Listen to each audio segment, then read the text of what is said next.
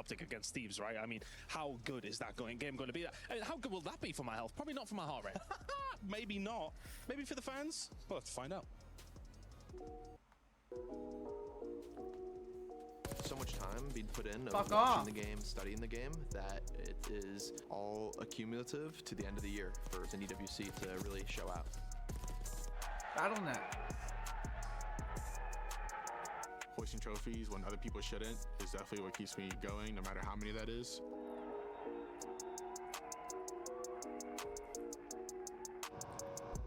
FaZe, they're a great team, man. They're a team full of legends that have been playing for years. They have accolades under their name, so I mean, I have the utmost respect for them, but 5 seconds for the win! they have to go down, I'm sorry to say. And Mackenzie melts alongside Vivid in time. The game is done. History made here at the Esports World Cup.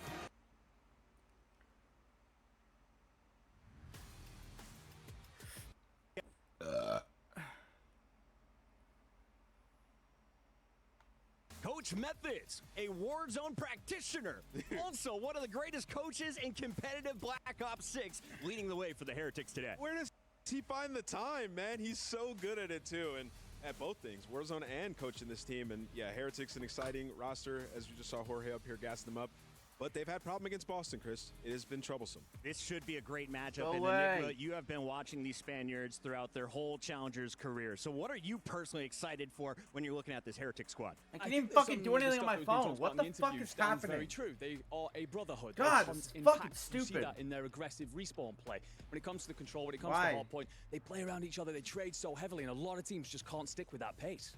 Our Heretics favorites in this tournament. Let's take a look at our Remco power rankings to see where our remaining 8 teams Yes. stand, as we have already sent half the field packing your favorites. Optic Gaming in Vancouver, Surge. Contenders, Holy fuck. Movistar Koi and Heretics. Dark Horses, Boston and Omen. Allie, walk me through this. I look at Optic, Vancouver, and I think of Omen, and I think they are the only teams that shown us consistency throughout the entirety of this weekend, so I'm definitely looking over at those. I think for Coin Boston, my biggest thing is if they can keep it up in the search and destroys. My biggest thing, Abe had an incredible performance versus Boston Breach. If we can get that Abe again, I can 100% see Koi Can make you a hear run. me now? Yeah, and the way that we did this is kind of, it's Goddamn. one team from each side of the That's bracket annoying. in each Hi. category, right? So a lot of you guys Good probably look at morning. this. Where's Been a 100 bitch Thieves? trying Well, to they get play going. Optic round 1, and given how 100 Thieves have played recently, I feel like Optic is more likely to take that. So looking down this list, yeah, I mean, the Dark Horse, Boston and Omet, both those teams can just get it done in 5. I want to start with that Dark Horse that goes by the name of Boston Breach, because they were at the middle of the pack all year long, could not get above 6th place. Yeah, They some finished the breakfast. season in the 3 spot. When the money is on the line, they performed their best. Walk me through this roster and expectations today. I think it's incredible.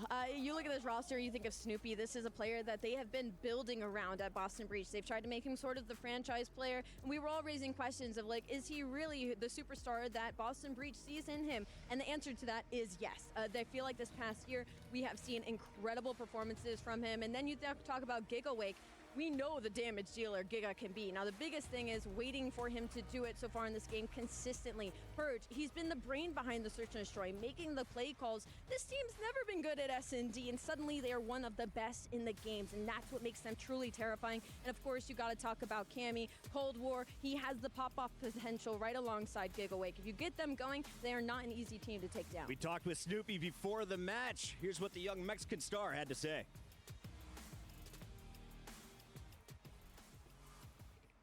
Number 3 with Call of Duty here at EWC.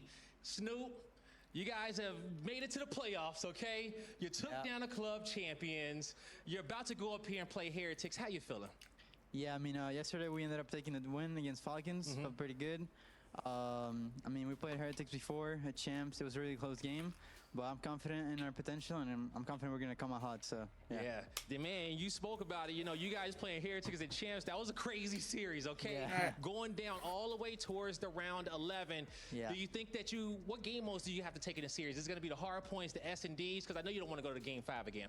Yeah, I mean, I would rather just close it out 3-0, you know? I feel like our S&D is pretty strong. We've been getting better at respawns, too, which was the mode that we struggled the most at Champs.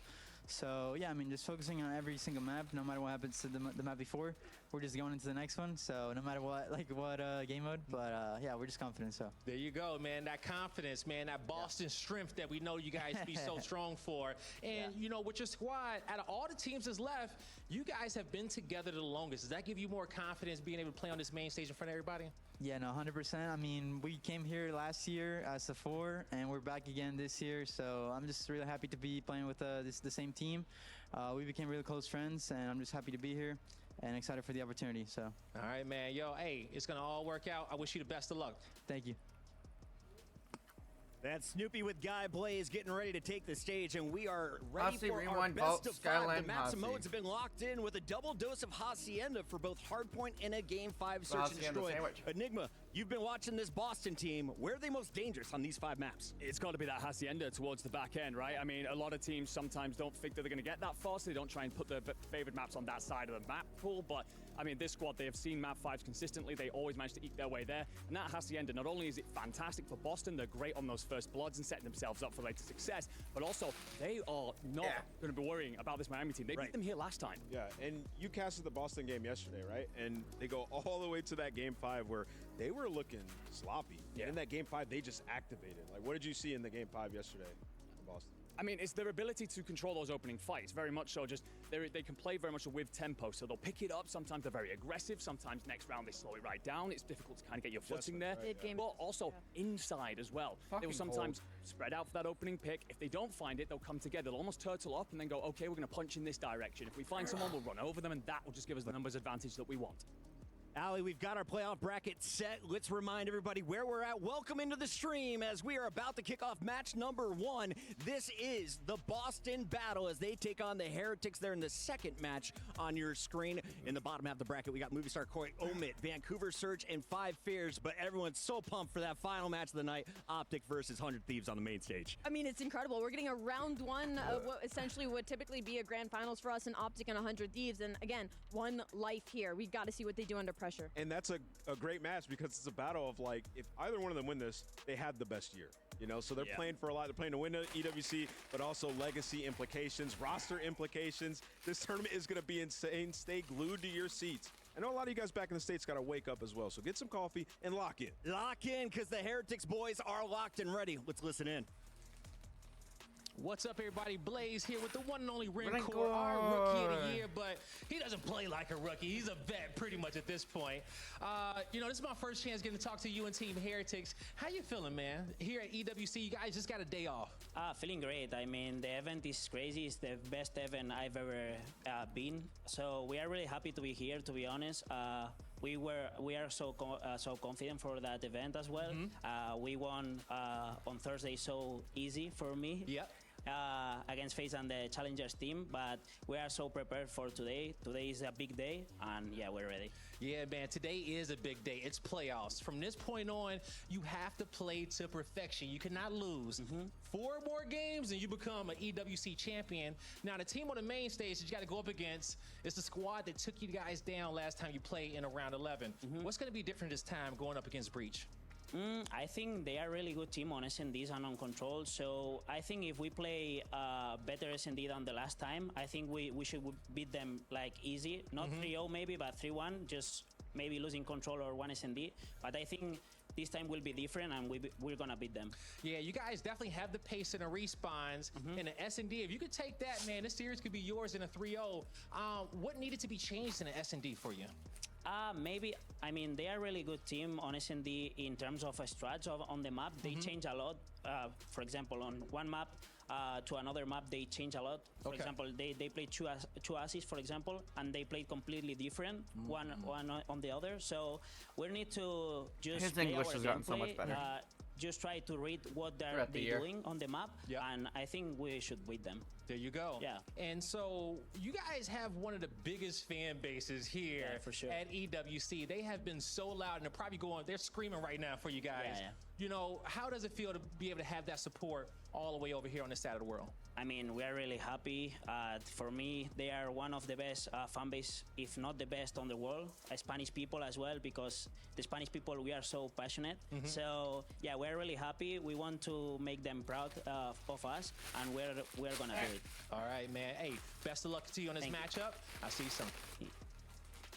Always great to hear from Rancor, a star in 2025, a rookie who earned the Rookie of the Year honors, going to try and lead his team to victory tonight. But we've got some tough maps and modes, and if you're looking at Hardpoint, this is not Boston's best friend. Let's talk about some of the numbers here, Alley Cat. It's so weird. I mean, looking at the layout of 1, 3, and 5, I loved it for Boston Breach, but going back to that one Hacienda, yes, it's their best hardpoint, but they are like 0-7 in map 1s. They haven't won a map 1 in months, Enigma. No, they haven't. And the thing is, well, one of those wins that's going to be for Boston, that's against the Falcons, and Falcons choked it. So this should be a far worse record. So Boston haven't been great, in particular inside their hard points. They're getting off to very slow starts in those map 1s, even losing to that adjusted Team War squad.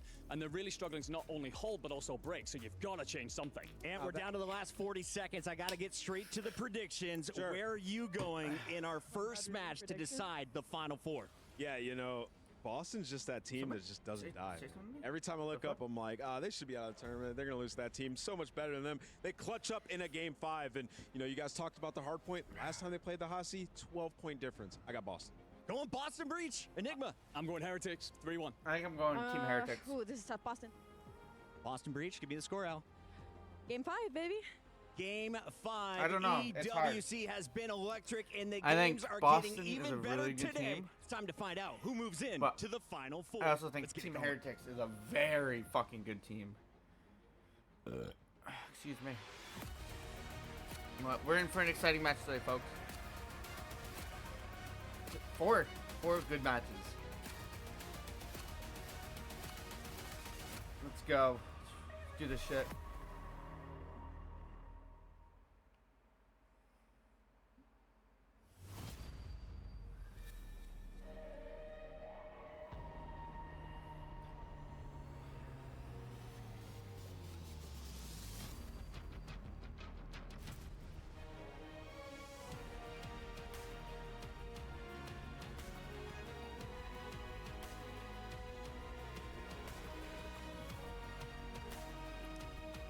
Let's get this shit today.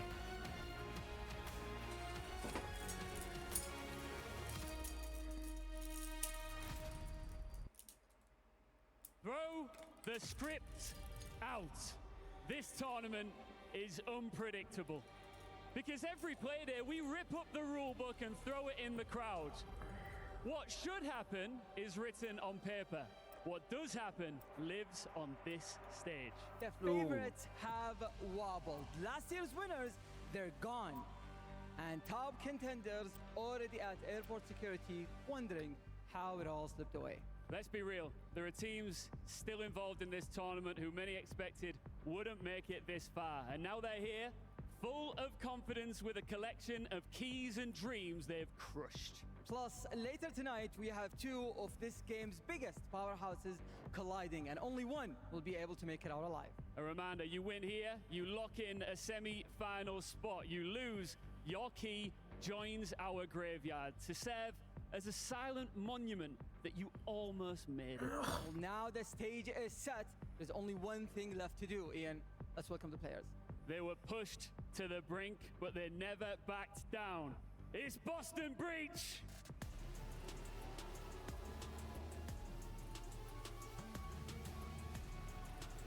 Alright, look at these boys. Look at Snoopy.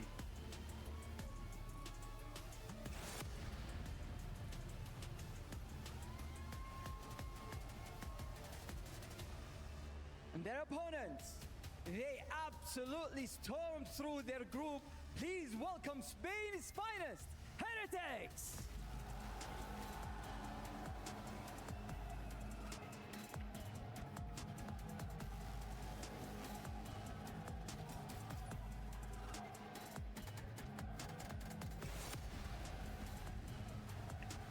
Alright. Who's got the firepower? And who'll fumble the bag? The quarterfinals of Black Ops 6 at the Esports World Cup start right now, baby! Sorry, bumped my mic there. Yeah, baby, we are Randy. We got ready to Miles rock and, roll with another fantastic matchup. Miles and Ton taking you through this Ton. one. We have the wonderful Boston Breach taking on the Heretics. Bienvenidos, La Barca. You guys have been loud all week long. We hope to hear some more from you. Ton, what a day this will be. I mean, we've heard from them as soon as they were walking Now, out there. we Big lock following the for the fuck in. Heretics boys, and rightfully so, they have had quite kind of upturning a lot of expectations, and for me, especially as a European, obviously there is bias aside, but it's really nice to have a full lineup in and amongst this scene. And how well they're doing is wonderful for Call of Duty in general. But for Boston, they'll be looking to put that flame on very quickly. And one thing really to note, and I kind of like leaning into what Ant was saying on the desk there, in the sense of that Boston just do not go away. That has been a big problem for Heretics, full stop. They are 0-3 against Boston all season, yet to beat them in a search and strike. That's an unbelievable statistic to have there. I mean, look at that right there. The head-to-head Damn, is very good for Boston on paper. But the Heretics, when you think of the eye testing, the way that their year has gone, they've arguably been the more dominant team. Better performances all around, but it's the kryptonite, man. It's that green on the other side of the stage that's hurt them all year long. We'll see again if that's going to be the case today, because let's face it, this tournament has been full of surprises. It really has. And it's such a day, right? I mean, you've got this game coming up. Let's see how 5years do. 5 years through to the quarterfinals. Couldn't believe my eyes. And then, of course, the story of, oh, man, they've got a really tough game against Movistar. And then to finish the day, whew, an Optic. All right, I don't normally gamble, but I put some in the crowd. picks in for today. With the glow sticks. If you're in the crowd with the glow sticks now, I know where you are. I've seen you. It's a wonderful time here in Riyadh. And Super having himself a lovely time as well. Map number 1 on its way, folks. Hacienda, hard point. We've got to rewind for that. We have Real and Rencor more than 2.5 first bloods. Oh, Enigma said on the desk as well. So Real and Rencor need 2 first bloods map 2. We'll see if we can get there. It's not been a does it say bad map look for the 2? Heretics, but again, Boston have just seemed to just have first their bloods. number. Will they continue Map to 2 ring first a bloods. ding the bell of the Heretics?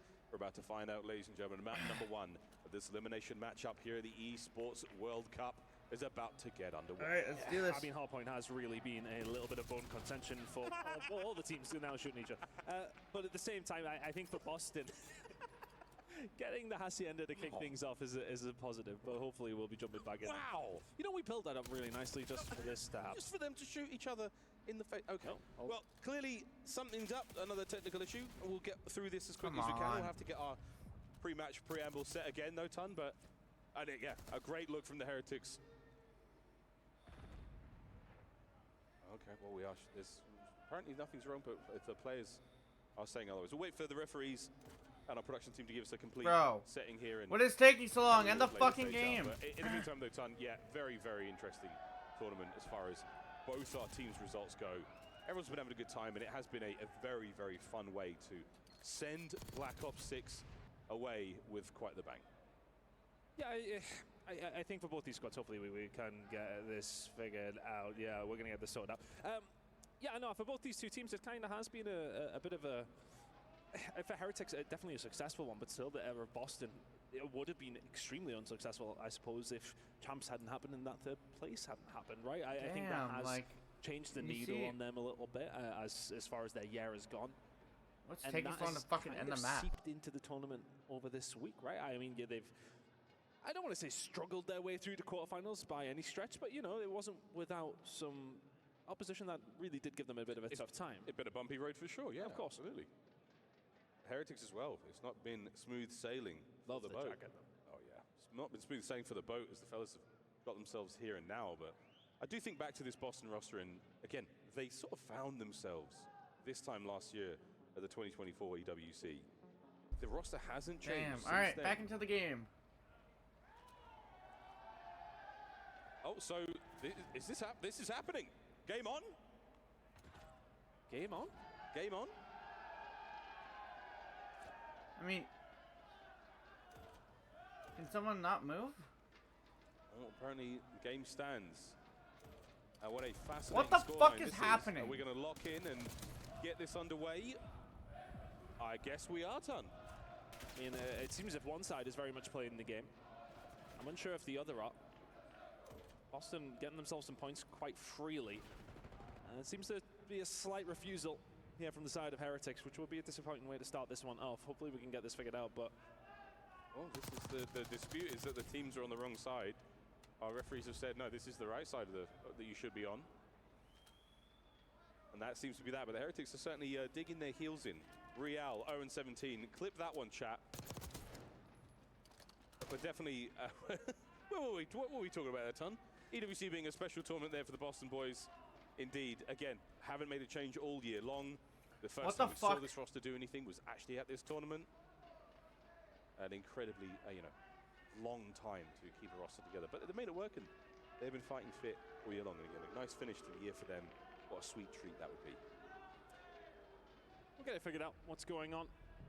We won't. These squad. Yeah, well, no, we won't. I said we as in a royal technical overall. Royal we.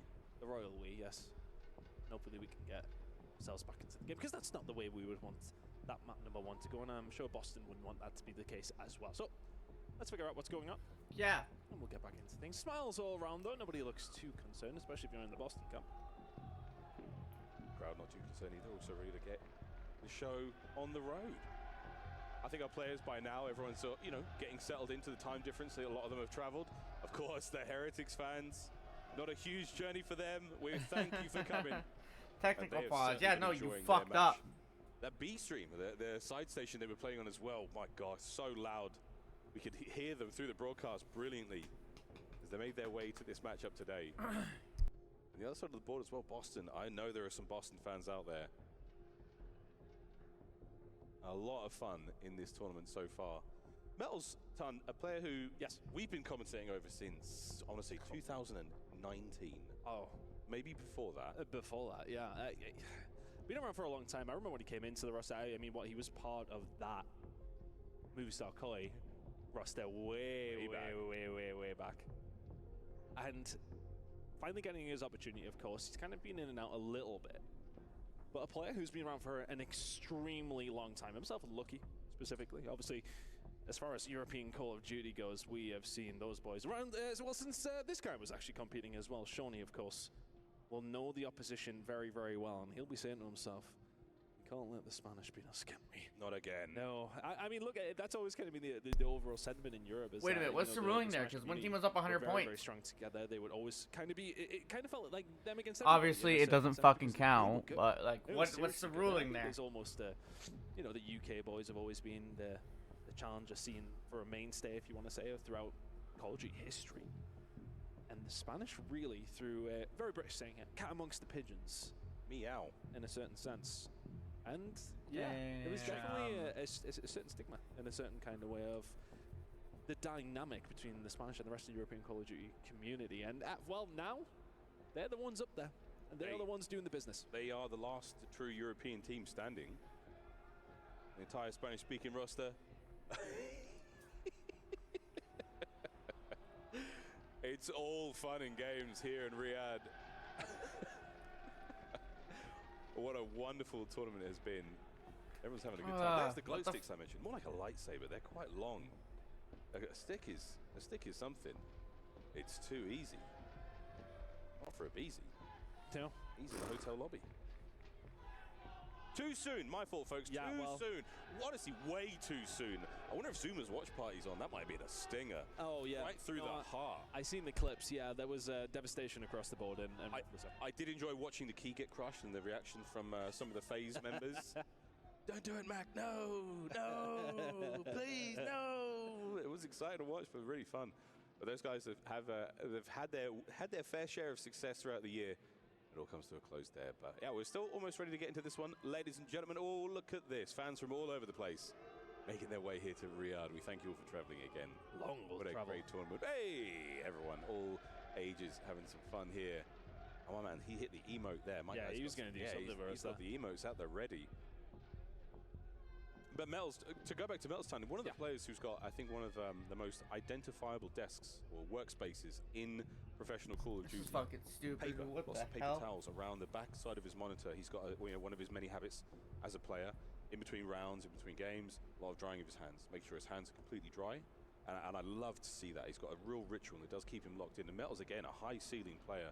When he's going, very, very exciting to watch. And as for the rookies, you know what I just realized? Of the Heretics. Yeah. What a splash. I had my brightness down on my laptop. I mean, I think the sentiment, especially the Challenger side of things, is that Super should have been up a long time ago.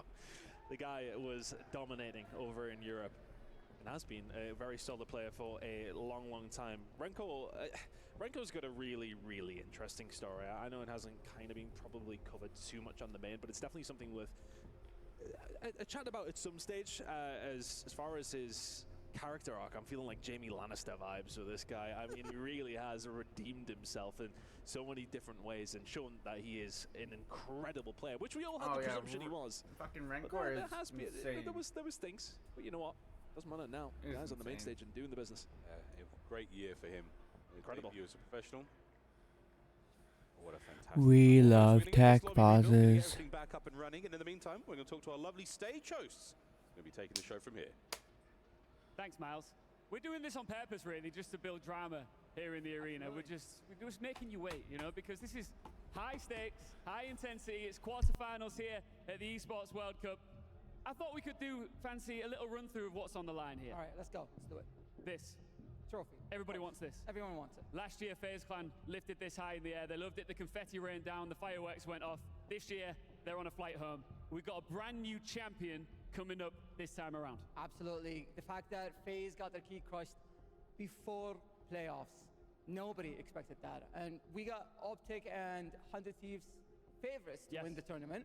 But everyone else here is proving that just because you're from the lower leagues doesn't mean that you can't prove yourself. Yeah, I mean, look at Omit. You cannot sleep on Omit right now. They are pushing hard and strong, and they are full of confidence. Crab said it. Don't sleep on us. Don't sleep on us. So we talked about the trophy. We need to now talk about the prize pool. $1.8 million in total that is up for grabs. A win here, locking in a spot in the semi-finals. Fancy, how much is it worth? It's $120,000 guaranteed, even if you don't win your third place match. So let's make sure these guys know this. 120 grand on the line here, guys. All right? No, I think they're aware. Don't bottle it. Let's get into this quarterfinal. The guys are ready. I was gonna say, it takes 20 minutes to fucking switch sides.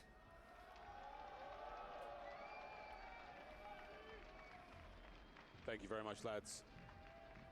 Game on, ladies and gentlemen. Heretics taking on their old pals, Boston Breach.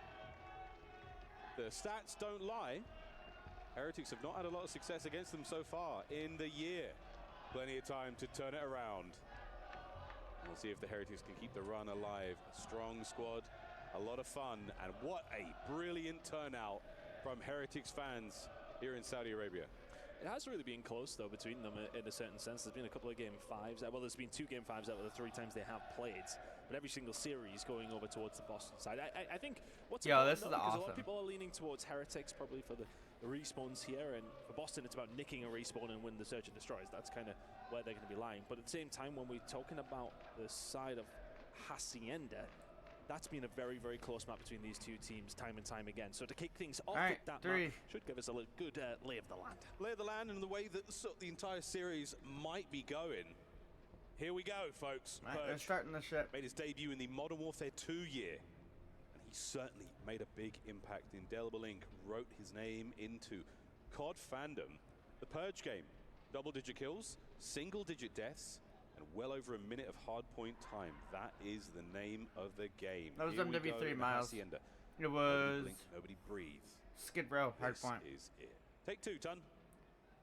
Well, hopefully it's the only take we actually need again. Touching wood, don't you worry. I'm all right. We're okay. We're all right here. And hopefully all the issues have been figured out, because this should be a banger game. I felt that we set it up. We might need to set it up again, Miles. This is very much all on the line for both these 2 teams. Lose and you go out. It has been constant game 5s. It has been constant close games between these 2 squads all year long. But Heretics have not bested Breach yet. Can they do it here when it really does matter? Right off the rip, nice exchange going in towards. I'm assuming it's Heretics spawning P2 side. The map. Looks like the Heretics coming out on top of the kills department. Cameron McGilligan landing the perfect stun to keep Super at bay here as the battle for the top side of Hacienda comes to a close. Looking at what they can. I see Heretics really spawning in this time and well finding the better of Boston. Oh. Towards this back I thought the side, 0-17 sure for Real would have been real funny. Trying to get themselves back in, but Heretics will take this time all day long. Yeah, Heretics will be in the sort of blue arrows. Boston Breach, the orange right now as well. Smack there from Snoopy, not enough damage there.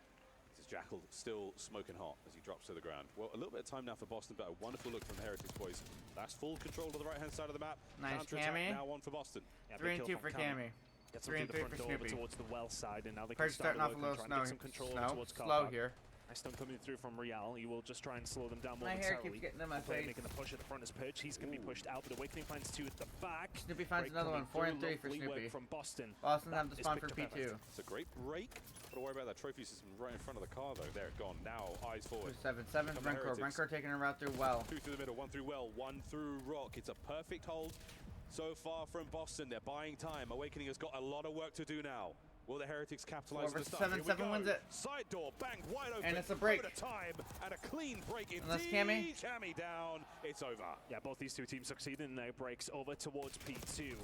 But the ones that come out of the beneficiary, well, Team Heretics, they're the ones with the lead. 15 seconds to go here on P2. 15 seconds to Boston go. retreats.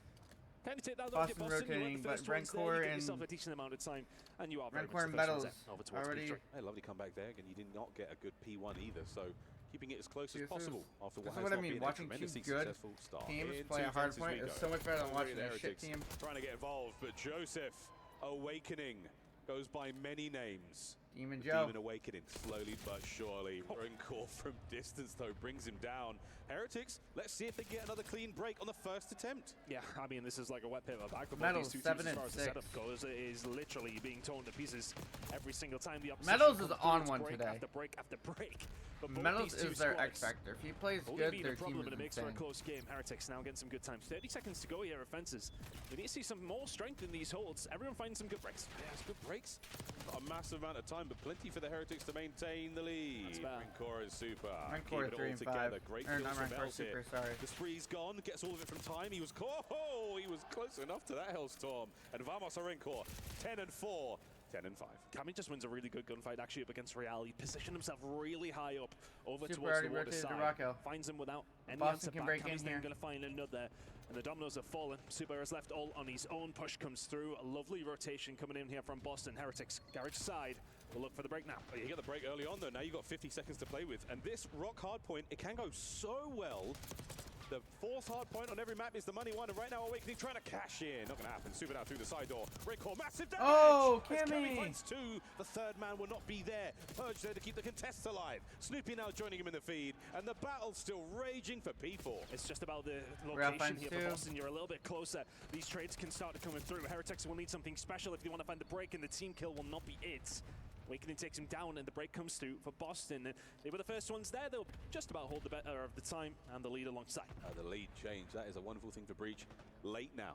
Into our 10 and first 8 for set. Wake. 10 seconds to go. 2 and Back 9 to for P1. Purge? What? An indicator of things to come indeed. Boston looking strong. But Heretics trying Purge to start the having a second rough set one. right. Control over towards the top side. Essential. Cammy has been incredible so far. Purge having a slow game, but it will not matter as long as the rest of the ARs are really doing their job. Yeah. Purge struggling to get himself in and amongst Rencor on the other side though. Finding the kills, but a close game between these two teams nonetheless. 45 to go here over towards P1. Station towards P2 starting to be thought about here from Heretics. This is technically the exact opposite of the Purge game at 3 and 11. But hey, if anyone can turn it around, he can. And right now, the boys have got the lead, so nothing to be sneezed at. Lovely work. They're on P1. Looking at Rencor now. A big moment. And a nasty win there from Awakening. On a 3-3. P2 is going to go Wake on the a way 3. of Boston when it breaks in 20-odd seconds. And that's a lead and a rotation over towards P2 in the supposed more favoured mode here for the side of Heretics. This is a kind of game that they've got to turn around. If they start this 0-1, Boston typically in map number 1 have done terribly so far this season. If they can get a map 1, it's their series to lose. Here comes Super. Purge! Oh, Purge gets himself out of the deficit. Finding a couple more kills there and maintaining control. Medals now through lobby. There's simply too many Boston players to deal with. Snoopy finds that. Over to Well. Real drowned out on the play. Cammy now through the middle of the map. And he's holding those players Oh, to he the was bottom side of the reloading. lobby. No one getting close. 124 and climbing. Boston still the kryptonite for Heretics. Keeping them at bay. Cammy having a really good time over towards his backside. And if you're I like Heretics, that, do you back up. try a different route? Still a close game, but a big win from Rencor. Awakening will fall. Keep an eye on the spawn. Should be over towards the backside, but no over towards the middle map. Big flood through the side door. Find anything to line up for Snoopy. Now is Perch hitting the pieces, not quite. Real That's finds a 4 way dead. through. The spawns are there, but Cammy is there to pick it up. Boston, hold on. That was all 4 down for the Heretics. Counter-attack again, 15 seconds on P2, thinking about new. Bottom side of the minimap now, go to fences. Find some success on the early hold. As Boston breach, both teams absolute breakers of the hard point right now. It's a slow game from Super. The Search and Destroy superstar yet to get going here on Hacienda. Surge turned up a little bit. What, 3 and 11 to 10 and 14. You take those score lines all day long. And with that, Boston starting to extend. They're a full hill ahead. We'll be finding an entry. Renko and Real, though, doing well. And this is a good break coming through, yet nicely done. And this is time that Heretics absolutely need. Oh, great job from Heretics there. They did not necessarily have the first contact in the fight, but they won the battle of the trades. Real now contesting with the second wave of players. Purge sneaks through. Awakening will not. What a turn. Real, no need. Teamwork is there, but that's another wonderful hold. Boston get in for a second. The break from behind. Over to Real again. Brought down at an open hard point with 20 to go. Super would need to so go big bad here. For Heretics, they will get the better of They're just waiting for your majority teammates. of the points here. Super wouldn't mind having another little look, but you can already see running away with their tail between their legs after that break comes through for Boston. Again, just to reiterate, over the last 60 days, Boston have not won a single map 1 out of the 7 series they've played. Ay, Dios mío. What a rock hard point. Early rotation for the Heretics. Not worked out. Metals started out hot. Cammy get their respective kills. Trophies now in play. Boston, what a rotation that was. You might have broken the back of the Heretics here on the hold here on Hacienda. Crucial moments. Boston starting to I think this play was with the Boston's idea of map 0 pick points. anyways. They're going to get themselves over that line. Heretics so far behind, and really it's just been a case of not being able to hold. When Boston have had their opportunities, they have done so and picked up some massive points, but Heretics, it's also, I said, it's kind of like a wet paper bag at the moment. They are folding far too easily, but can they find the break? Cammy Here we turned go. up. A couple of kills going the way Metals manages to slide through into the kill zone. 2 dead. And the hold now for the Heretics is on. Identify the next wave. Super throws the Hail Mary. Perfect bank off of the rock. No connection just yet. Honestly, it's on the fine. outside Fuck that now. time. Here come Boston. Sneak on through the contest. Lovely shots from Renkor. That's 3 dead in the feed. All down. All down for Boston. 5 seconds to go over towards P4. They can now get the side of the map they really do want over towards P2. But can they start to hold? You can get some good time over towards P1 if you can get a nice setup, but it's really about the rotation that's coming up in 55. But time is of the essence here for Heretics. Boston within 40. Holding it together, Heretics. We've seen some comebacks on Hacienda this year. Could this be another 3 dead for the Heretics? Metals keeping the play alive upstairs. 3 spree.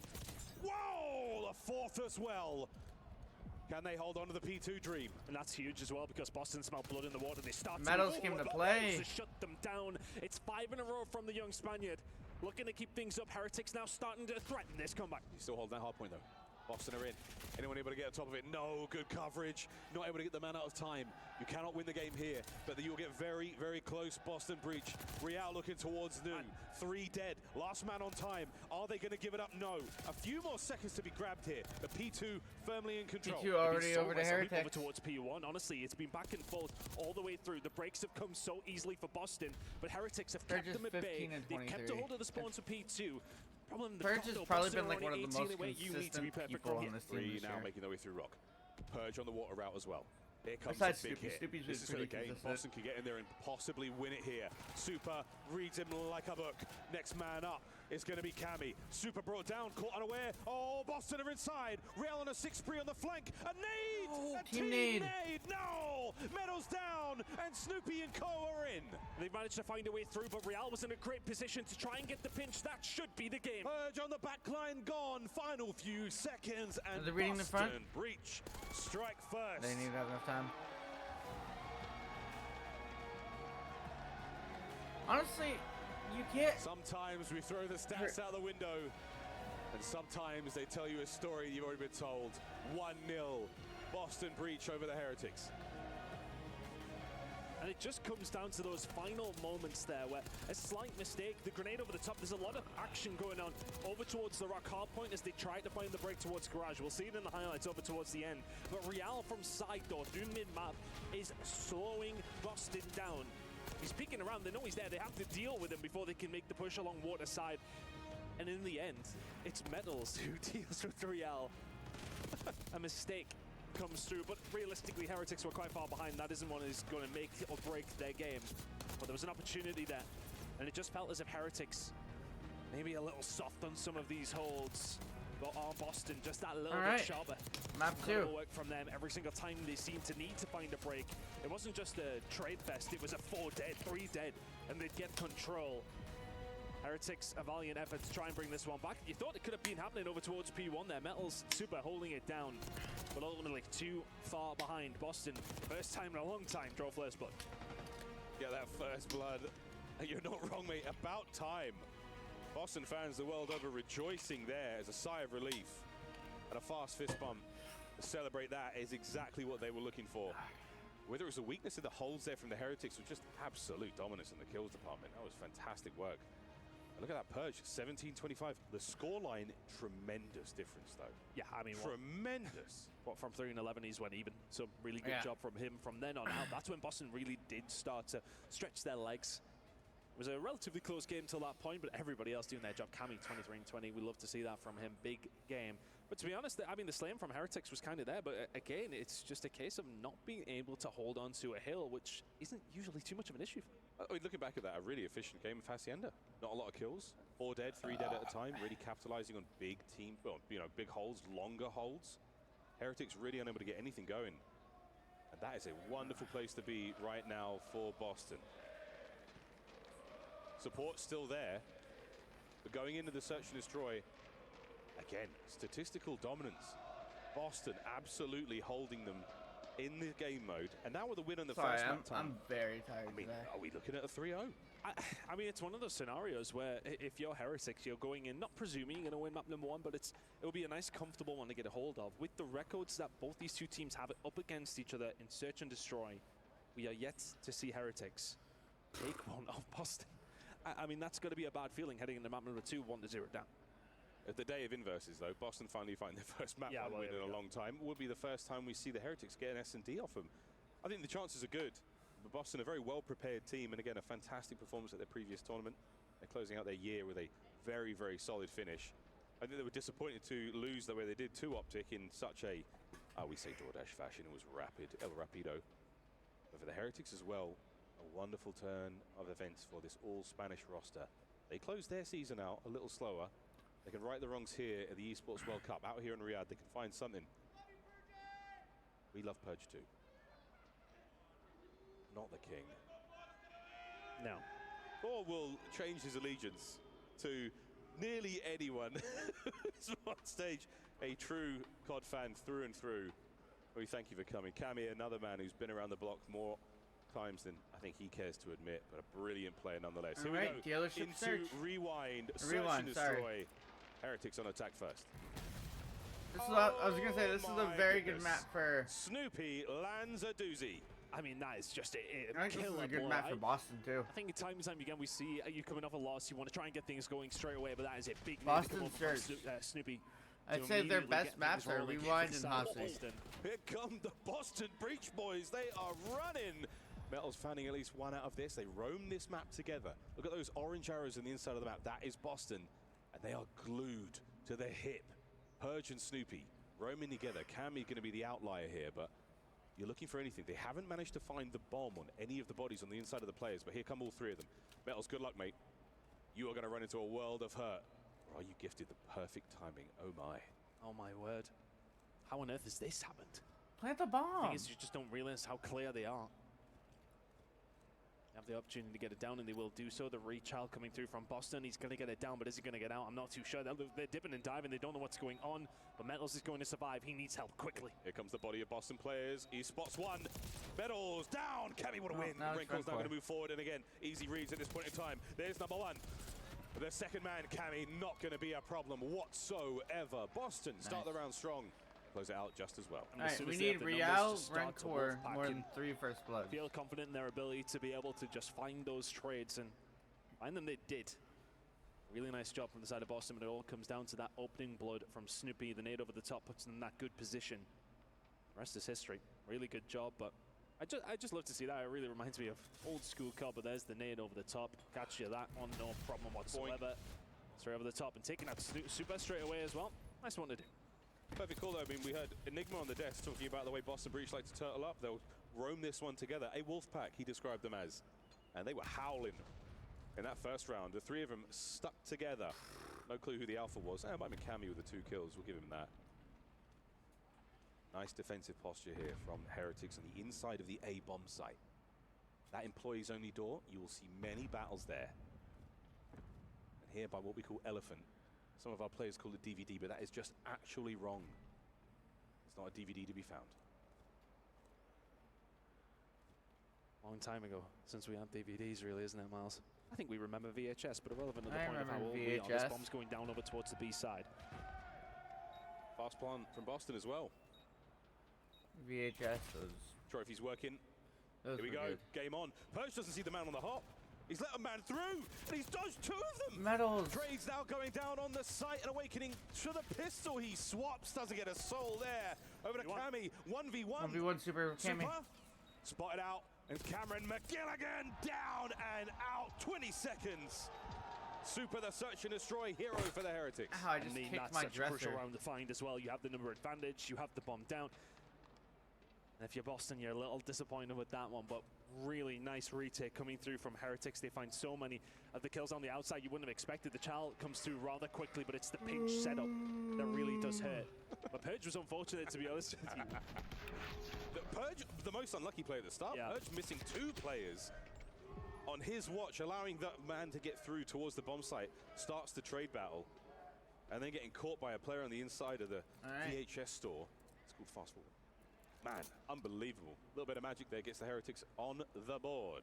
Here we go into the 3rd round. Something to be wary of for Heretics of the nades, and yeah, you can already see they're kind of stepping off that. Ooh, super. They're in different places though. They were definitely tagged up there. Yeah, Super down to 35 HP on the outside of generators now. That is where Boston have set up their wall. The Boston Bastion now on the move. And watch out, Purge finally gets one back. Cammy joining him there in the feed as well. A lovely first blood. Kind of just left Real and to Rancor dry have not that gotten a single first blood. He was stepping over back towards Blue, but I mean, it's a tough spot to be in. Purge is now hunting. So the rest of Boston here, they're getting aggressive. Medals is there to pick up the pieces. Purge now he finds the spin, 3v3. He's trying. Snoopy down to 6 HP. If somebody coughs on him, he's out. But a 3v3 at this point in time. And Awakening stalwart now over towards the site and backed up enough. To the streets we now go, and Boston looking to retake the A-bomb site, and I love this out of the Heretics. Make all that noise, get to B ASAP. Look at Boston doing the same again. They're going to be here rather quickly as well, and I think if you're Renko, you need to find something. He finds one, dips a finds Renko finds 2! Big plays from Renko, and that might be the round. You've got the bomb planted as well, Wake so 1v4, Awakening 1v3 3. now. Demon Joseph gets him through the hedge. Get out of there. Pressure now on. Can he get away with his life? He Nope. cannot. Great instincts there from Awakening to run for it. But the Heretics together as one. Incredible from Renko. I mean, they would have studied the video on both these two, specifically on Boston. You see how they're moving around together. They've done it a couple of times already. He's ready for the push to come through. The fact that he finds 1, brilliant.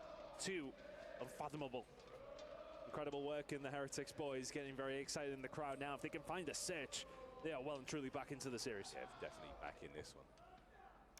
There's one thing about, when you got a team running as a sort of 2-man, 3-man unit, if they're going to be aping it, as the kids say, even if you know, doesn't necessarily mean that you do much about it. It does give you space on the map to play with, but finding the kills is hard. You got to win some dirty gunfights and trade effectively. A-bomb site loaded, full of players. Couple of now for the Heretics making their way outside through these long lines of sight. And Come on, Real, get a blood. Oh boy, they are pushing him. Bomb still in the hand though of Snoopy as he is holding firm. Generators. It is about to go down. On that side of the just map. ready for the push to come through when that stun lands. You maybe get a little concerned for Awakening. Purge there to cover the cross. 55 remaining, they have to make a move relatively shortly. Breach and clear. Quite literally, lads. The first man, Metals, gets his. Oh, and an unfortunate turn. Purge trying to do what he can to level this up. Not going to happen. Metals again makes it a 1v3. Really, really good cover. Can we 1v3? As soon as the push comes through, the fight originally over towards the blue side, when Metals finds that kill, they know they're going to be looking for him. And they just peek their heads through over towards the shells. Who the timing. The last on the chopping block, he will fall. Incredible work from Heretics so far, working so well as a unit in command of the search and destroy. They're not letting any advantages go. As soon as you get the man advantage, they run it all the way home to the bank. Super doing exactly what you put him on the roster for. But Metals over here by the Elephant. He gets himself 2 on the round. 3-1. Certainly helps. Getting away with your life after the opening trade, we call it a pick here in the corner. Sorry, I'm super really fucking makes tired. a difference. And a squad like the Heretics now, Metals is 4 spree, 6 and 2 overall. Ideal. It's not even getting the pick and get away. I think for me it was the fact that the rest of the team were there for the cover immediately. Blink of an eye. Shows the cohesion. Playing well. Again, a search and destroy win would just kind of turn the series immediately back on its head. Just to remind you, Boston have not lost a search against Heretics all season. Well, it's the inverse day. The backwards men. And they can push the A-bomb site as fast as you can. B-bomb site's going to get a bit of love, and Cammy, atop his 18-wheeler. Shots are there. Glorious work from Cammy. And a couple of bullets left in that magazine would have been ideal. But regardless, Metals recovers bomb. 5 spree. Hunt is on. Gorgeous shots. Metals trying to keep the spree going. I mean, Heretics actually getting out of that situation down B Street, even just at 3 against 3, was incredible. Cammy must have put a 2 or 3 different players up there 3 bloods. to 1 shot. They haven't gotten a single all one. of a sudden, a 2v2. Big damage, no kills. Metals now going to get the plant. Starting to think about his scoreline as well. Yeah. RCXD guaranteed. Real nearly as well. Here come Boston. Opening tags. Metals is there for the pickup. Trying to turn it into a 1v1. And that is that. Ooh, Real managed to pick up the final kill there somehow. And Heretics running away with this. And it's just the fact that Real gets out of that situation. Again, Boston playing together, trying to find the pick. The fact that he does not die in that situation is fantastic, but the fact that he gets out and is then able to turn that back, give that information, and make them chase him, right? If they find that kill, they're immediately towards the bomb site, and Metals is in a lot of trouble. But the fact that he survives solidifies the round. He does have 2 or 3 instances there where he really should have died. So Metals, 6 spree. This cat's got 9 lives. Snoopy with a bomb. Boston, I mean, fellas, you've got the odds on them all year long. And 4-1 here on Rewind. Upside down here in Riyadh, slowly. But surely over towards the A-bomb site. Real has made entry. Setup there for Boston was really expecting some aggression and maybe expecting this. RC coming out will be dealt with. The Heretics kind of just give up the A site there. We'll be happy to go for a retake as this bomb goes down. That nade looks good. Oh, another RC. And allowing the bomb to get down, though. Ross loving the move Cammy from finds Super there. blood. A little bit ambitious through the street with Cammy. Lovely hold. Rencor takes care of purging the other side. So even Stevens. Oh, dear. I take it all back. Cammy now. 1v3. They just take their time, they cut them down. What the fuck? And that's such good patience from Heretics. Hellstorm now available for Metals as well. Best case scenario, they're 1 round away. But incredible work. Honestly, when we've seen them set back and allow Boston that little bit of room over towards it, Boston were actually waiting for the push to come through. It doesn't. Boston probably waiting for the RC too. That comes late, slows them down. Bit of panic as far as getting the bomb down. And then the names, the utility was held. Gets thrown in.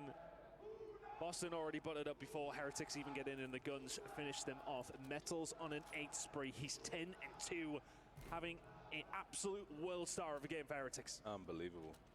All right, here we go, Boston. All right, guys, let's do something totally different. All 4 of them running this together. And look at the Heretics. They've backed on up. We're waiting for the streak. And here we go. Will it connect? No. No problem. Real has taken space. 4. Predator As I fuck. said, doesn't connect, but the space is being given. Had to. Hellstorm in the air, Cammy but it's gets going to the be the first blood. blood here for Cammy. Turtle up inside of A, but the hands allowed B to be wide open, and Real will walk through that door and find everything he needs to. Metals with another. It's 9 in a row. 3 versus 2 for Heretics. What a masterclass from Metals. Here comes number 10, fiending for it.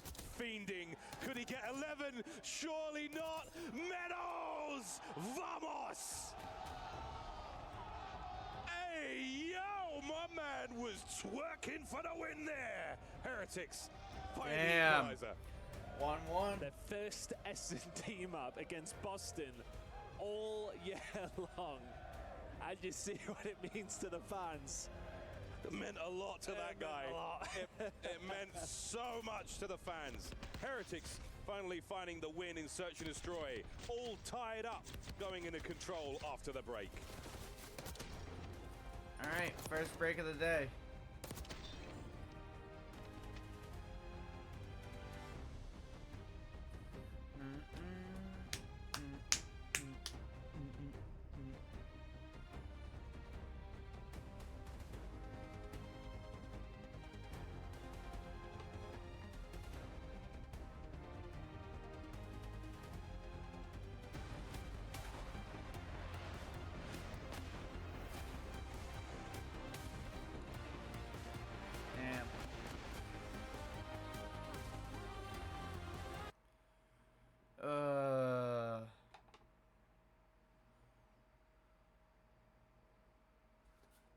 They just needed 3 first bloods and they didn't get a single fucking one.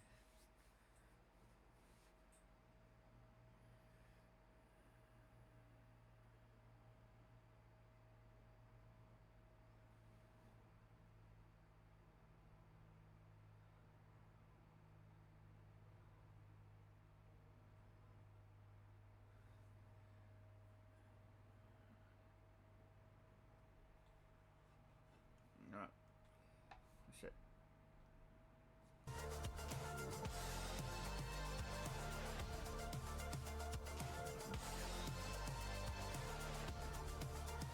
I'm gonna put in another pick.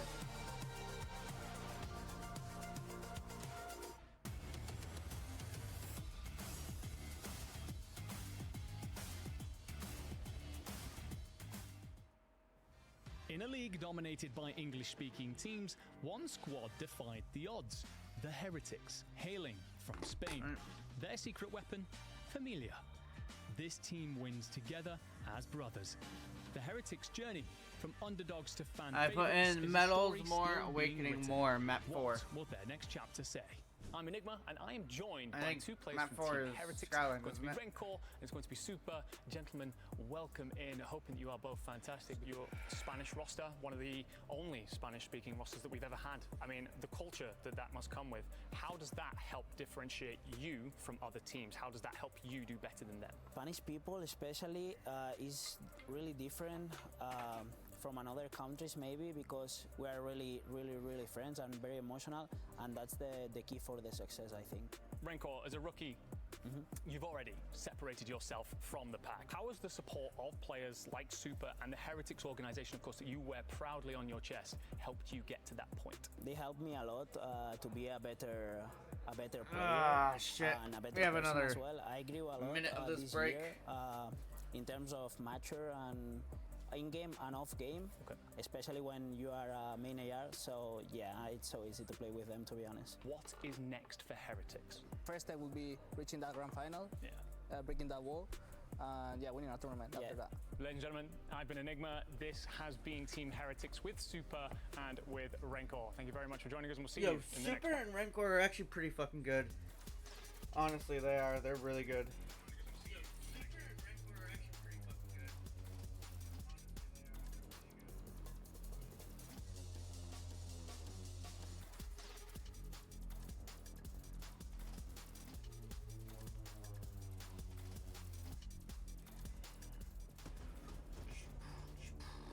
Welcome back, ladies and gentlemen, to the Esports World Cup. 1-1, all tied up for Boston Breach and the Heretics. All right, as our map, players will what's take map back 3? to the stage and get things going as we descend into control. And Ton, everything's backwards. Map 3 is Heretics Vault, should have won the or first Protocol, map. right? Boston should have won the second. Not what we saw. Well, Map 3. ultimately, I suppose we did expect it to be one apiece, didn't we, after the first 2? So we got there, well, not necessarily the right route, but it should be interesting heading into control especially, though. I mean, as we kind of mentioned, this is really being all about Boston over this majority of the year, up against Miami. But the control is something contentious. 2-1 record for the side of Boston when it does come down specifically to this map. But something I kind of want to touch on is that Hacienda was the map last time around. We know that Boston loved themselves from Hacienda. We're moving over towards Vault now, and that could be a potential different story. You think about how this game has gone so far, though, and who has really caused problems. Well, based on that last one, it was all about medals over the entirety of that map. utter domination, and now find themselves on a very close quarters map. The SMGs on the side of Boston are going to have to be strong. All right, map 3. Metals indeed. Well, Vault Control will be our third map in our series. We go to Skyline, guaranteed now, and between these two squads, Skyline will be a lot of fun. Hacienda Search Destroy if we have to go the distance. And both of our teams fiending for success here in Riyadh, absolutely gunning for the win. And after the surprise steal there in the 6-1 rewind, thank you Metals, Heretics fans all over, having a good time now. As far as the control goes, Tun, it does feel like anyone's game. Yeah, it really is. It's going to be a close one, but I really do like the ban coming out from Heretics. Get rid of that Hacienda, take it out of the equation, and go to a map that, well, I mean, do you mind? I think it's hard because you went so even across the board, typically with Boston. But the ones that have mattered have been that Search and Destroy, and if you feel as if you can get that off them now, that gives you a couple of different routes to success. But the same can be said for Boston. They won map number 1. That gives them such a better setup for the entirety of the search. Well, there's something about believing now. You know, okay, cool, we can take the searches. We're back. We got this. You got that. Whatever that was. The Vault Control. Pressure now starting to mount here for the Boston boys. You want to get this one done in 4. Don't necessarily want to have to all the way get to that Hacienda. Even though Search and Destroy against this squad's been so great, I mean, if the last one was anything to go by, I would rather not load into another round-based mode if I were Boston, but all right, here we go. That's not up to me. Here we go, folks. Map number 3, Boston Breach, Team Heretics. Let's get it on. Attacking side, all Heretics to try and get themselves up and running. A B hit to come out. Not too much of a surprise, but looking at the overall records of both these two teams, it is probably more of a favored map for the side of Heretics, but both teams struggling generally over the control side. So a bit of a bit-off in a certain sense, but they sometimes do make the best games. They do make the best games, absolutely. Well, like, a bit of an attack here towards A. Here we go. It's going to be the Heretics in there first and foremost. First segment all the way done. Now, ladies and gentlemen, go for a quick Bravo listen in with Team Heretics. Listen in. Tengo con estos juega Moni. Apoyo pushar. Moni es lo único. Nada acá. ¿Están ellos todos por la derecha o algo? Sí, han abierto todo. Hay uno en palmeras conmigo. Intenta colarte por izquierda. Palmeras uno conmigo, chale. ¿Me lleváis palmeras? Estoy en bol, si me vas a tomar vuestro tiempo. Arriba P4 Gami. Arriba P4 Gami. A todos lo veo. Ve, la van tocado. Está la hago, chaval. ¿Te puseo? No lo veo, Está la pa' muerto. Buena. Tiene un tiro, me estoy mirando el pitch. Estoy mirando el pincho. Tú puedes dejar la bola. Un tiro. No sé qué te ha petado. Sí, es Kami. Me ha ido por medio. Te chisea, Chema. Tiene apuntado, sí, está apuntándole. No hace chal, está aguantando el gol, tío. Hago chal, Tenemos que pillar Dior también, ¿no? Está en el lobby. Vale, y ya te peteo a la derecha el doble, muerto. Punto bien, solo bebé. Vale, para atrás lobby. Está en solo bebé. A lo mejor, vamos a hacer el chal, Chema, tuyo. Voy. Kami muerto, Kami una bala. Fantastic attack towards A and O, towards B, and we are holding it together. Real's on a force for it. Yet to drop here in the round. No, the stats aren't broken, boys and girls. It's just one of those games.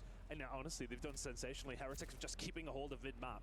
Real they've on always 5 had spree, somebody in amongst the point, and Real has been someone who's just dipping and diving, continue to survive. Boston have not been able to clear them out once. Mate, he's going for a hellstorm here.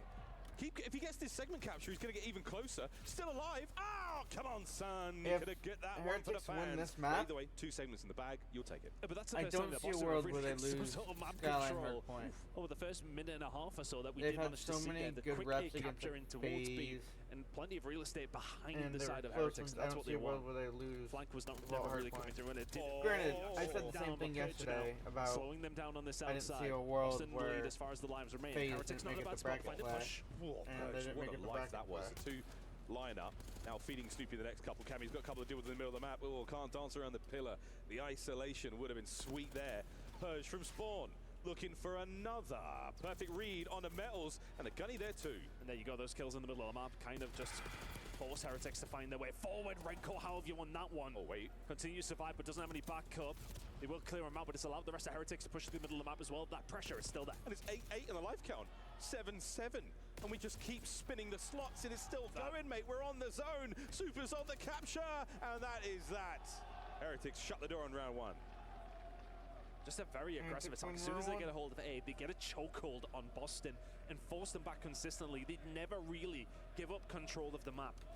And that's what they did so well there. I think there's so many teams that you get a hold of it, you maybe get a little bit excited, pushing on the B, let's stack it, let's go for it.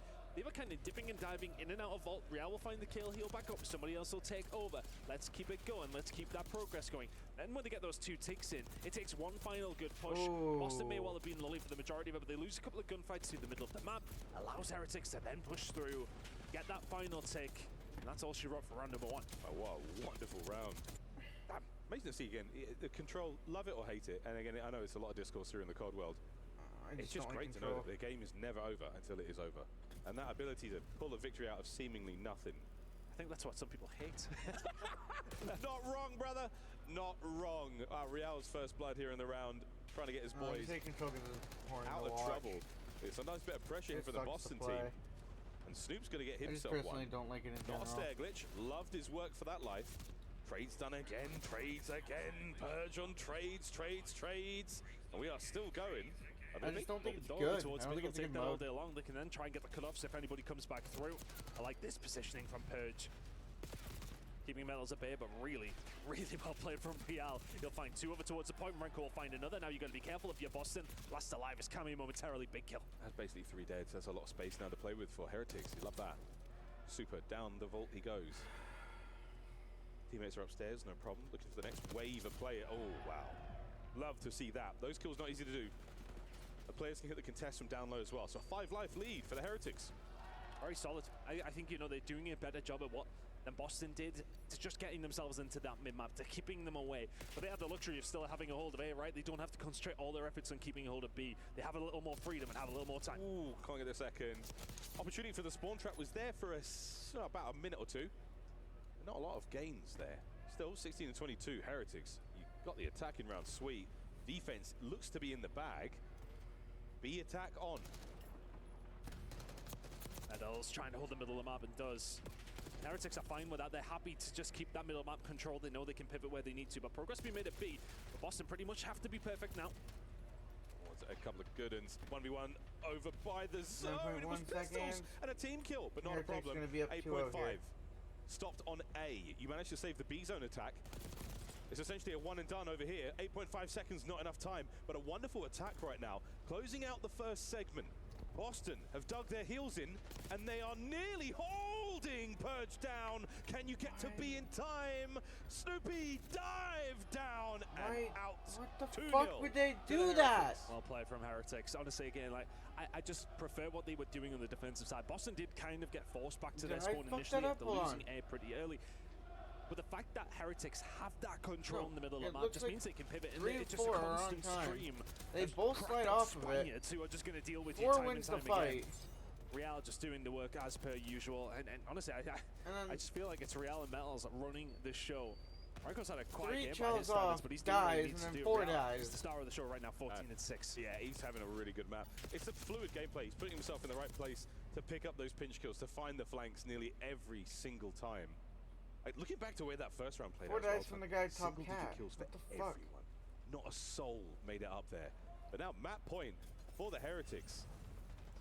And it's a battle of A. Here we go. That stun's going to connect. You've pushed Boston right out. No casualties yet. But a lot of space gained. And as far as I'm concerned, I mean, that's the zone nearly captured. Halfway. It just seemed to be much better with these initials. And that's really hurting Boston. Middle of the map belongs to Heretics time and time again. Boston really never really had much of a toehold on it. It's always been sat over towards the back or on the flanking side, and as you mentioned, like, the kills are just not falling their way. I also think that nade that I think Real threw from the A zone, I think that hit Purge coming out of spawn. Real's spree comes to a close at 18 and 8. I mean, he's having a lovely 18 game. 18 and 8 for Real. Awakening battling out. That is what you want. Wow. But problem, Renkor still there. Able to find that space and keep the spawn as safe as you can. Now Snoop doing laps. Well, that's the thing, though. You can see Heretics are concentrating on getting rid of Snoopy, but they have the time. They got a hold of A within about 3 seconds. So they have so much time to clear out their flank. They have the time to take their time to force their way up the map, and now Heretics forcing their way through. Boston backs against the wall. Oh, Purge, you are down. That's 2 players now making their way forward. A man down, you are going to get yourself into a perfect spot. Are we going to go for the spawners, or are we going to go for the zone? Lovely trophy placement there as well. That should save them. The B zone, 1 segment gone. Real up top, causing so many problems. 20 and 9. Kami finds 2 big kills on the point. Real just the only one to stay alive here. I mean, he just cannot be gunned right now. 21 and 9 from Real. There's Awakening finally catches him. That's a window now to work with. Cammy in this forward position. Play it slow, play it steady. Both he and Rencor, a pair of missionary missions. We're going to slow this down. We've still got time, Heretics. I think Heretics just knowing that they have to take their time here. Lost a few gunfights quite quickly, and it's allowed Boston to set themselves up. Trades are plenty coming on through. Can they find a way in? Oh, Purge. The damage there, the dance is on, but Snoopy, the last line there, holds it together. He's got to get his health back ASAP. The Heretics are still incredibly close here, and they are still itching to get onto the zone. A minute to play. Goal spawns come through for Heretics.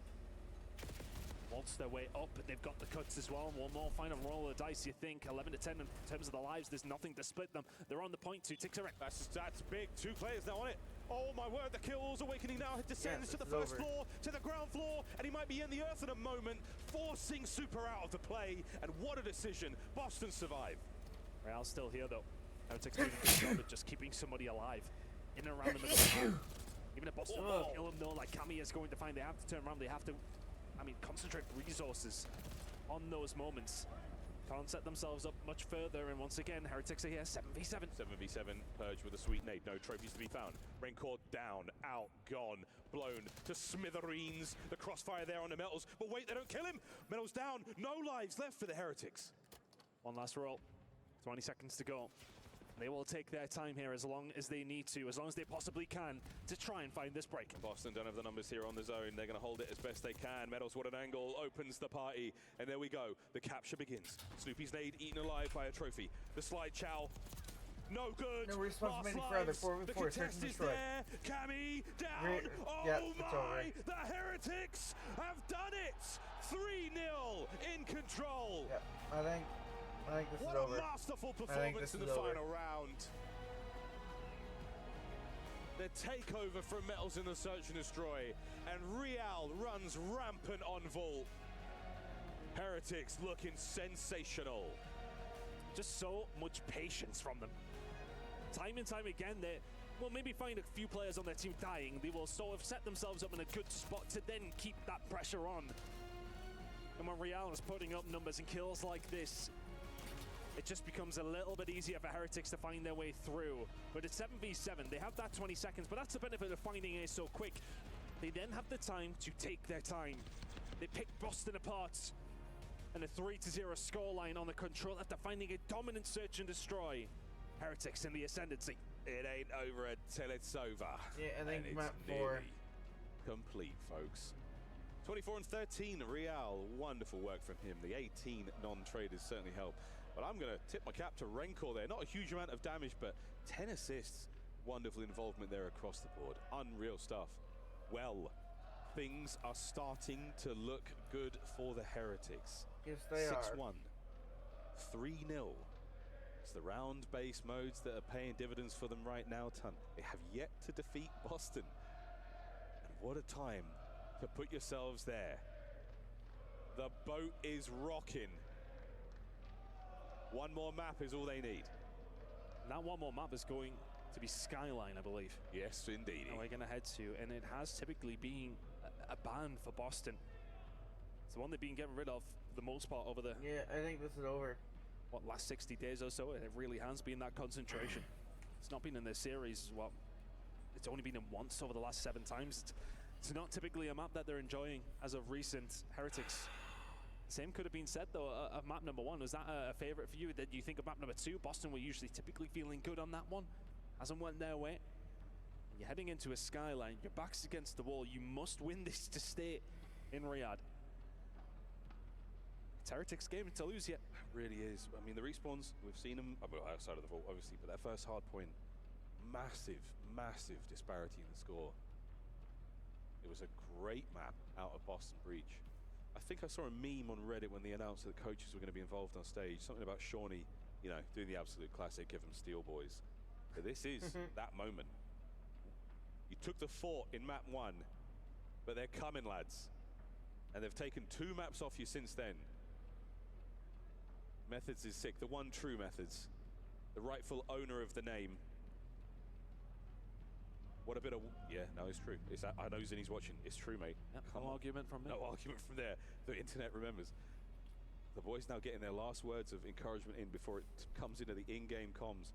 And I don't think, I mean, as far as the weekend has gone, I know Clace has been chirping, or at least he was when the Falcons were playing. I don't think we've had too much involvement from the coaches.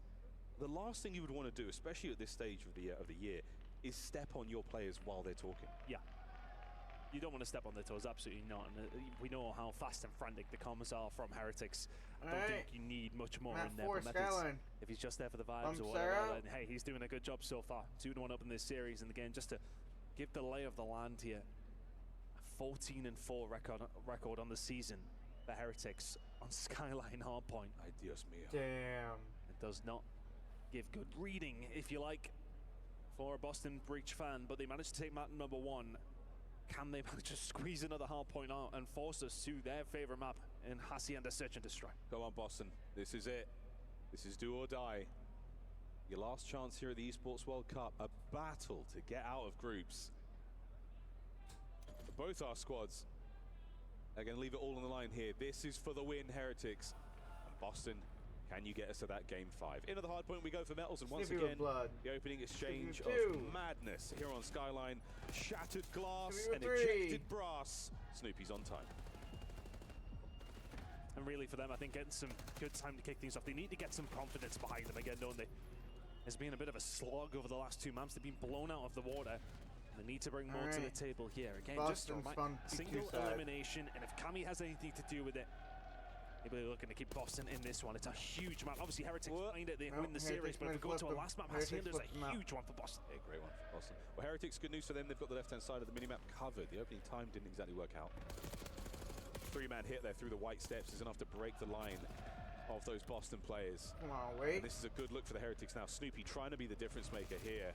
Caught out. Lovely work from Super. Again, the two-piece. The diligent play on the back line. Pidge trying to find a way through. He has done momentarily. It's a big kill. He can continue to survive. Pidge doing better than that. Forcing them back and now allowing Boston to find a way up the map. Big players coming through from Pidge to find another as well. It's a wonderful rotation out of with a pistol. Incredible work. 3 in a row. And there's the hill for Boston. It's the pistol that finds the picks to take care of it. Quick look at the zip. It definitely saw a shadow or two down there. He knows. The more than Spidey senses tingling as Renko bangs his way through the front. Metals on the stairs as well. Over to Awakening. Oh, and covered by the smoke. The concealment certainly hurt him there. Young Snoopy down in the kitchen. Purge on the trades. And what a back and forth moment. Here we go, folks. Let's go for a Bravia listen in with Boston Breach. Listen in. Yeah, I'm in. I'm trying to look. I got you. Backed up super. I'm so front. I'm so front. I'm hitting one, bro. I'm dead, bro. I can't watch you. They can't do it. One's trying me though. One's trying me. Could be. There's one. Their side, yeah, deep. Their side, super front. Hold on, Metal's weak. Time, one try. We're gonna deep. Yeah, he's deep left on me, Real. There's one in the camp. Yeah, okay. He's one to the camp.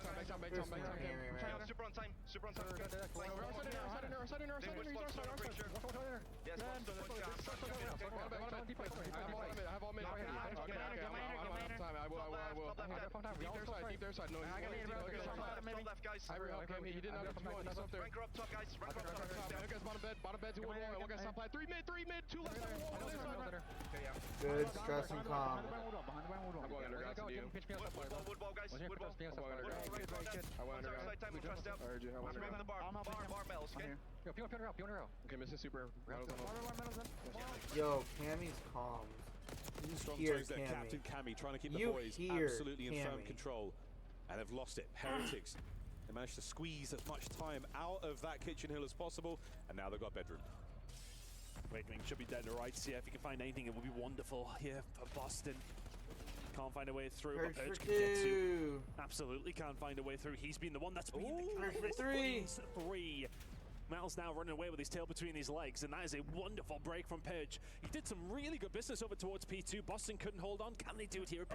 Els is doing it. Oh, they're sneaky, but there's Cammy lying in wait. Whoa! Rencor, 13 and 5 on the approach towards time. Can he break it alone? No need. Real there for the trade, and you are in Heretics. 25 seconds to go here over towards P4, and you'd like every single one if you can. managed to find a way through, and honestly, it feels like some heroics coming through from Purge. They haven't been able to hold whatsoever, but neither of Heretics 15 to play for. Boston will soak that up. 13-7 for Rencor. Nice 13-second gain there for Boston Breach. 11 and 10 Once for again, Gabby. folks, the first set. Is it fuck was indicative that? of Is that how a the map will Snoopy? go? Close as you like, going into the second set. I mean, it's really been back and forth, but it feels like there's solo plays happening to try and find some breaks, and they have been working mostly for the side of Boston. Heretics have been steady, but Purge twice in a row now has found 3 to try and find the break. They'll need to keep it up here. Boston seem to be relying on those kind of breaks. Heretics just been solid across the board. Oh, this is unbelievable. Real's waiting for this one. Real, red Snoopy the whole way. And this is a play to try to break spawns. Damn. It's not going to happen. I mean, that is a 30-second investment that goes absolutely nowhere for the Boston boys. Heretics battling for time. Wake And is Rencor, shooting. God, he's shooting hot Oh right my now, but God, so Cammy. is Cammy. And it is a war of P1. Wait. Demon Joseph. We're starting to wake up. Turn the fuck up. Come on, man. Awakening, finding 2 with the pistol in the middle of the map, and then all of a sudden Heretics have to then start over-committing, and this allowed a lot of space to come through here for Boston. They're finding a way through over towards P2. And these are ridiculous kills, man. These are Surely ridiculous fights. 5 They soft. are fighting. Snoopy now through the back. Only man left that alive 5 here is was on Rencor, and he's in the now back doing there. a bit of a lap. Super identified, but there's Rencor, the man from Helipad.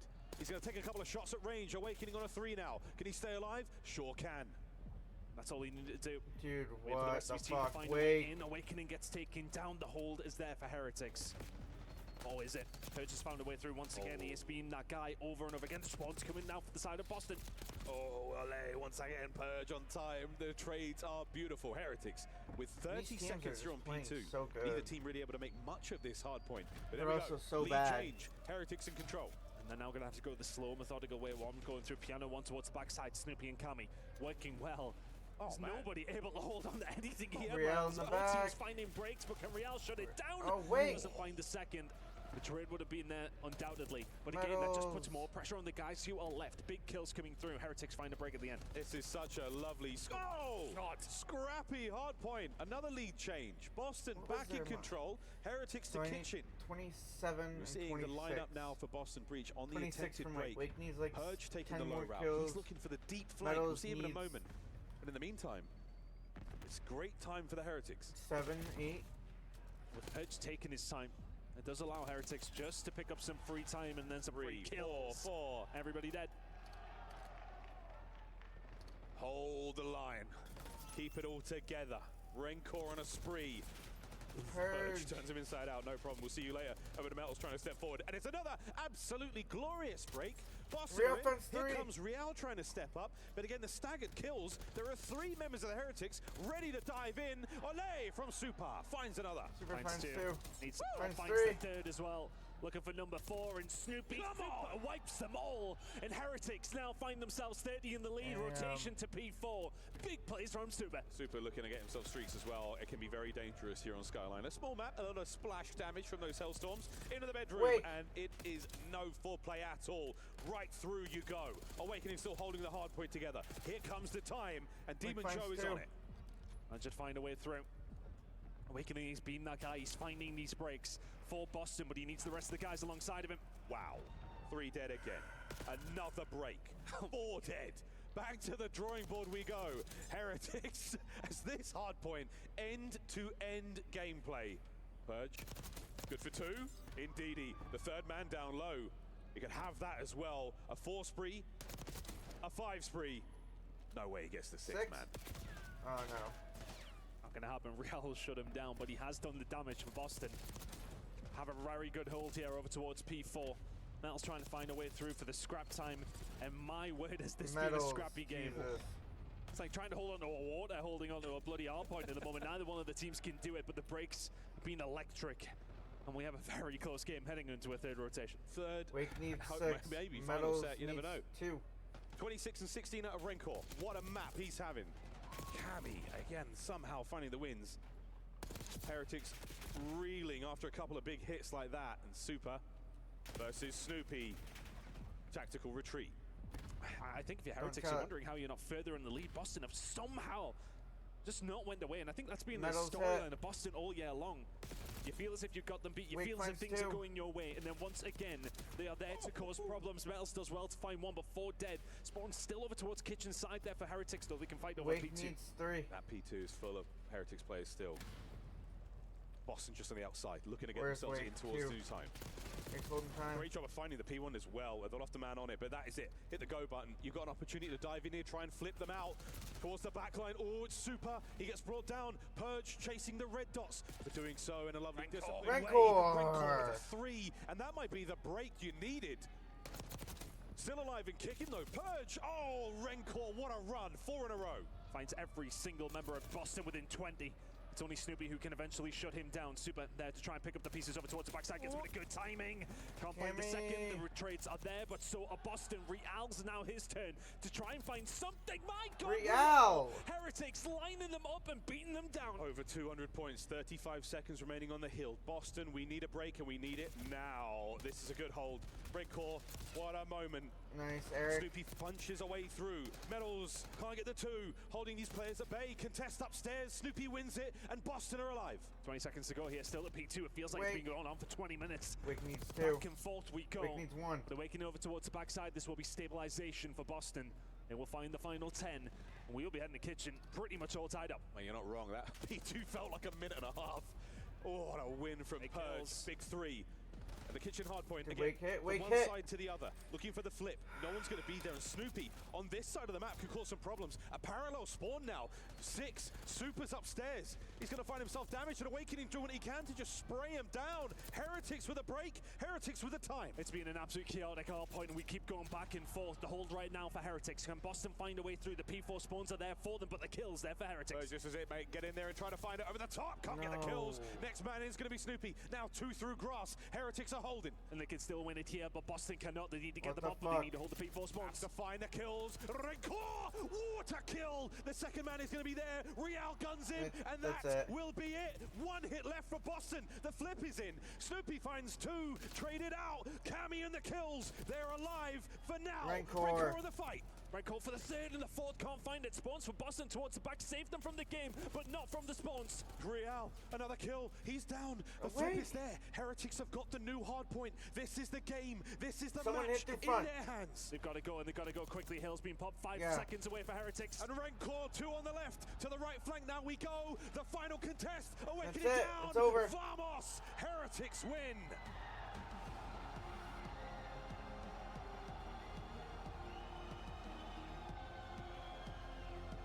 It's getting raunchy in Riyadh. The Heretics bring down Boston Breach. They take care of business in the search and destroy, and finally they get a tally against their name here in Black Ops 6. A 40 bomb from Rancor. Finding 3 and 4 Almost pieces a 40 bomb will. from Metals, too. Over the last rotation of Hills. Incredible slaying work out of the Heretics side. That was a barn burner. Hurricane towards the end. And as far as the breaks go, both teams just slugging each other. Relentless. It That was was a exhausting slugfest. gameplay. But the legs of the Heretics, plenty of life left in them. And it was in the bathroom, the final hard point, where they sealed the deal. Boston Breach, commiserations. Your Esports World Cup ends here. And an explosive win from the Heretics. Their fans, elation. I hope that lad stretched before he hit those moves this morning, Ton.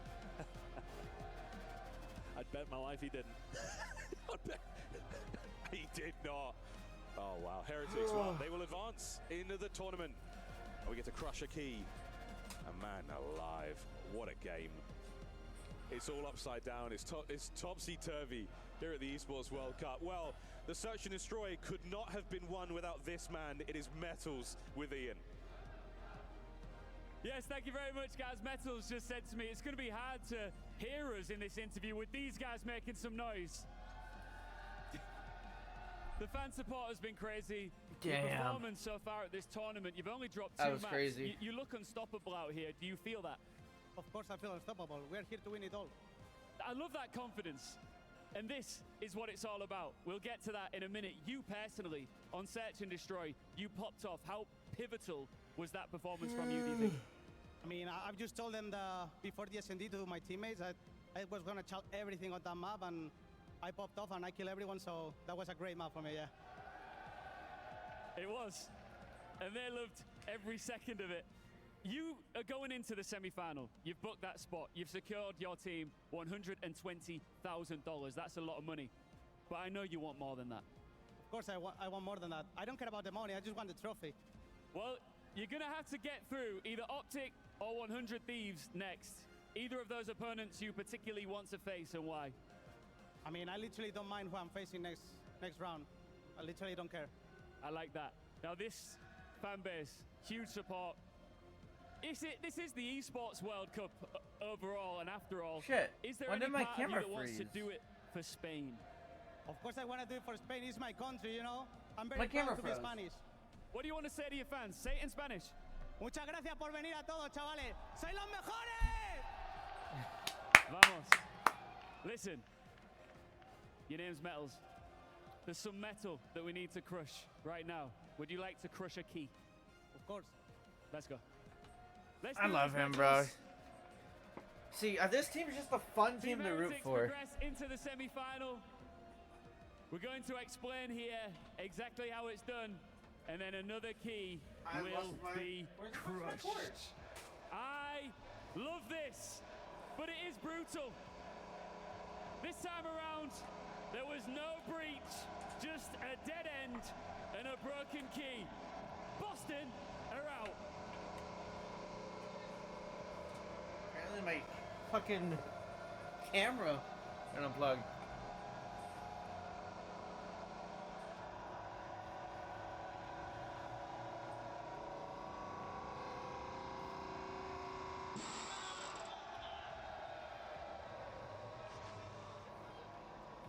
Hold on, I gotta reset my camera up. Just to wrap this up, you looked like you really enjoyed that one. Of course I did. I didn't have the chance last year to do it, so I'm very happy now. And you think more keys will be crushed by Team Heretics? Yeah, 100%.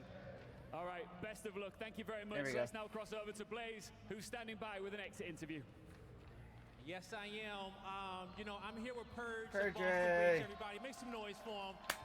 You guys are going now. It did not go the way in which you wanted to. It's been a brutal tournament. But, you know, what happened in this series? Why didn't you guys come out on top right here?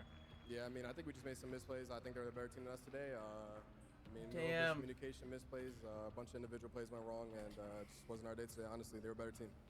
There you go. And so, you know, you guys have had a long season with this roster. You guys were playing on this stage last year at EWC. You know, what's been the positives all year for the Boston Breach? Are you proud of what you guys were at least able to accomplish with this roster? And I mean, I think that's the last we'll see of the Boston Breach organization. Guys, for sure. I wouldn't say a season success, but I think we exceeded expectations for the public. So yeah, you fucking fucking did, man. You and Snoopy were a good SMG duo. Better for next season, honestly. You guys definitely did exceed expectations, and you guys were peaking, and you gave your best out here on the stage. Nobody had And you guys top support 3 at here. You got champs. support at home. You know, as the season ends for you, what do you want to say to everybody out there? No, yeah, I appreciate y'all. Everybody in the crowd, I appreciate y'all. Everybody at home, my friends, my family. You know, everybody supporting. I appreciate y'all. Unfortunately, we couldn't get the dub, but regardless, thank you guys for the support. Appreciate it. There you go, you guys. That does it for us on the stage. Chris, take us away. Purge. Thank you, Blaze, and congratulations to all the Heretics fans that are here to celebrate in Riyadh with their favorite team. What a performance, Ali, because this was a bit of a shocking series. You called Boston to get their 4th win over the Heretics in a row.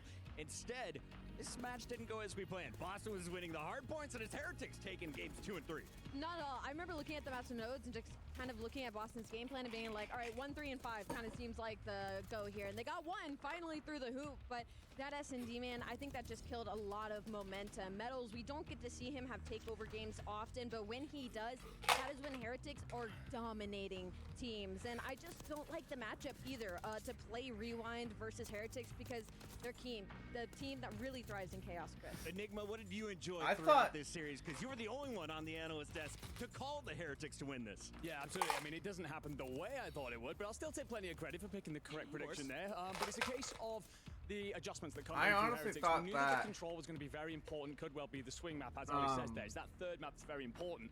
And you're in a The bit of a rewind was situation on good the for breakoffs Boston in 'cause they particular played it for a the lot. Heretics. They're very different in their aggression. It catches They're Boston normally off guard pretty because good there's at so much rewind. time to break down that B point that sees them through the line. I think we're going to see that Rancor reaction in tomorrow's highlights as well. The man is playing with passion, and he dropped some bombs on us. 40 kills in the final hardpoint. We saw 36 from his teammate. Allie, what is it about the Heretics when they're reaching their true potential that makes them a dangerous squad? Just the momentum. They're momentum riders for sure, and I'm sure the crowd helps as well. It's just once they start going, it feels almost impossible to get them to stop because the more chaotic it gets, the better that they get. Their reaction time is absurd. Once they get information on the map, the 2 pieces that come through, the 3 pieces, they are unbelievable in those situations. Let's take a look back at this series through our highlights. This is back in game 1 where it was almost a 100-point lead throughout this one for Boston. They had a convincing dub in game 1. Yeah, Boston just stripped Heretics of one of their biggest strengths, which is rotation. They get there first so often. They're not very good at holding or breaking, but it is easier to hold than it is to break. They recognize that early, and they cut Heretics down as they arrive. Do a fantastic job of just finding out an opponent's strength, doing that homework, and then fixing up as needed. Metals popping off with the 8 streak, and Search and Destroy was a difference maker. Boston never an opportunity to come back in that game too, Allie. But what did you see when it went to the control, game number 3? When it went to control, again, it was just pressure from the side of Team Heretics. I mean, Boston kind of sat back when it felt like they were on defense. They just let that A point go for free so many times. And once you do that, you give Heretics not only 2 minutes to work with, but you allow players like Real, like Super to get lost, and it becomes incredibly difficult when you're on the backside. 1.3 for Metals. Presence and pressure and the pace that they put up on the map. They hunt Yeah. as a wolf pack. They are incredibly difficult Metals, to get rid of. I think, was MVP and that when game. you feel that air in the room shift because of the fans here in Riyadh, there is nothing quite like it. And this team ready to run through a wall for them. Now, I have the big question. Would you prefer to be a team that goes perfect on day 1 and has all day 2 look at off that. to prepare? Or do you want to stay in action and keep the gunny warm? I was Damn. worried for the Heretics that having that slow start maybe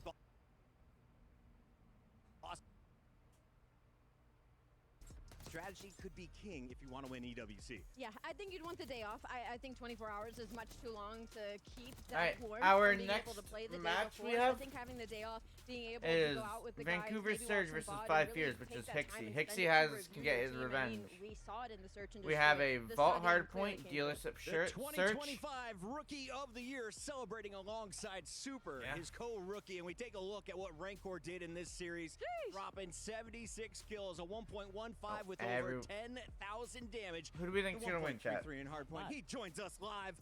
Welcome to the stream. Rancor, how are we feeling? You are top 4 at EWC. Feeling great. Obviously, we won. We started pretty slow, to be honest, but they are a really good team. They are a really good fundamental team as well. But we get the win, and we're so happy. Can you tell me from your perspective, what was yesterday for? What did you guys do as a team? Just rest a little bit, keep screaming as well, and just to prepare the fight for today. And yeah, we did that. We talked, obviously, the other day. We did an interview piece, and you talked so much about this family unit that you have here. I mean, we felt the air shift in that room, all the way over here in the studio, because of your fan base. What does it mean to also have them be so loud and so present here in Riyadh? We are so happy to have them here because for me, if they are not the best fan base in the world, one of the best. So Rancor the fucking and team, Spanish bro. people as well, Spanish passion, Spanish blood, and we are so proud to have them here, and they are unreal.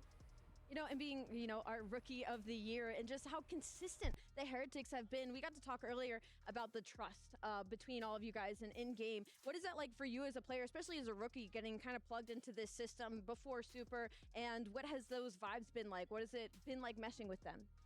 Like he said, we are a family. So when we're playing a match, I said it so many times, we played like enjoying the match, enjoying the moment, each other. We trust each other so much.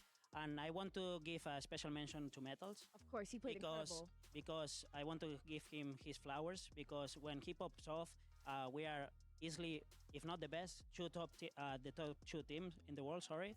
So I want to give him his flowers. And how do you continue setting him up for success? Because Metals, even when Lucky was on this roster, was always my X factor. He was the guy, if he has a great game, you guys are winning with a landslide. Yeah. So how do you keep getting that out of him moving forward? I think especially when we change Super for Lucky, the playstyle changed a lot. So for Metals, it was pretty easier to play the game and play the maps on certain situations. So yeah, he's doing his job. Like, he's the entry and he's carrying the team. He can be doing more. So we are so happy. Staying on that topic, you know, you've been on the losing end in Search and Destroy versus Boston Breach this year. That map too was unbelievable out of Metals. And in the interview, he said, "Well, guys, I'm just gonna chow everything." Is that just a confidence thing for him? Do you think that maybe he just needs to like let go of all the chains? Because usually he's the one that's going to have to be sliding in for you guys first, letting you guys kind of be the big damage dealers. I mean, when he's on flow state, he's one of these players. He's unstoppable. So yeah, on SND especially, when he keeps killing people, he's one of the best SND players for me in the league and in the tournament as well. And yeah, just a momentum player, and we are so happy to get him. Does he say that often when you guys are about to go into maps, where he's like, "Guys, I'm just gonna fly at them"? Does that happen often? No, I mean, he's not saying nothing special. He's only putting the passion on the map and muerto, muerto is like that. Muerto. Yeah, muerto. The muerto is crazy.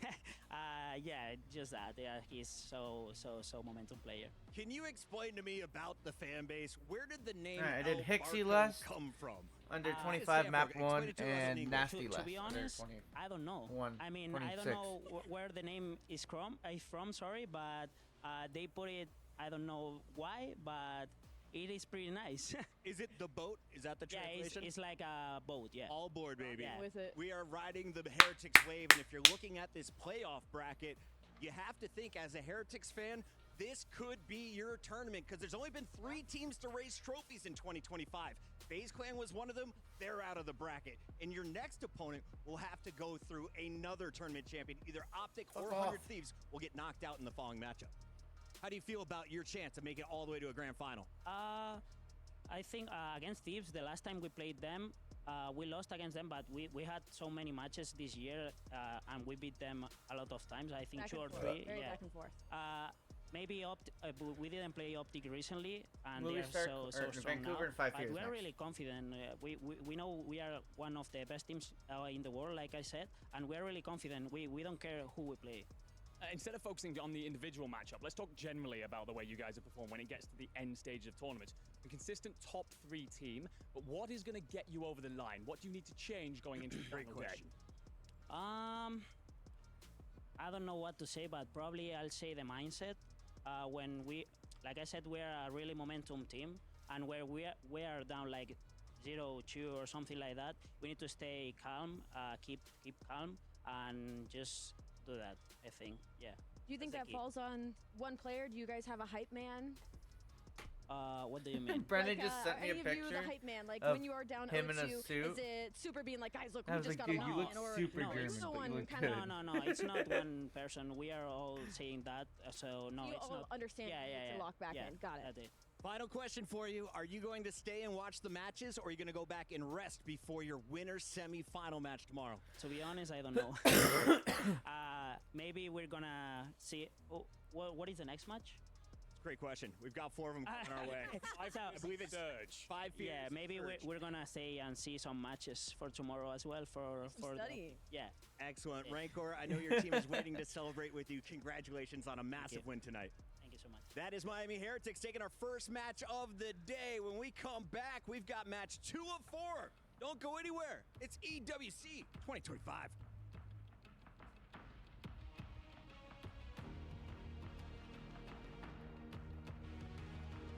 All right.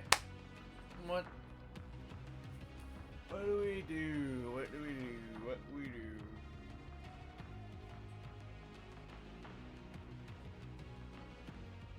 All right.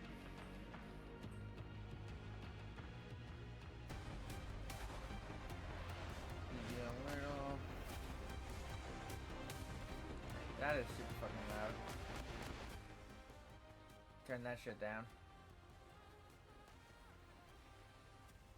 Let's do player guesser.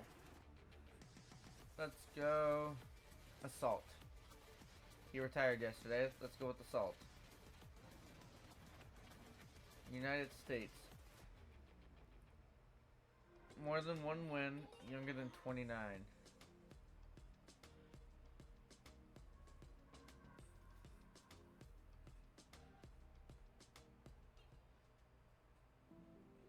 more than one win, but less than one ring.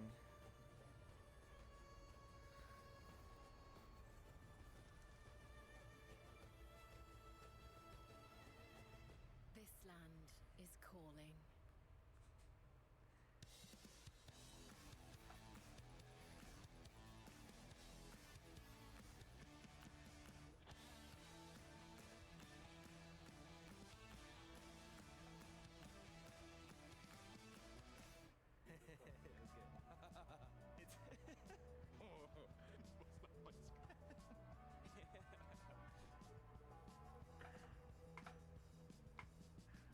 This is. What the fuck, Isaiah? Who is that? That's not a person. That can't be. That is insane. That gives me That is Xnid and wow, who is that?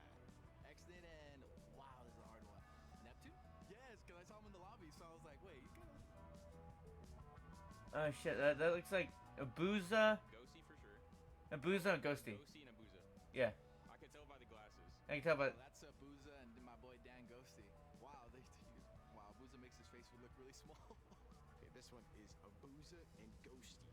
It's Ghosty and someone else, man. I gotta give up on this one. That's Ghosty and Abuza. That's Scrap and MC. Okay, so this is. Oh, maybe Ken. And Celium. Don't ever think about this haircut. I don't know if I like that. It's Celium and Scrap.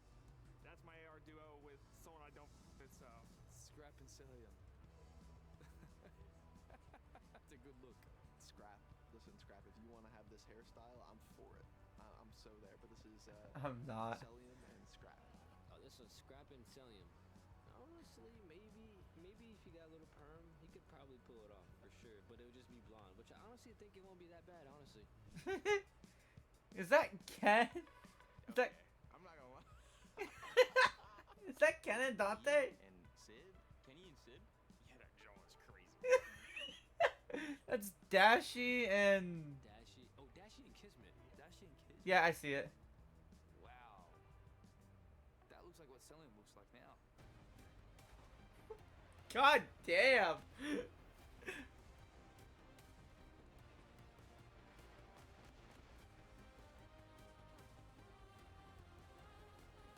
All right, the player guesser can wait. Here's a live look at the Vancouver Surge in our Jameel Motorsports Arrival Cam 04, looking to lead the charge as you have a hungry team who is yet to hold That's a so trophy funny. that has been to multiple grand finals, looking to change the storyline here in Riyadh. But the big story of the night from day 2, it's this squad, the Fierce, coming out, upsetting Cloud9 in a game 5. One of our challenger squads, the surprise 5th seed challenger squad, is into our final 8, Allie. You want to talk about underdogs? I can't think of a more underdog story than 5 Fears getting a spot. Simply, that wasn't expected. Nobody expected them to make it out of groups, let alone beat a team like C9, whose hopes were so high coming into this event. At this point, it's one of those situations where, like, you're already at rock bottom. The only way we can go is up. And at the end of this one, you saw Exceed saying, not bad for the Burger King, eh, boys? Yeah, I mean, listen, Exceed always talks the trash. He's always. Oh my God. We've been painting this story, talking about Omid, how good that they've been, taking down FaZe. Well, 5 Fears beat 2 pro teams. Let's not get it twisted. G2 didn't look like one, I'll be honest, though. G2, they beat C9, and I gotta associate that, man. Fire has been performing. He popped off. Fire's looked good. I don't know. You know, the guy we talked about how talented he is. He had his stint in the league and then got sent back down to Challengers. He seemingly has reinvented himself, and now they play their toughest opponent yet, but they went through 2. 5 Fears celebrating at the end of a very long day, too, and we caught up with Exceed. What's up, everybody? Blaze here with Exceed from 5 Fears as he gets ready to play a big match on the main stage against the Vancouver Surge. But first off, Exceed, man, how you feeling, man? I ain't got a chance to talk to you this weekend. You've been enjoying EWC with you and the boys? Absolutely amazing, man. I mean, this is an amazing place. I got to come out here last year, and it's getting better every year. So. Yeah, and so far since you guys got here, it's been pure war, fighting tooth and nail to make it to this point in the playoff bracket. You guys took out some pro teams. We got another challenger team out here, man. Yesterday, you guys took down C9. I was talking to your teammate Capsidal, and he said he wanted that revenge against them, and you guys did it. Yeah. But how did you do it? Cap got his get back. A lot of hard work. We picked up Cap a week before this event, which was a it's hard. It's hard to come out and you know, you're an amateur team anyways. So you come out and it's hard enough, and then you're coming in with a new fort that you basically had 3 days of practice with.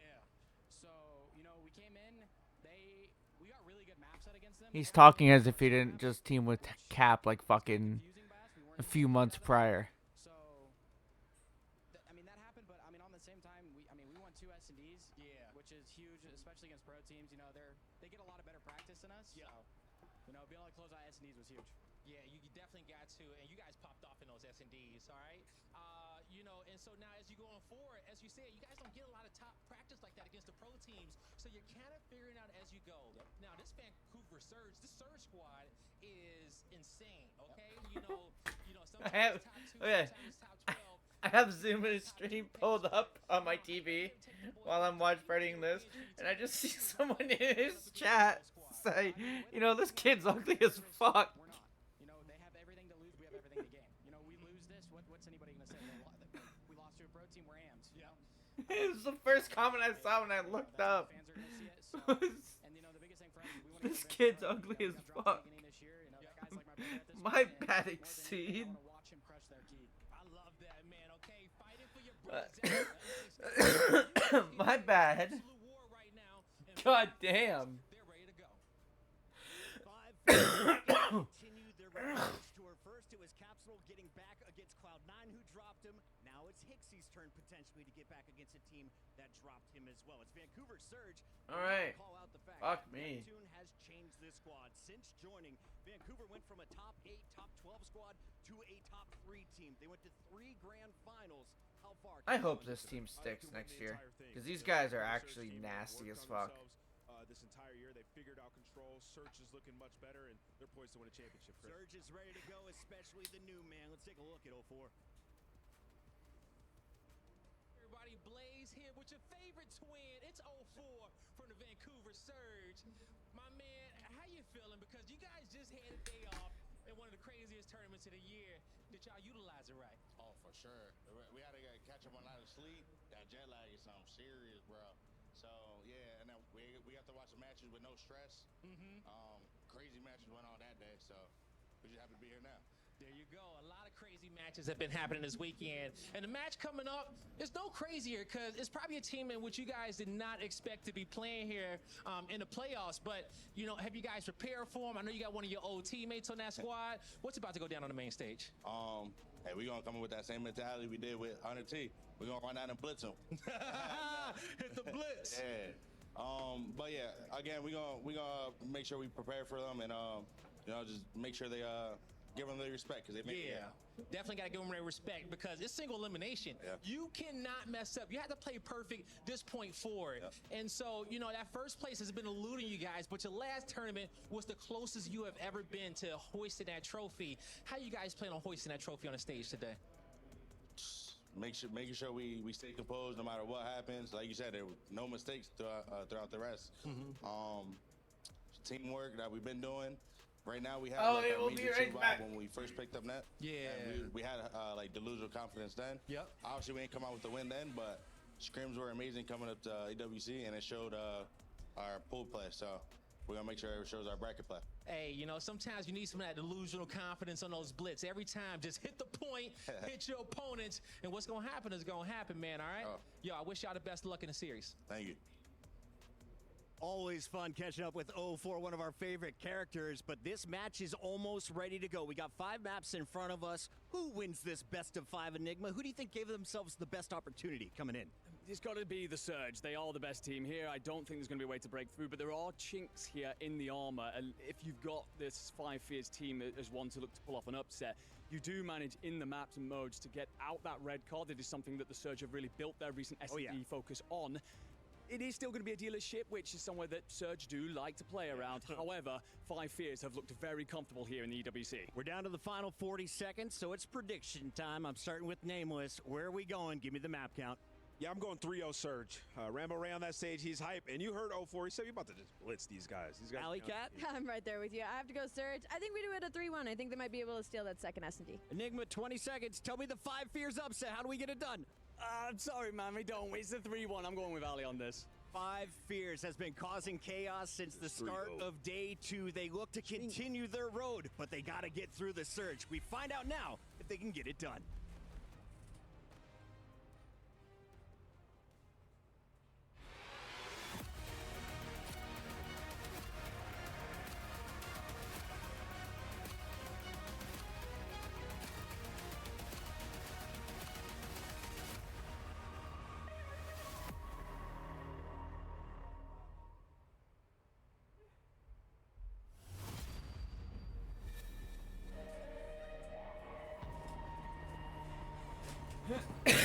Alright, we are back. Just in time.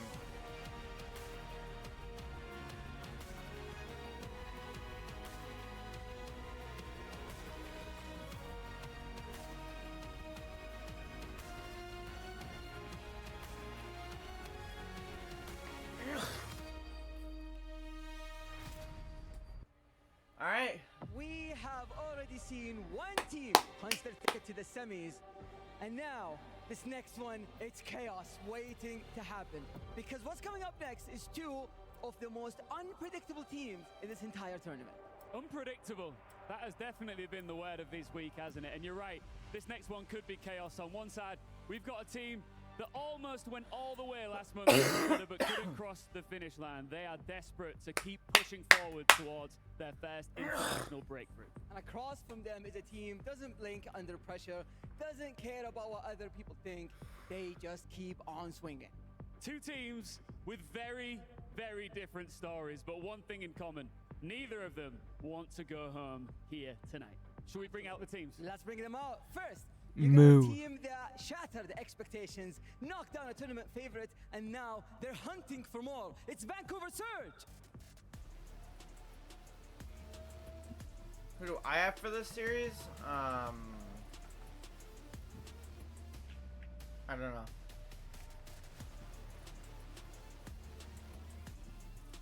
Netflix locked.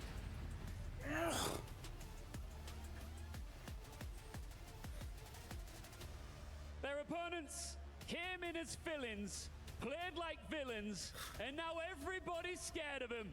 It's Five Fears! Nabuza also looks super fucking locked.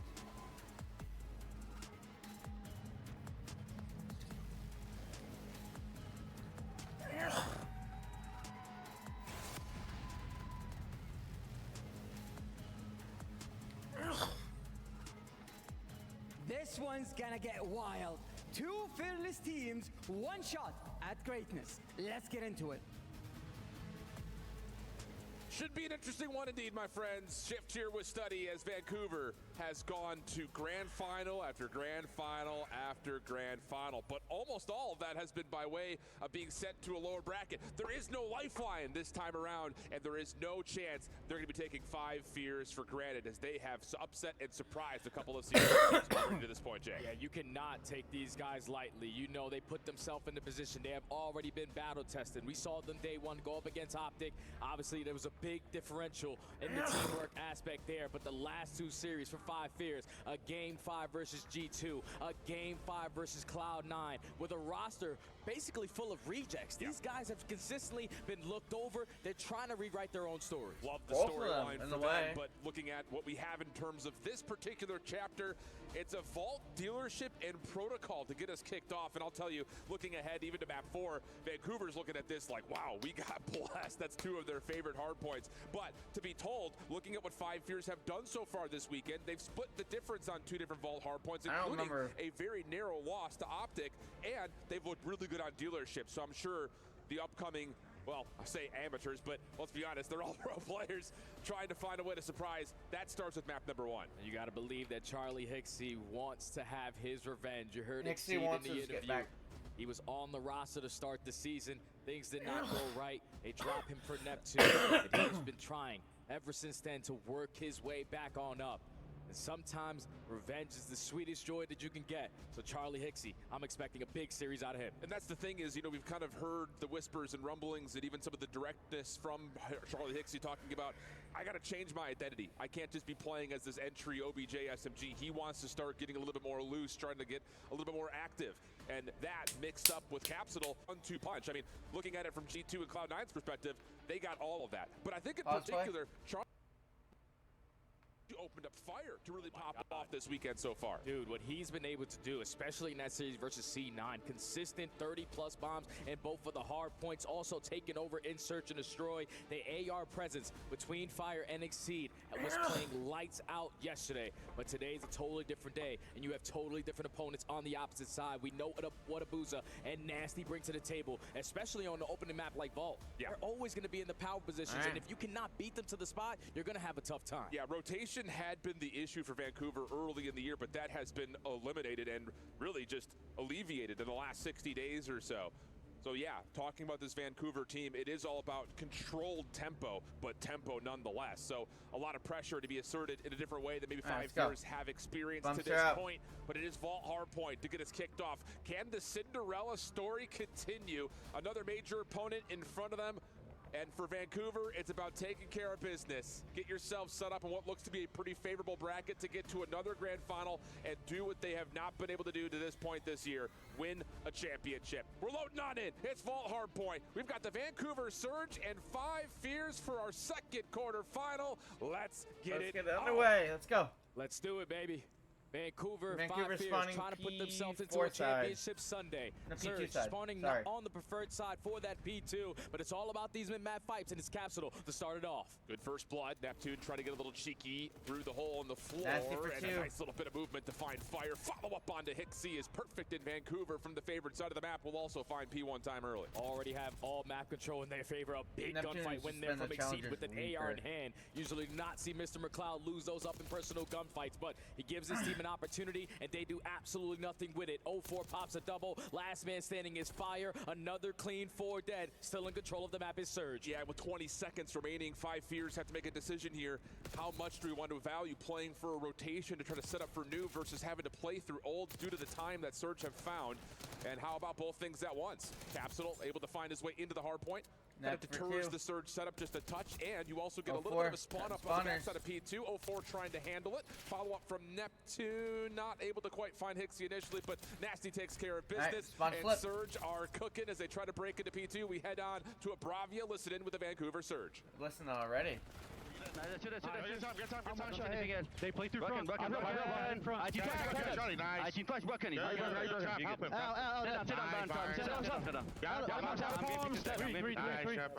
stunned my pull. You didn't block, right? Yeah, no one's blocking. He's gonna spawn. I sent it back, just in case. I sent up Jordan. Stop broken. I like that calm. I'm getting Peter check. They're gonna be mid, guys. They're gonna be mid as well. Charlie, we can. One cut on me. You're on top fire. Peter tag dead. Yeah, telling me. What make me guys? I think twice, I need twice. I'm not P2 check in pull. Moving on. Yeah, I'm gonna go sit down. I've died, guys, okay? Okay. I'm looking up. I have all. Don't say anything. One line cut. I'm gonna go line cut. I hit once. Line cut, silly. I'm trying him line cut. Buzzer. He's still here. Flip cut Charlie. Yo, Vault. Be search. On the bed. He's out. I spawned out. Yeah, it's not that normal. I'm going top. Big control, okay? Play lies. We spawned out. Don't see anything. Behind me mid. Lights, he's going close. Line cut, guys. Yo, line cut, front art. Exceed is close. I'm watching him. I spawned out again. Line dead. Mid on time. I get snake. I'll kill him. Mid pillar. I'm weak, fire. One shot. Watch out, Charlie. Yo, all three front. Take your time. Okay? Don't push me. Yo, two left. We're missing Exceed. Hell of a start for Vancouver. The comp solid, they're on point, but Five Fears back half of P2, and so far through 3, looking real solid. Yeah, you heard Rambo Ray at the end of that, take your time. We were starting to go 1 by 1, and that's not what you want to do versus Five Fears with the ARs hitting like they are. No. But still, in contention, here at P3, you have the map in your favor to set up properly here at the Money Hill in P4. Cross is being watched. Abuza already finds an opening. You are prepared for this first push. Yeah, this is what Vancouver does best when it comes down to P2, P4. They are one of the toughest teams to break break on those two money hills. And you can see exactly why. AR's locking down every single lane. Nasty recognizing there's a threat underneath, but a big win there from Caps. Opportunity to possibly move the spawns around, and Caps is going to do a little bit more than that. Find his way to get another kill inside the hard point, leaving 0-4 by himself. And it just comes down to how long can he play his life while help is on the way. That was an unbelievable play right there out of Capsule, because obviously he gets called out on the cross. Charlie Hixie jumps down from top art and tries to commit on a gunfight. When he loses that gunfight, that only allows his teammates to spawn on out, but it still does not matter. Neptune 14-7, taking over with the SMG. Now a little bit of Michael Myers action. Leads to 3 in the feed. The final 20 is going to be there. You got yourself a little bit of a lead going into our second set. Not the worst news for Five Fears. You're able to contest some of the time, but more importantly, earn some of your own. And you're making this exit from P4 a little bit more difficult for Surge. So in terms of kind of making the most out of not the most favorable positions, not bad news for Five Fears. 20-point game heading into our second set. Vancouver trying to threaten from topside catwalk. The Five Fears is this time. They're fully set up in towards the middle of the map. They're forcing Surge to try to break through difficult angles. You already at least put yourself in the advantage in the trade fights, but it's still a 2v2 battle. You have cat control. You have the spawns over towards P2's side, but we got to get in the objective. Not bad from Hicks, able to find one, makes life maybe a little bit easier for the rest of his teammates, but Abuza gets to work, finding a couple. Neptune and Nasty clear the field and get now time again for Surge. Exceed, looking for an early peek, finds Neptune cleanly.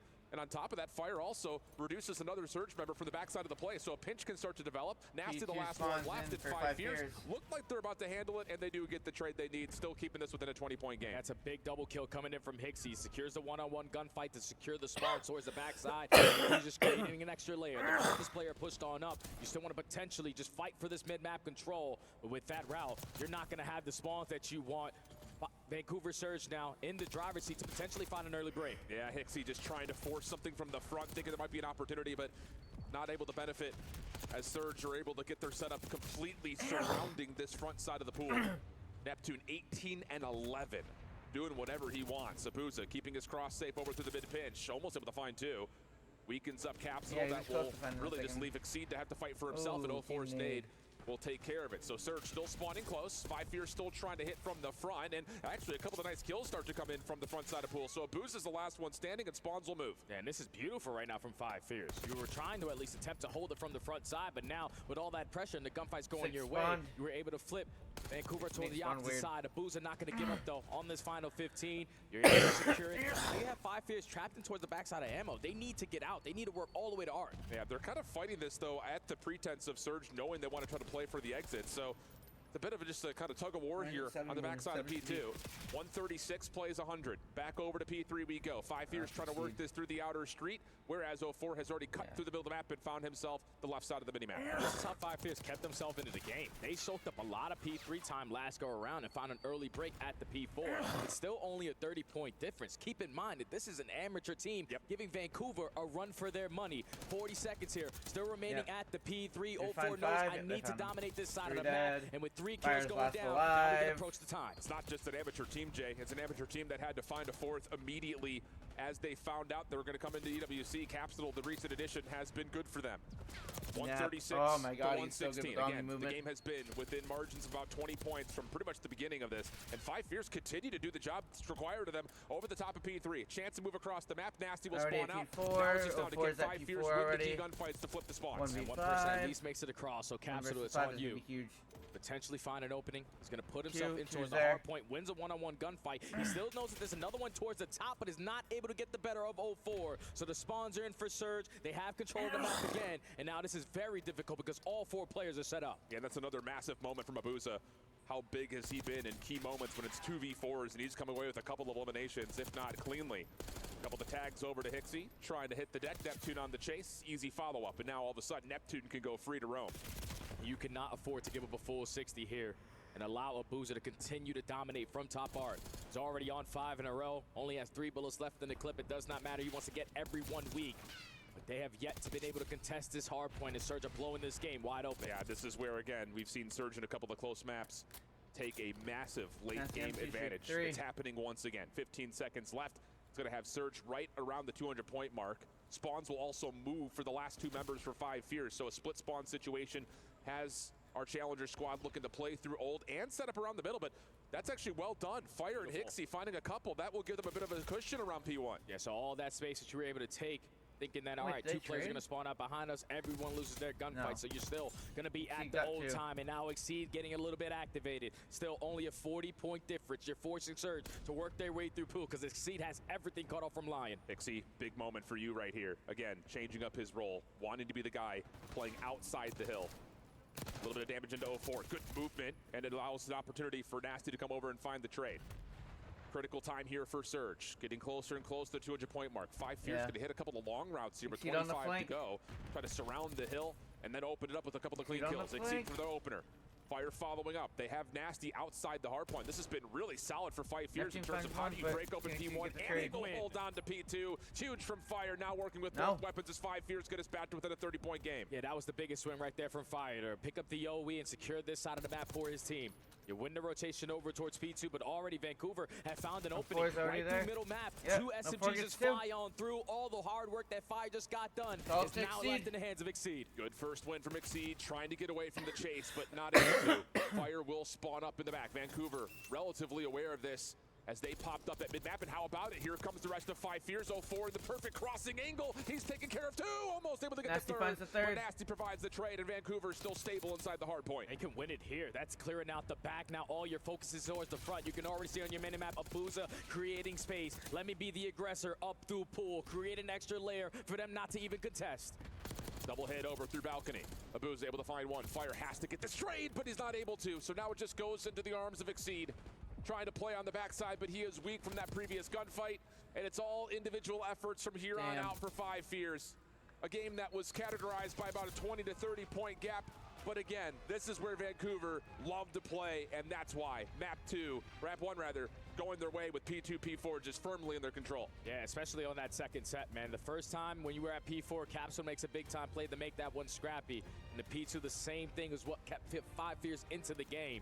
But the adjustments come in, the communication started hitting on all cylinders, and crossfires were always being set up. A flawless 60 at the P4. You win the rotation over towards P2 and read every single spawn. When we jumped into the Bravia listening, you can hear how calm and cool and collected they are. The addition of Rambo Ray on the comms with them just keeps these guys level-headed, and it showed on the second half of that hard point. Yeah, it's a huge addition to have him as a 5th voice in the comms, because we know that this Vancouver team, just kind of watching them over the back half of the season, has been playing with some lightning pace. Oh, yeah. And you often kind of wonder, like, does that get them into some tricky spots to where they almost fall apart a touch? But you add Ray into the comms, and he goes, yo, slow down just a touch. Let's get ourselves set up. And then all of a sudden, it's right back to business. Because you got to think about this Vancouver Surge squad. They're all basically young. They're all just starting their careers. Neptune is rewriting his story. Yeah. So you need sometimes to have that veteran presence, and that's what Rambo Ray is able to bring. Calm the young man down. Get them locked back in. Just focus on what you need to do, secure the W at the very end. So Vancouver taking care of business on the opening vault hardpoint. We expected that to be the case because this has been a bread and butter map for them all season long. Now if you are 5 Fierce, I know yesterday versus C9 you had to take 2 S&Ds. You're probably going to have to do it again here if you want to beat this squad. And I think the thing about this scoreboard that I always come away really impressed by with Vancouver is not only is the damage output and the kill death ratio relatively even, but look at the assist column. It's beautiful. Everyone helping each other. Beautiful stuff. So that's through map number 1. Now we take a look at the search and destroy. To be candid, Vancouver have faltered in many key moments in the search and destroy. And on the other side, 5 Fierce have looked pretty solid in search and destroy. Of course, most notably last night versus Cloud9, taking both the 2 and the 5, one of which was on dealership where they looked really good. Oh yeah, Exceed had a pop-off moment versus G2 where he goes 13-2, just absolutely dominates them on dealership. But you just got to be prepared for what Vancouver are going to throw at you, because they also love themselves some dealership search and destroy. They have that strategy on defense where they're consistently shutting down the courtyard push. Abuza, the soul man, over towards A, investing his stuns, investing his nades, and setting up his teammates with the information on what the play is going to be after that. But this needs to be a must-win here for 5 Fierce. I know they are the heavy underdog in this series, but you are here for a reason, and now it's time to show it. And just to give you the metrics, ready for this, Jay? Talk to me. 6-4 versus Cloud9 on this map. 6-2 versus G2 on this map. 7th in opening duel win percentage, 50%. But they convert every single one of the numbers advantages that they've had. They are 100% in first blood conversion rate. So that's got to be, I think, what you look at here for 5 Fierce. Again, just play with your advantages. Play mature Call of Duty. Don't get too crazy. Don't get too loose. And make sure this Vancouver team is kind of in front of you the entire time. And you best believe, even though they're an amateur pause team, play. See what they like to do. Definitely had a BOD review session to prepare for this lineup. Here we You know go. it's an AM squad, so you potentially want to come in lightly, but no.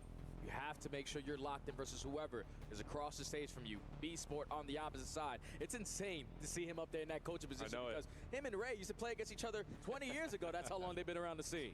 Well, now they find themselves squaring up in a different way. Fist bumps are out. Looks like we're about to lock back on in for map number 2. Again, this, I will say, looking at how the series is going to pan out in terms of the maps and the modes, this does feel like a must-win map for the side of 5 years. Without question, man, because control can be up in the air. And you heard that 04 interview. He feels like they're back into that honeymoon stage that they found when Neptune was first added to the team. If you remember, they were dominant on everything on protocol. They consistently are getting lost. This is a map that So you cannot Vancouver afford to beat go Optic down on at 0-2 here chips. if you are 5 fears. They're going to be the team initially to start off on the offense. No trophy systems to work with. Going to do a little bit of a split setup here to just get a read on what's getting thrown at them. Yeah, it looks like almost 5 fears want to try to catch Surge on some sort of an aggressive pinch through mid or around the back through A. Show a little bit of force towards B and then hold back and see if they can punish any aggressive routes. None are being taken though, as Surge have also paid their respect and will largely just try to focus on mid-map while Neptune just holds the front line at B by himself. And 04 almost in a gunfight. There versus Capsule, just going to get out of dodge. Capsule's another guy that just spawns into a search and destroy and just pops a double every single time he gets the ability to, but still, time ticking, 45 seconds, 04 strikes first. And that's big in the middle of the map. Follow up from Fire, trying to force the issue. The rest of the help is here. 04 just trying to delay as long as humanly possible, but Nasty cannot get there to secure his trade. So we'll go 3v3, but look at Abuza. Oh, he's gotten a perfect read on this. Catches Exceed, head bashing a door. Follow up information onto Fire. Try to get the isolation. 2v2. Well isolated by Fire. Nasty really can't challenge this, and now all of a sudden a 2v2 develops. And the bomb is edging out towards B. So it's going to be on Neptune on the timing On that he's going Neppy. to take here. The repositioning on the backside of the shack. He's not going to be able to spot anyone on the cross, so this bomb should go down for free.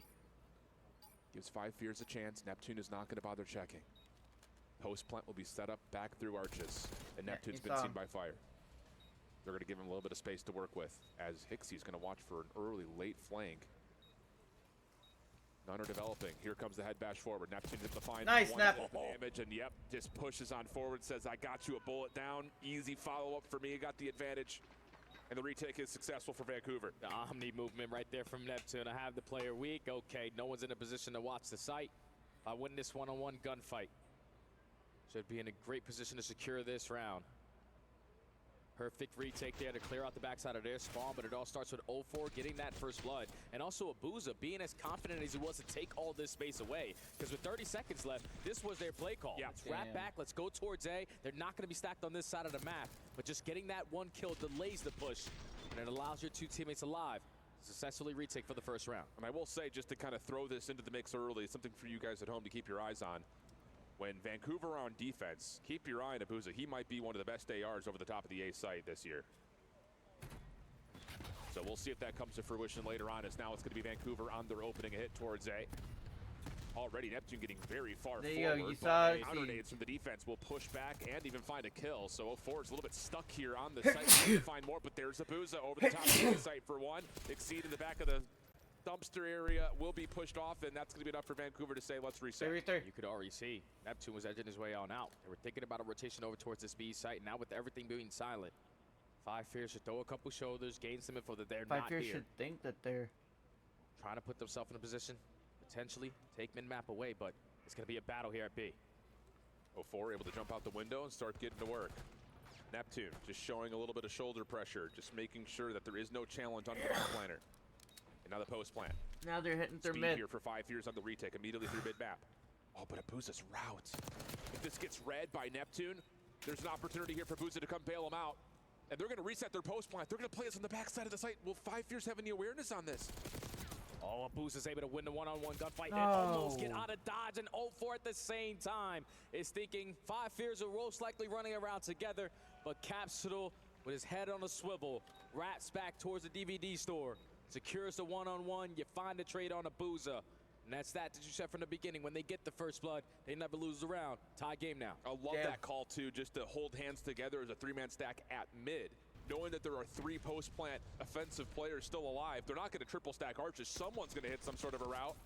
So great call from Five Fears, find their advantages, take care of business. I think most importantly is they do get the chase down onto Abuza before he can escape for Garage. And it was also a big one that Neptune wasn't able to find one of those kills when they were all sending it into the dealership. So you kept the numbers on your side, but tie game now. Trophy systems to work with for Five Fears on the attack. Same idea here though for Five Fears offensively. Let's see if we can bait Surge into trying to wrap aggressively through mid or on the backside of A elbow.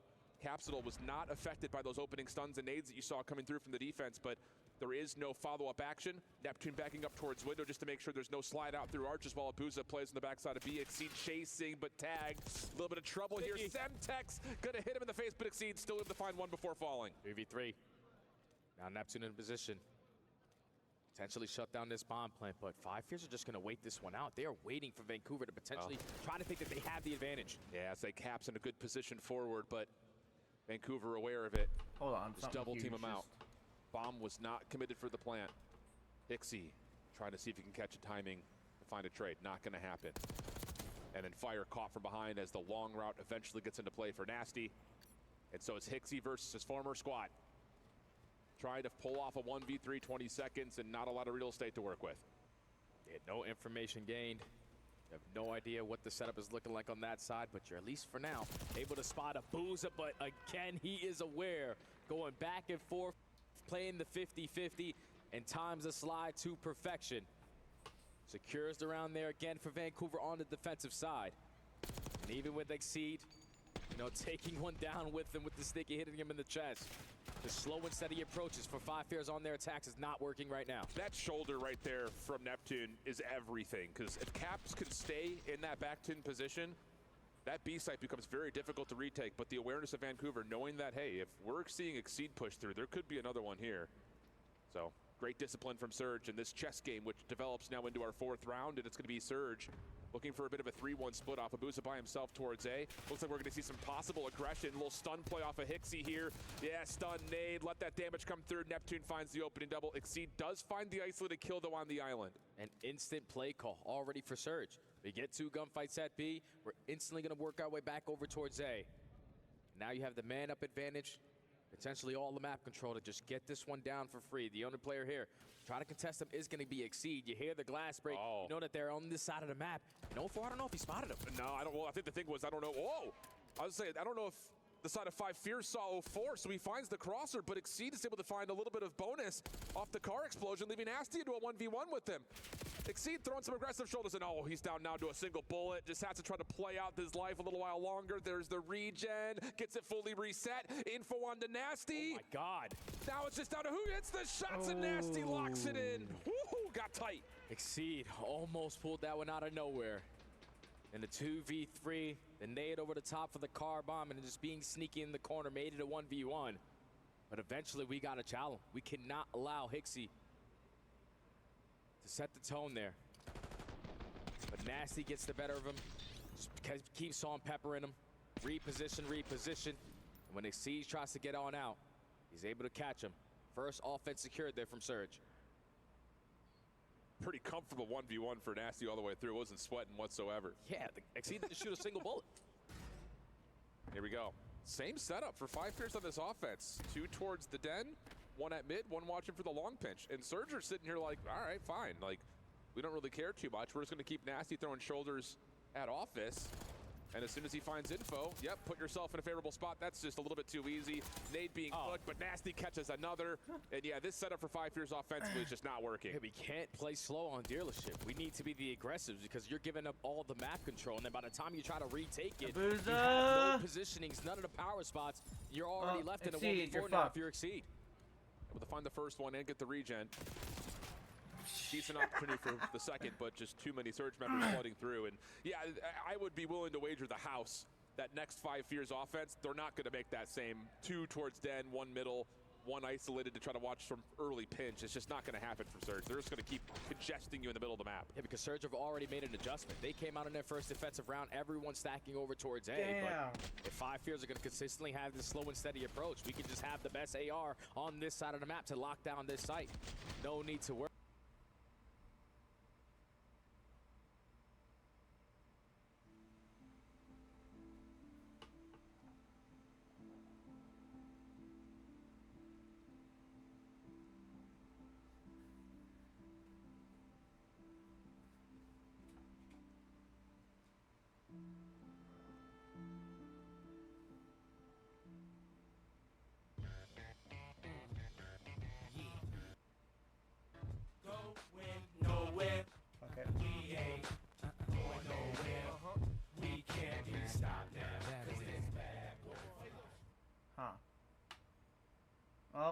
match Exceed. I was wrong about what I said. I thought that was the last. Here. Bomb is gonna be playing, but you're still man down.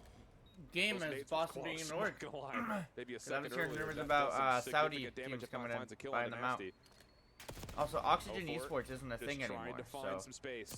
Good help from Nasty. Hold on a second. They're able to find individual 1v1s. Capsule weak. Oh, gets a couple of the shots in, but does not matter.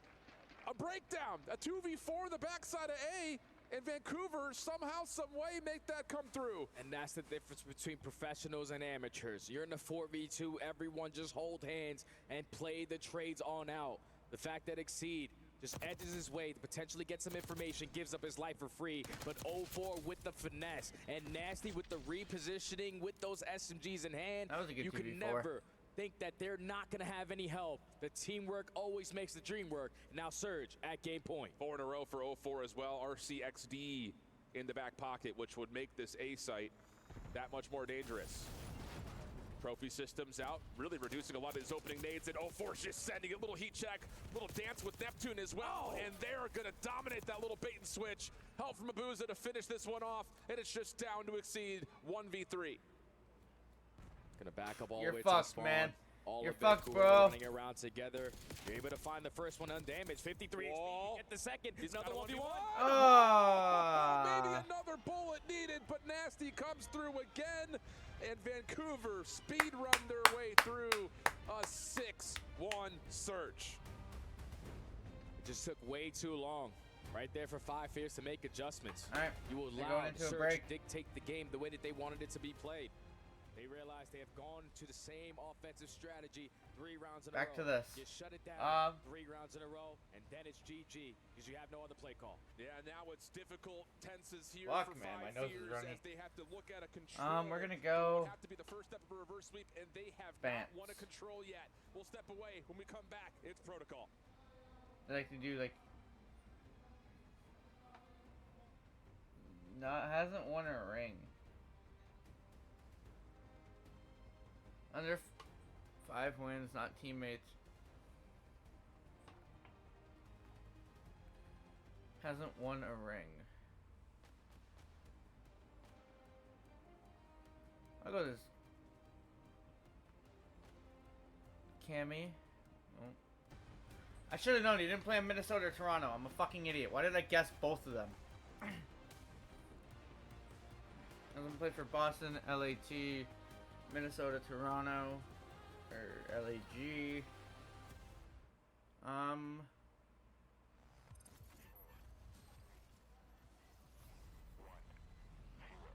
But he has more than 1 win. Less than 3, so he has 2 wins.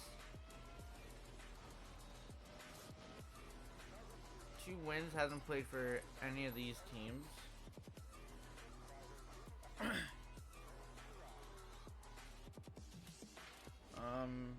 0 rings, has 2 wins. Scrap has 4 or 5 wins. Dan? No, Dan was on LAT. Dan's been on LAT, so he's young. He's young into his career. It's not Mason. Who the fuck is young? Who's like 24 that has 2 wins? You know what? I'm gonna put someone in just to. This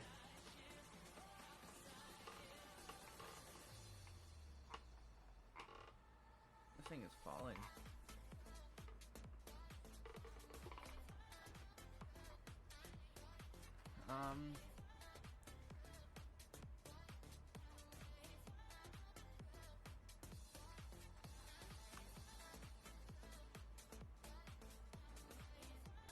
Mac is a player here that yeah.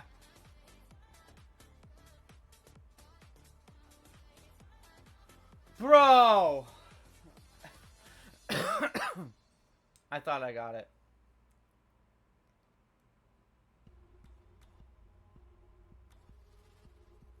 Damn. I don't even know, man. I thought Mac was spot on. I just think, because I know Mac got the win with New York, and I know he got a win with Surge. It's not Pred. Dante. It's definitely Dante. Yep.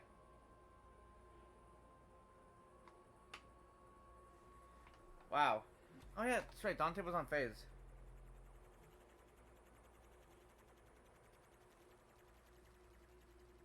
RCD's a BZ, Cell, Simp, Kismet, Skies, Hydra, Attach, Crump, Max, Spark, Capsule, Gwyn, Accuracy, Pred, Classic.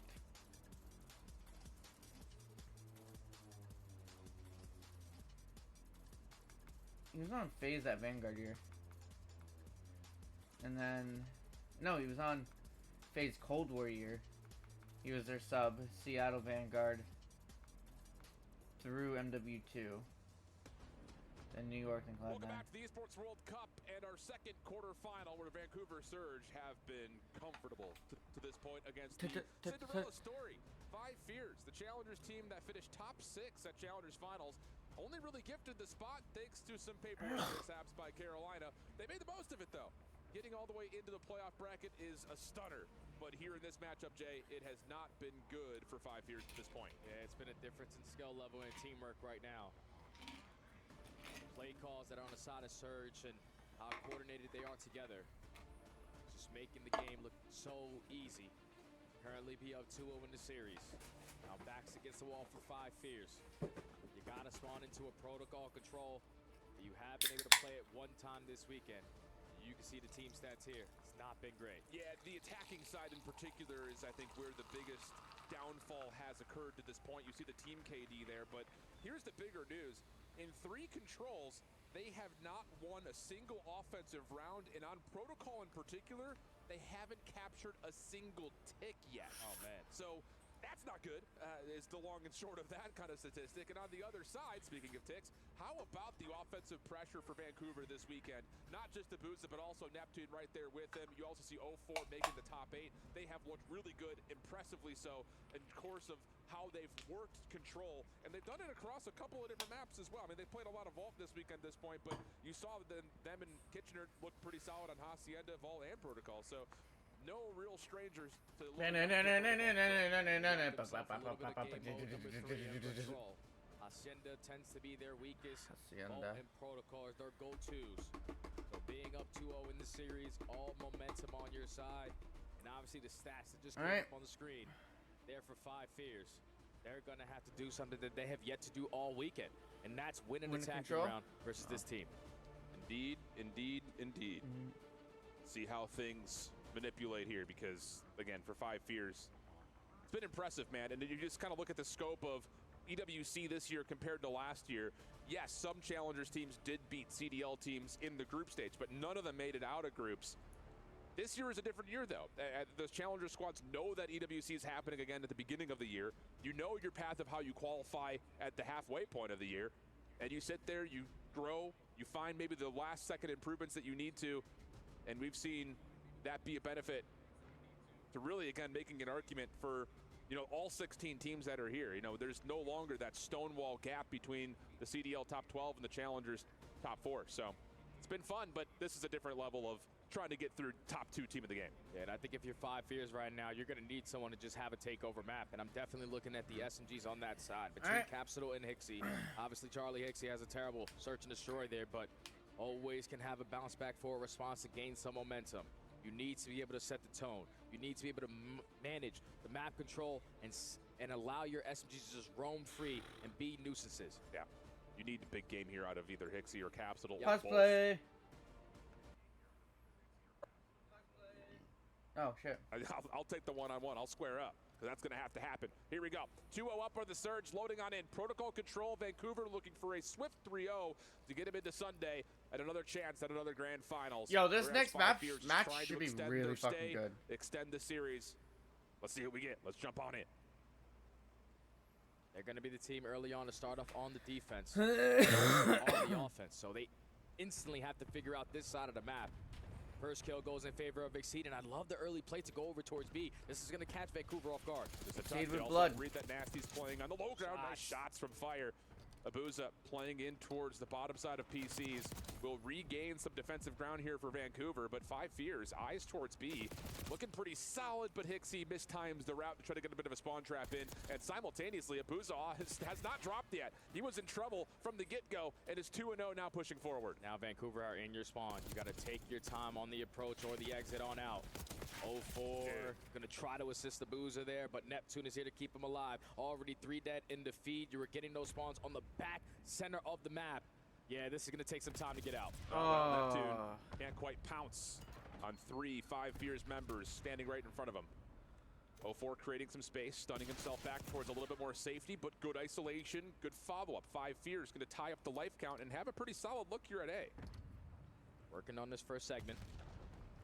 Only player on that point is going to be Hixie, but he's able to spot the player working on the pinch, so Abuza gets shut down. Nasty! Trying to work a flank. He's able to win a massive one-on-one gunfight, but that first segment is locked. Yep, Capsule still alive. Exceed giving him some freedom over through the middle of the map. And so it is just down to Nasty playing forward. Second tick not quite locked as of yet. Abuza clears off turn. And Vancouver start to again get themselves forward quickly. Hixie's double, reduces the play and has fire on the zone to stop the clock and likely get the second tick done. And now it's Neptune on the pinch, but he's instantly getting caught by Sapsidle, so second segment is already locked. All of Vancouver are spawning towards tower side, and Capsidle is just keeping them on this side of the map, so time is going to be extended. Vancouver not in a position to contest this, and it's going to give an extra lifeline here for 5 Fears. Yeah, that was a big gunfight right there, though, for 0-4. Stop 5 Fears secured. from finding any sort of spawn pressure onto the Surge's defense. But the kills are still looking solid here for the Challengers contender. 15 plays, 11. Quick motion through field side as Capsule's looking to try to get some isolation, sees Nasty over the barrel, but he wins that one. And meanwhile, Exceed and Hixie are just trying to play their individual lives on either side of the map.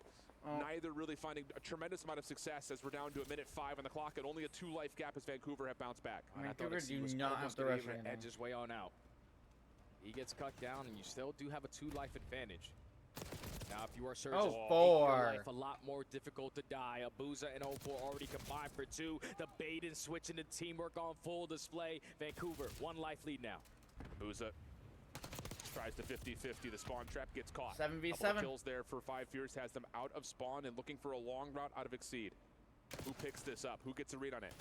0-4 inside tower, does well to catch 1.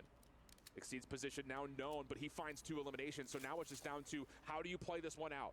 Lives are slim on both sides. Hixie seen at mid-map. 0-4, does he get traded out here? Sure will by fire, but the clock is becoming the biggest opponent here for 5 Fears. 5v4, but only 16 seconds on the clock. And Exceed has a big one-on-one in towards the tower. He's able to win it. Here we go. Exceed making massive plays. No more respawns for Surge. There's only 2 players alive. 0-4 trying to surprise Exceed. But Abuza will drop, so it is just down to 0-4, and he gets slammed out. So how about that 5 Fears who had not found any offensive Well, they won success, the offensive round. Not even just to win a round, but to find a tick of progress, comes out and sets the tone early. That's beautifully played there from Exceed, man. He understood. Okay, my teammates are getting trapped in towards the spawn. I can go back and assist, but if they can get a couple kills, I can spawn trap them on my own right. So he ends that round on 4 in a row. Massive one-on-one after one-on-one. Keeps the live advantage in favor of the amateurs. And they secure their first attacking round of the entire weekend. Yeah. Unreal stuff. Hell of a time to have it, though. Yeah. Tell you what. Defensively, just kind of to play the other side of the stat line here. They actually have been pretty solid. So we'll see if they can provide maybe a 2-0 early edge to reset how this series has gone to this point. Neptune Abuza, a couple of the kills come through. Exceed counters, but does get traded, leaving really just 1 member left alive. That's Capsule trying to fight for his life on the other side of the map. He's just going to put himself in a corner. He knows at least 1 player coming off the respawn, so he try to play for that first kill, but get some really bad timing, and now the rest hip of fire from Vancouver, Abuza. the teamwork, the crossfires already 3 dead in the feed. Second segment is going to be done, we're and chalking B honestly might be gone. Yeah, we're chalking that. Trophy system comes down just as the defensive nades try to come over the top. And now it's just down to playing for exits, which even that has not come through yet. Exceed and Hixie will find a couple. Keeps the life lead just marginal for Vancouver. Oh, slammed. Unreal. Abuza with a sub in hand. Puts Hixie in the dirt. And now all of a sudden, it's a 4-life edge, just under 2 minutes to play, and the map is starting to trend in favor of Vancouver as Capsule gets isolated. Yeah, now they're setting up their teammates for some freebies. The only player who can make a play is going to be Hicksy. Works his way through sidewalk and is already behind enemy lines, so it's all about finessing from this point on. Force Vancouver to just not commit on their play, to try to look for you when the finesse is long enough for a clean 4 dead. Yeah, nice map here out of Exceed. 3 in a row, 15 and 7. Very patiently trying to hold Vancouver in their spawn. Fire ironed up, trying to walk his way over. A couple of the tags into 04. Nasty trying to push him out as Hicksy takes the place inside of lockers, but yeah, he's going to be pushed back as well. So Surge avoiding the spawn trap, and now with numbers can start to make their way forward to A. Hicksy's got to value his life here. 2 of your teammates already fall, but we're just going to try to play a timing game in towards bottom blue, but thankfully the safety net and Fire still gives yourself another chance to retake this. 16v13. Sorry, I have not been around that mid-map area. You're also up by 3 lives. A minute left to go. But you have killed off a minute if you're 5 fears. Vancouver working through the middle of the map. Neptune finds 2. I thought Nasty was 5 and 6. By Nasty, and now it's just on to Exceed up top. But he's actually 10 and 6. I thought he was 5 and 6. Exceed though backs away, has a chance at it, but little 180 slip and slide from Neptune has him on 3 in a row after a little bit of a slower start, and Vancouver are keeping the clock paused with the first ticket A coming in. State. 14v9, Neptune knows that Exceed is still coming off the respawn and absolutely slams him again. Neptune, Nep is in the flow state. This is what he's capable of when he is in flow state. 5 in a row. Now the timing to catch him again. Oh my god! Exceed is not having a good time. Second segment locked. And the blender. And now a tick progression advantage starts to develop here for Vancouver. And I was going to say, if he gets another one in Exceed, yikes.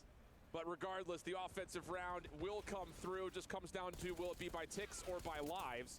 5 fears trying to battle it out, but Abuza will find the final 2 kills. So 5 ticks early. Vancouver respond with an offense of their own. It's a very clean offense there from Vancouver. When you allow Neptune to just get behind enemy lines, the guy has been putting in so much work this season. Dude, to play Nep his is timing in to fucking perfection. flow. They extend time early on. About 2 minutes and 15 seconds to just get 3 segments at B with the life count in your favor. Very clean round there from Surge to tie the game. And, yeah, the montage of Neptune beating Exceed in the last couple of moments. Abuza with the final 2, as mentioned, just before that last tick can be earned. So at least 5 fears in the loss will mitigate the potential of extra ticks to be earned, and now back on to, again, the side of the map that they've struggled on. Not the case in round number 1 with that set play over towards B. This is different, though, in 04. It's got the crossfire set up for 3. Man. Just laying on his back. 5 HP in a dream. And it's essentially a 1v3 for 04. Now off the reset, trying to join Neptune in the spawn trap, but that's mitigated as 5 fears find a couple of response kills. Oh, yeah, but Abuza at least finds 2 of his own, so we have information on Fire. He does not like this map. Heard him in an interview yesterday saying, my little brother can spawn in and basically spawn trap me here. 9 and 16 start. He loves to sit top trips window, but you got to get yourself more involved. Yeah, Neptune is just wiggling around the backside of the 5 fear spawn. Only a 3-life edge, though. Oh, Nasty. Pops up and pops off. And that will keep the pressure away, down to 40 seconds, and the life lead now starts to become pretty significant for Surge. Yeah, this time Surge are not letting anyone slip on by. Abuza just forcing the spawns over towards that B Street or back in the default at the gun. 30 seconds to go, not a single segment earned, not a single trade in the kill feed. 04 is popping takeover here in round number 3. Yeah, he's just having it his way. Oh, he stuck him. Later, how are ya? More coming, but no. Offensive stun locks him into place. 13 seconds. 7 life advantage, but the clock, the biggest adversary right now for 5 fears. As Abuza still tucked in the corner, just looking to keep that clock moving. Has help nearby, and that will be a flawless defense out of Vancouver. Still retaining 18 lives, up 2-1 here in the control. Yeah, that was a lot more dominant there from Vancouver to not allow anyone to slip on by. Nep was in flow state that last fucking round. Away. That last fucking round, dude. Holy shit. Spot on Championship Sunday. Everyone is having their moments. Abuza locking down the power spots. The SMGs having perfect break-off opportunities for multi-kill after multi-kill. And now with your backs against the wall, you have to start to perform. And I'm looking at Fire to have a turnaround round here. Yeah, it has to. Can he get into position? And that's, I think, the biggest adversary that we've seen is, again, we talked about this. It's just the AR battle, the heads-up fight between Both sets of ARs, you look at the names on paper and how they've played so far this year, and you give a huge edge to Surge, and that's coming to fruition in a major doing pretty way. good. Exceed's doing really also good. doesn't help that 04 has been running rampant. He's 25 and 18 for crying out loud. God. 17 and 20 from Nep. That doesn't seem right. Essentially the final round of this series. Vancouver back on the attack, and Neptune already starting off with a multi-kill. That's 3 dead in the feed, make it all 4. Progression on a game clock pause, and now 5 Fears need to make a tough decision. We have to hit some routes. We don't want to give up early seconds. Get out. Oh! Trying to dive out the window, not going to be able to. Does see the long route developing, though, for Hixie. So that'll turn the attention of Nasty to make sure the pitch stays safe, and no, he's not able to. So hold on a second here. 5 Fears battle back nicely. The first tick does not get locked. In fact, Exceed gets a little bit of depletion in, but 04 showcases some trigger discipline, but Exceed able to go to a bit of a drop shot, find a kill, and keep the play largely neutral. But off spawn, Surge trying to get back to A quickly. Fire top window pops up just like you asked. Nasty gets the trade, but still 5 Fears keep the defense forward. 45 seconds left to go. Caps are now just going to choose Shit the on. corner, but 04 says, I like that spot, so let me just check it real quick on the hop out, and that's already 2 that in favor of the Surge. You have mid-map control, but you can already see 04 taking some extra space to allow his teammates to hop right behind him, but he gets caught. Yeah, lockdown from Capsidal. Hixie looking to make play forward, finds Neptune off spawn. First tick, no, not locked, contested by Fire. He finds the kill onto Abuza. So all of a sudden, after being stonewalled in their own offense, 5 Fears are kind of giving Surge a taste of their own medicine here. The life differential is the only thing that really makes a difference between the two at the moment, and as Surge once again worked their way flawlessly out of a spawn trap. Capsidal's on the wrong side of the map to contest the A point, or actually no, that's over towards B. So maybe Capsidal could make a bit of a heroic play. Shut down by Abuza, and Vancouver are going to keep the pressure on to B here. They have a double stack going to at least guarantee this first segment. That's going to guarantee them, just in case it gets to around number 5, that they have defense. Now 5 Fears, they're looking like they're just going to forfeit this. You already have Hixie going on a route. He's able to clear out top 3, but that route is too long. B's already going to be gone. Yeah, we have to commit to this together if you're 5 Fears. Quick trade from Hixie, finds a second up top in Capsidal. Will try to get in, but not in time to stop just the win it extra here. 60 seconds from being locked. So a minute on the clock, 3 life edge for Surge. And they're taking their time for the moment. They don't want to get caught by anyone lurking in their spawn. That's exactly what they want to do. Look for the opening kill. Going back and forth, you don't find any. A clean 3 dead in the kill feed for 5 Fears. You already have Exceed pushed up in towards the archway, and now Vancouver have to check every single corner on the exit. This is going to waste time. This just trades. Back and forth we go, trades on trades. Nasty shut down as Hixie has done 5 well Fears with with the edge here inside a 10. Fire working with them, Capsidal on the cross. And that might be enough pressure Capsidal on the to flank. just stop this offensive round before it gets too far away from them. Caps chasing, Abuza trying to fire back, but there's too many 5 Fears defenders to deal with. 7v2, round looks like 5. going to be headed for a round 5. 04 kind of slows down. Oh, you want to kill Fire here? By himself, 6 in a row there for the young man. He was unbelievable yesterday, but today is a different day. Potentially just gain some momentum in that round number 4. If he can earn himself this cruise missile, that could play a big part to the result at the end of this one. Yeah, it really could. I think the question here with 5 Fears spawning into the round 5 offense, did they go back to that B set play we saw in offense number 1, which gained them a lot of success early on the top side of the map? On the flip side, what does Vancouver have in terms of their defensive breakoff?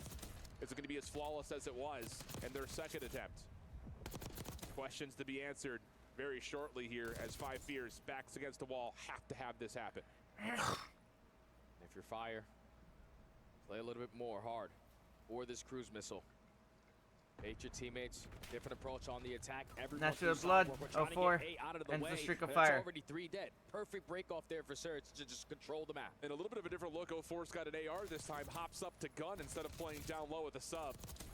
And Abuza trying to follow forward. Will not really be able to do too much besides reset how the map has gone to this point. Fire, nice shots onto Nasty. That opens up some sidewalk opportunities. Semtex to take its play. Oh, Fire almost got fucked there. A while longer, and 04 just gets back to work here at the middle of the map. But Exceed doubles down, and that one gets life us to advantage a 1 for life difference Vancouver. with 52 on the clock. Yeah, but we have to start to try to pause this game clock a little bit. Just allowing the players from Surge to come off the respawn. So 1 life take lead. a little bit more space away and not really allow you to have a proper team push. There we That's go. a perfect read there from 04, which leads to 3 dead. Abuza, your turn, and Neptune and Nasty behind enemy lines up a double. 35 seconds. We gotta get on the objective. And they can't find Abuza. Oh, mercy. 34 and 29 for 04. 5 Fears work through the trouble of that spawn trap and find Exceed on towards a shots for 04. Eventually locked in. Trade is out. Exceed follows with a second. Should be an opportunity to get back on and stop the clock once more. Nasty over the top. Help from Abuza. Capsule the last one standing. Off spawn. 5 Fears spawning towards the B side of the map, and Vancouver have read this. Coming off spawn and matching them in that position. 2 life edge. Big 1v1 here with Capsule. 3 dead, 4 dead. Pixie able to follow for the 4th and final. That could be a stack, could be an extra 60 seconds. 100% you stack that. Extra 60 seconds is going to be tallied. All of Vancouver should be working their way through B Street, but they're playing for a couple exit kills. Thankfully, they're able to walk away with the majority of the fights. 10v10. Neptune with the SMG gets the better of Hixie, not Fire. The only one in towards the middle of the map. He gets called out, but he's stalling time for his teammates to get near him. Problem is, 04 has found a long route up top through the zip. 9 plays 8. No. 60 seconds on the clock. Between 5 Fears and potentially having their keys and dreams crushed. 50 on the clock. He's up there. And 5 Fears just trying to clear out space as they know Neptune's lurking somewhere. Just wants to value his life here towards Boat. Drops right in front of him for the free double. Instead of pushing up to the spawn, he still wants to assist his teammates just in case they need some help. But now it's time for Neptune to do Neptune things. What a wrap. The timing of this is perfect. Hixie is in hell. Good fucking play. Nasty shuts down the player on the backside, leaving Capsule to try no to work response. for something in a 5 heroic Fears. fashion. 04 may have missed a little bit of timing here, but maybe he got it. It's about how things just completely manipulate within a couple of seconds. Fire, the last hope, the last bastion, shut down by Abuza, and Vancouver cruise their way into another Sunday. GG. The Cinderella story comes to an end for 5 Fears. But there's still a squad. Omit can still do something. Even supposed to be here, made the most of their opportunity. Put themselves back on the radar, potentially for next season by taking down not 1, but 2 That's respect right there teams. for Hixie. There's Out a of difference Rambo. between the top 4 and the rest of the league. You know that's Vancouver still have their boy. consistently been one of the best squads ever since the addition of Neptune. And even though that control was all the way down to the wire, a clean 3-0 is what they had written to move on to Championship Sunday. Hell of an effort, though, for 5 Fears. I mean, all of us on the talent side, I think all of us in the community, were looking at this like, dude, Carolina, what? So 5 Fears gets added and everyone's like, nah. Couldn't even make it top 6 Challengers Finals. What do they really have the potential of doing? But you look at 2 squads in Cloud9 and G2 that have vulnerabilities all year long, and 5 Fears are able to take care of them. But the big story is that Vancouver have made it to another Sunday looking to best on the Silver Surfer role that they've had all year long, and fancies on the main stage with 04 to get the post-game reactions. Thank you so much, gentlemen. Back on stage after Vancouver Surge won 3-0. They are in the semifinals now, a few steps away from this trophy. I have 04 with me for our Amazon winner interview. First, are you just tired of being underestimated in this tournament? You have not lost a single series throughout the whole bracket, and now just a few steps to the golden trophy. I mean, yeah, before the season, we was definitely underdogs, so we could continue being that, and we have nothing to impress besides ourselves. But it's been great so far. Absolutely. Well, ever since Neptune joined the roster, you, Abuza, and Nasty, you guys have been just killing it throughout every single tournament. What do you think is the secret behind that chemistry? 4 guys just being unselfish and just ready to play for each other and just play for the win. That's about it. The fuck was that? Well, you just finished an elimination match and you won, and you know what that means. You get to crush a key. Are you ready to do that? Yeah. All right, let's do it. Let's move on to the key crusher. Vancouver Surge just secured $120,000 4th place in Call of Duty Black Ops 6 at the Esports World Cup. And now we say goodbye to their opponents, 5 Fears.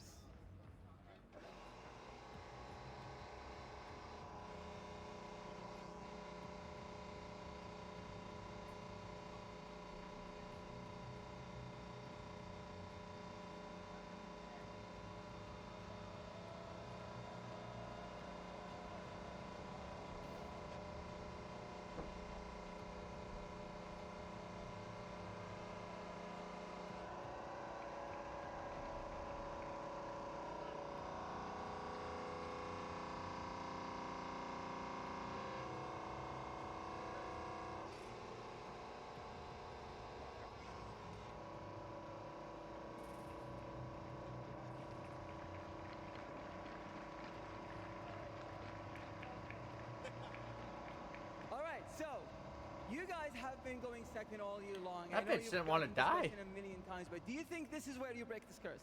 Yeah, for sure. We're all confident going into this.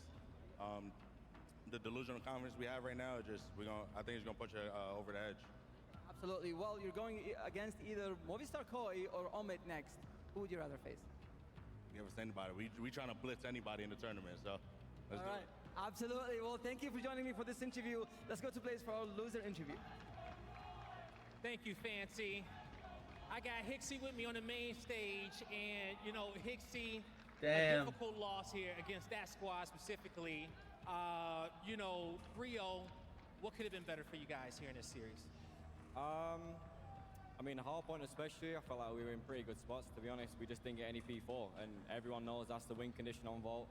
If you don't get P4, you're not going to win the game. I don't think we touched the second. They locked us in, so from there, that was going to be tough. S&D, dealership's been our best on the year, so we were confident going into that, and to be honest, again, there was a few rounds where we were like, you know, 2v2, 3v3, and they just came out clutching those rounds. And then the control, again, back and forth. I think those 3 attack wins. And the last round, again, we're in a pretty good spot. I think we were 11 to 9 lives, leading to Cap B, and, you know, just couldn't come through with it. So, tough loss, but not bad. Yeah, not bad at all, okay? It's some positives here in the situation because, you know, if anyone's had a bracket coming into this event, they probably even have you guys make it to this point. You guys made a lot of money this weekend, all right? Talk to me about what you feel are the positives. Yeah, obviously we weren't even supposed to be here. So, you know, 4 players who've been in the league before, all 4 of us pretty much have a pretty bad stigma on our name, you know, from being on crap teams in the past, and especially me with Surge this year. Obviously I got drops and they go to 3 finals, so that doesn't look great for me. But, you know, it's positive because we beat a couple pro teams, showed that we can still, you know, compete even though we weren't supposed to be here. So, positive for us, but also positive for challengers because, you know, there's good players out there. Oh, it's definitely some good players out there and challengers for real. Make some noise for them, everybody. Now, as you get ready to go into your next season, what do you want to say just to the people that's been supporting you up until this point, man? I mean, it's crazy, man. There's a few Koi fans I've seen from the Toronto Ultra days when I was, you know, playing on Ultra that I've seen at events all the time. So it's crazy. We appreciate it. We didn't expect any support, obviously, being a challengers team. You know, we didn't expect anything. So it's crazy. Thank you. And we'll see you soon. All right, you heard it from me and Hixie, everybody. Chris, take us away. I love that. You can hear the I love you, Charlie, all the way from the upper deck. Hixie has his fans, but it's Vancouver with their fans cheering them on going into another championship Sunday. It was 6 tournaments in 2025. This will be the 4th Sunday that Vancouver enters. Yeah, it will indeed, of course. Yeah, they definitely look good ever Whether or since not they picking can up take Neptune. that next step and see something through, but it is a very impressive I think record. Neptune applies just so Incredible much pressure on the Neptune's map. obviously turned them into a superstar team. It's just about that final bit of growth now. Get over that line and we'll be talking about this squad for many years to come. Yeah, it just feels like they're ready. I mean, you look back at that Champs final where they left a lot out there, right? It was close games, 5-3, and a lot of those maps, they choked. You could see they're playing with that edge on their shoulder, and you know, these guys, everybody performed. We needed Neptune to make a big play to close it out. He did so. So, yeah, Surge feels like their time. Looking at the numbers, 0-4 leading the way with 4,300 damage in that final. Control, he drops 37 kills as well. On the other side, I felt like Exceed had a fantastic tournament. Congrats to that youngster. He's been grinding. We've seen him in the league. Great to see him landing in a successful spot. $80,000 was earned by 5 Fears, and no one saw that coming. Yeah, nobody saw that coming. And they beat 2 pro teams here, right? So they had an incredible tournament. And as you heard Hixie say, like, they weren't even meant to be here. Carolina just didn't make it, so they got the spot, and they made the most of it. We saw big moments from Fire, and as you mentioned, we also saw Exceed take over in a couple moments. All right, so as we take a look back at this whole series, it was just 3 games, but walk me through, what did you witness throughout this series? I mean, I think this was just simply a case of skill diff. The Vancouver Surge are a ridiculously good team. 5 Fears, yes, it's going to be tough at the end of it, but you had moments in those matchups. I think Hixie was very open and honest in his interview there towards the end about how those games went.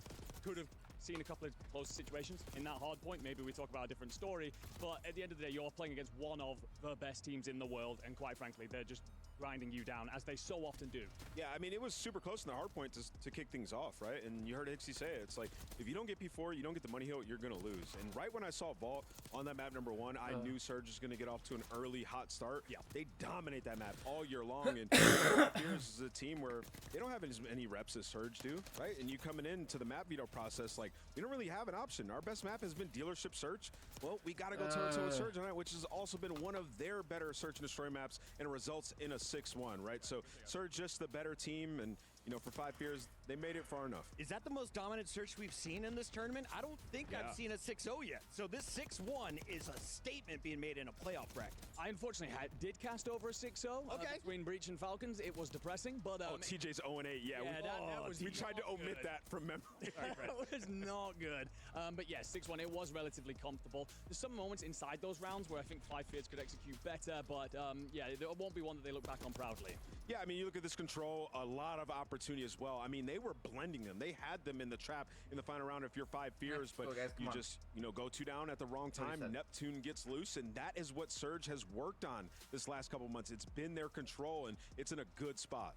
250 to 164, convincing win in Hardpoint. The 6-1 in Dealership was the most devastating loss for 5 years, but a very impressive performance after struggling on Protocol all weekend long. Not only did they score ticks, they took it to a round 5, and almost forced the series to continue on. Yeah, and like I said, they were in striking distance, Chris. They were in a very good spot, and once again, Surge have just worked on those moments. How do we regain control? We have to wait, we have to find kills, not play as individual, and then when we get out, we have to rat. Chris, you look over at me and you're like, Neptune's gotten better at that, because he used to just fly. Yes, he used to try to keep it going, steamrolling. Now he's stupid. waiting for his opportunities, and that was the difference in control when they would go up against 100 Thieves or go up against an Atlanta FaZe. Well, now they worked on it, and they've been better. Some games call it off angles, Call of Duty players call it ratting, whatever you call it. Neptune played it perfectly. Or creddy. To that control. 1.3 for Abuza. It's a level of maturity to his game that we missed when he had his first stint in the Pro League. He was this very technical shooter, but he wasn't able to really play his life and be the incredible, impactful player that he is today. 1.32 in the hard point. Make sure I'm doing better at this, understand when to play on those off times, get his teammates into the fight. Byron. That is the level that he's hit now that's turned this team into who they are. Now, when we can, I'd love to take a look at the bracket, because I'm starting to shape things in my head. We're going to see Vancouver on the opposite side of Optic, 100 Thieves, and Heretics, meaning they, in theory, have the easiest road looking at the seeds. You got the winner of Movie Star Koi or Omit, another challenger squad potentially waiting for you in that second round. Yeah, personally, I think Abuza got either one of those MVP. matches present some, tough challenges for them. You look over at, Movie Star Koi. They've been an excellent hardpoint team. Let's see maps for our next series. Matchups, especially on Vault, a map they've loved. And then Omit, they've just been sensational across the board, particularly Map should have been done by now. We knew this tournament was going to be special because there's one new thing here. Coaches are in the game with the players, and Rambo Ray is one of the greats. You went all the way to the grand finals in Call of Duty Ghost at Champs back with Nameless. You've been on the other side of the ball. While he's been doing the analyst, you have been behind the team still. So Ray, talk to me about this year. What was different from last year for Vancouver? We built some foundations to our year last year. We got the pieces we needed to build around this year. Yep.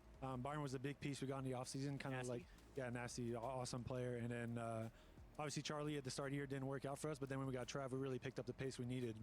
And we kind of found ways to push the game in ways that wasn't too conventional to what people thought.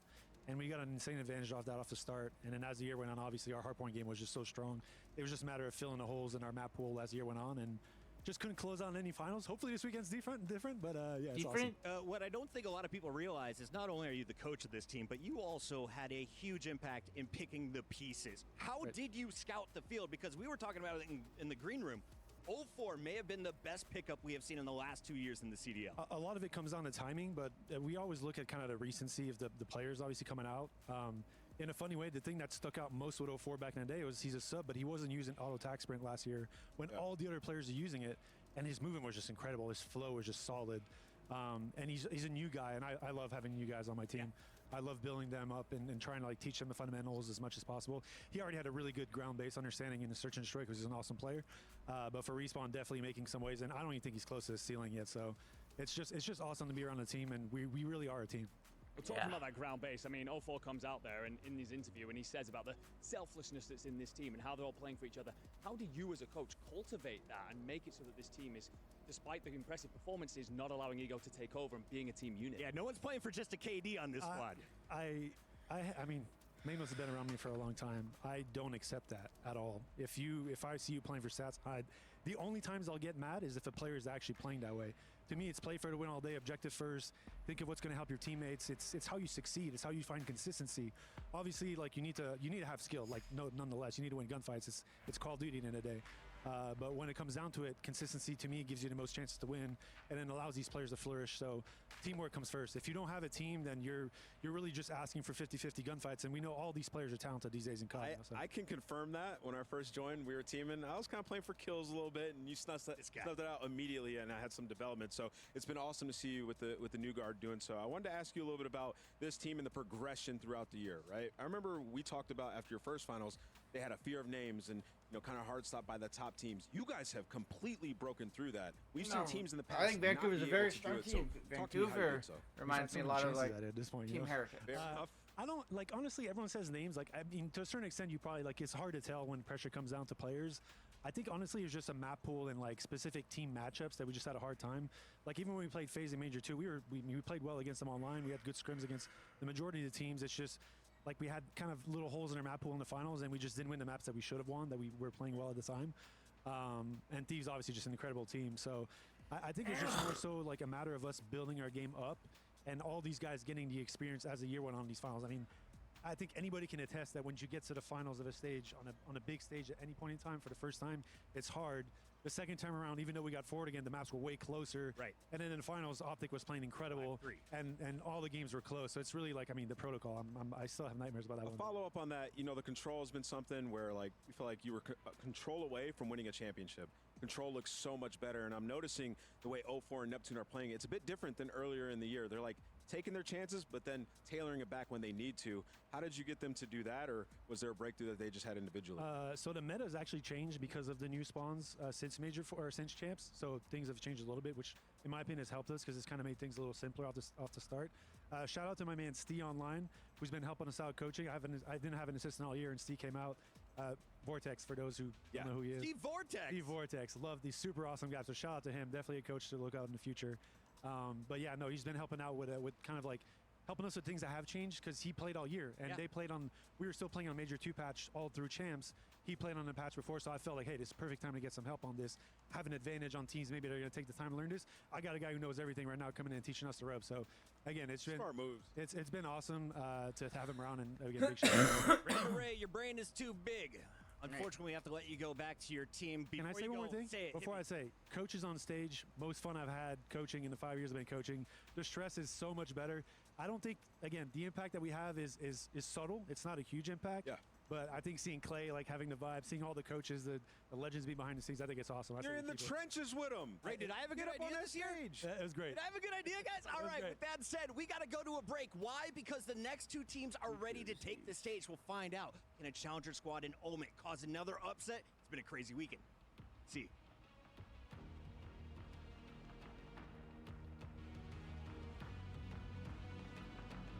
What the fuck is map 1 of this next fucking series?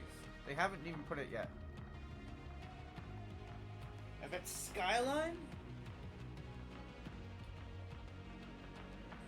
No, this is actually kind of irritating.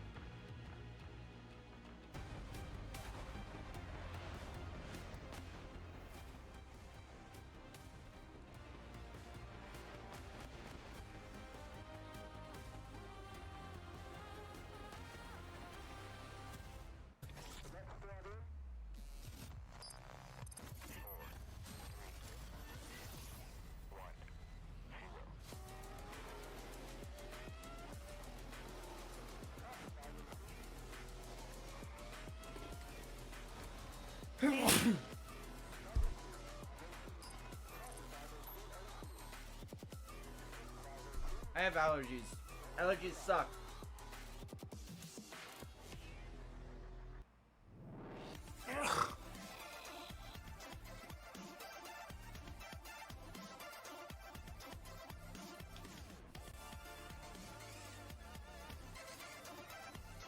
What?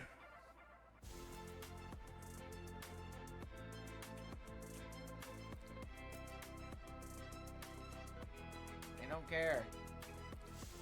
I don't care.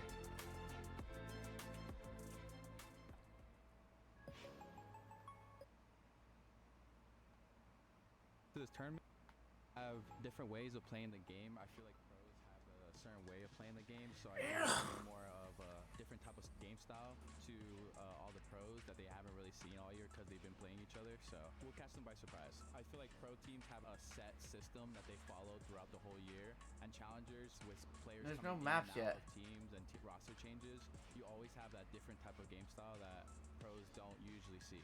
I think the All right, who do you think's gonna win? success is teamwork.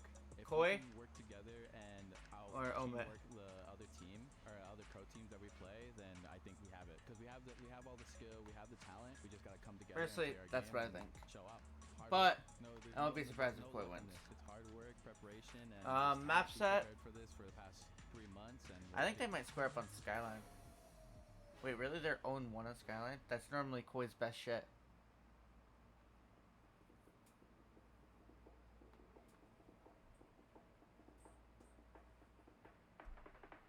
How don't we have a map set for this fucking matchup?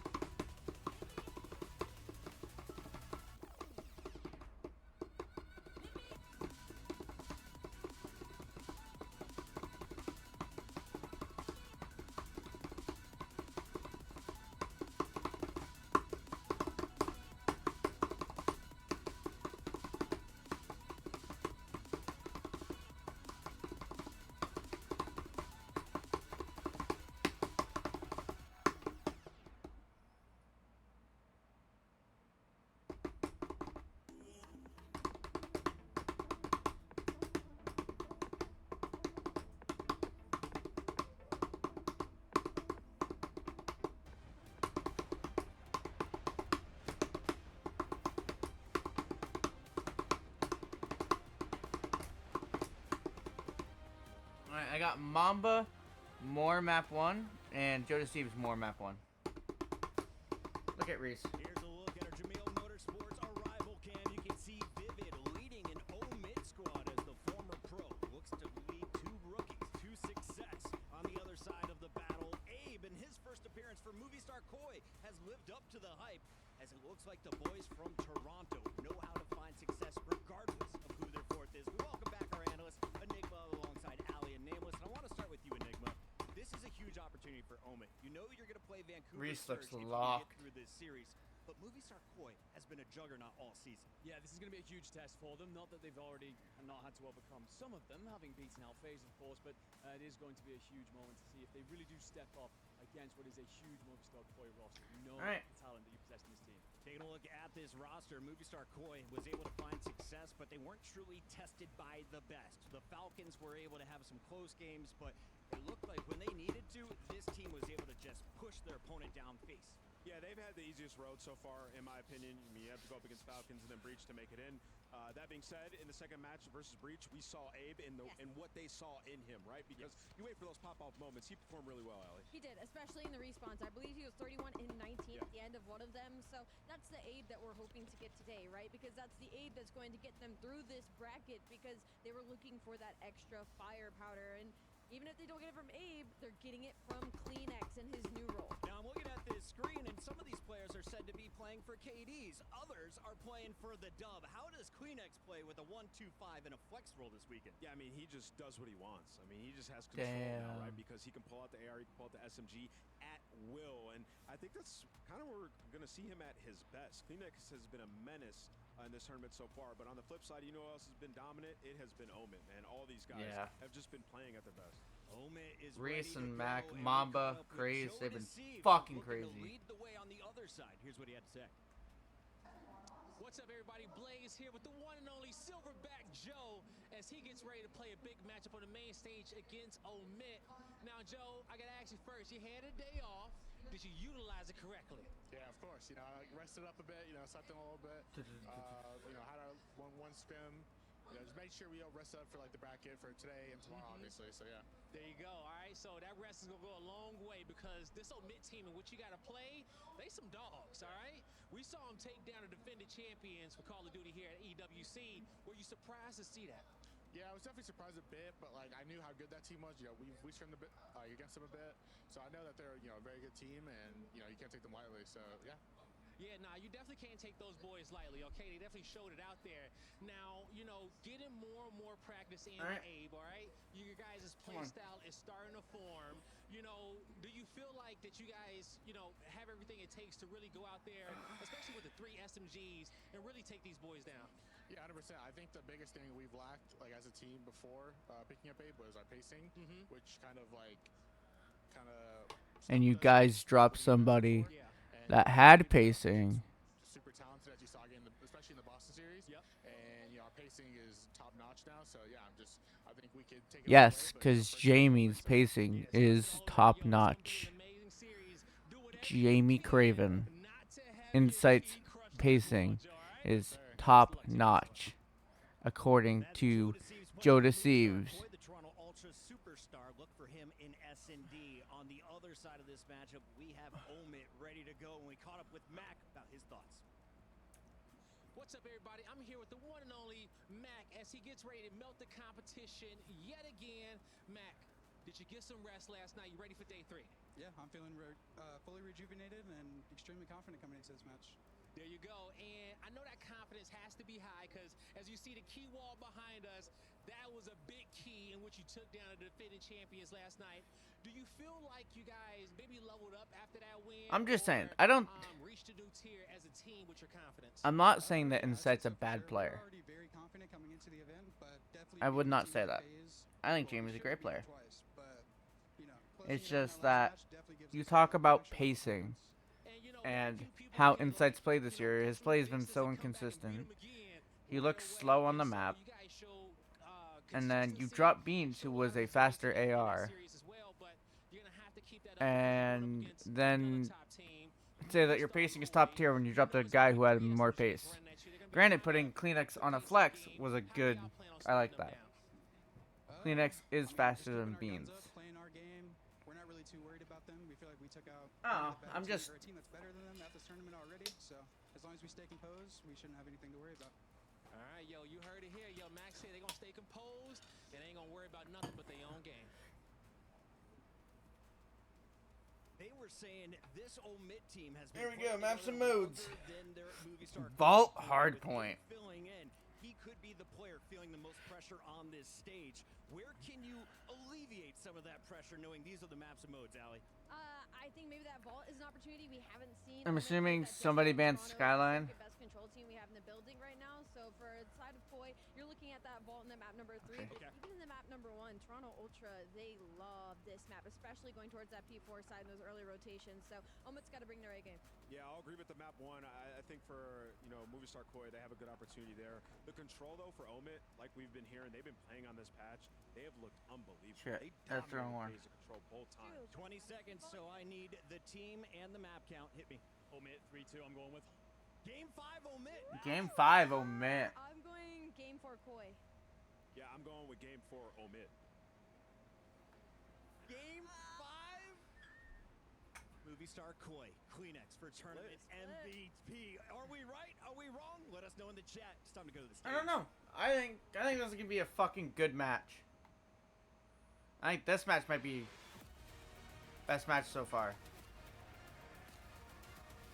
Both teams are very good. Or it could just be a fucking slammage, and I don't know what I'm talking about.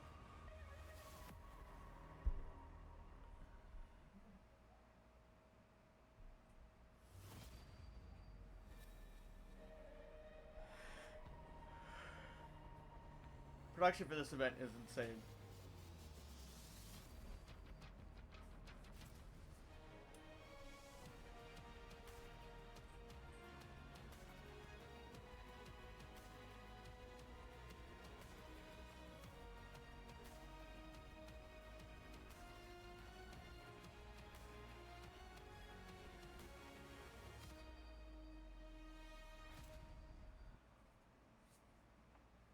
We are flying through Play Day 3, locking in semi-finalist teams and shattering dreams.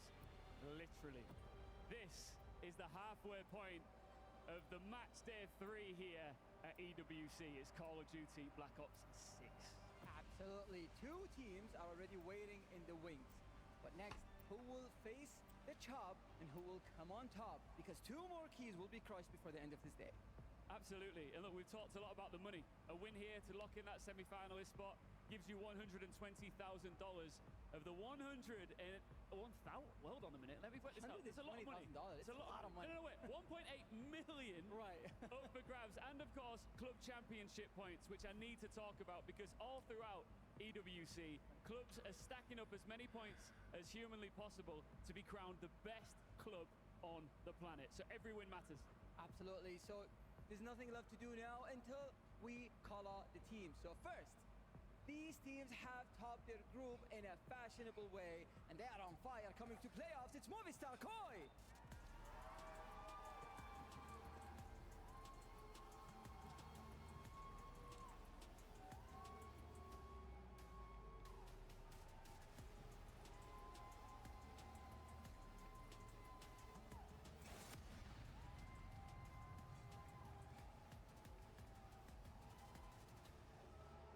Despite their opponent's name, it's this team whose life has been a movie all week. The show-stopping, giant-dropping Omids!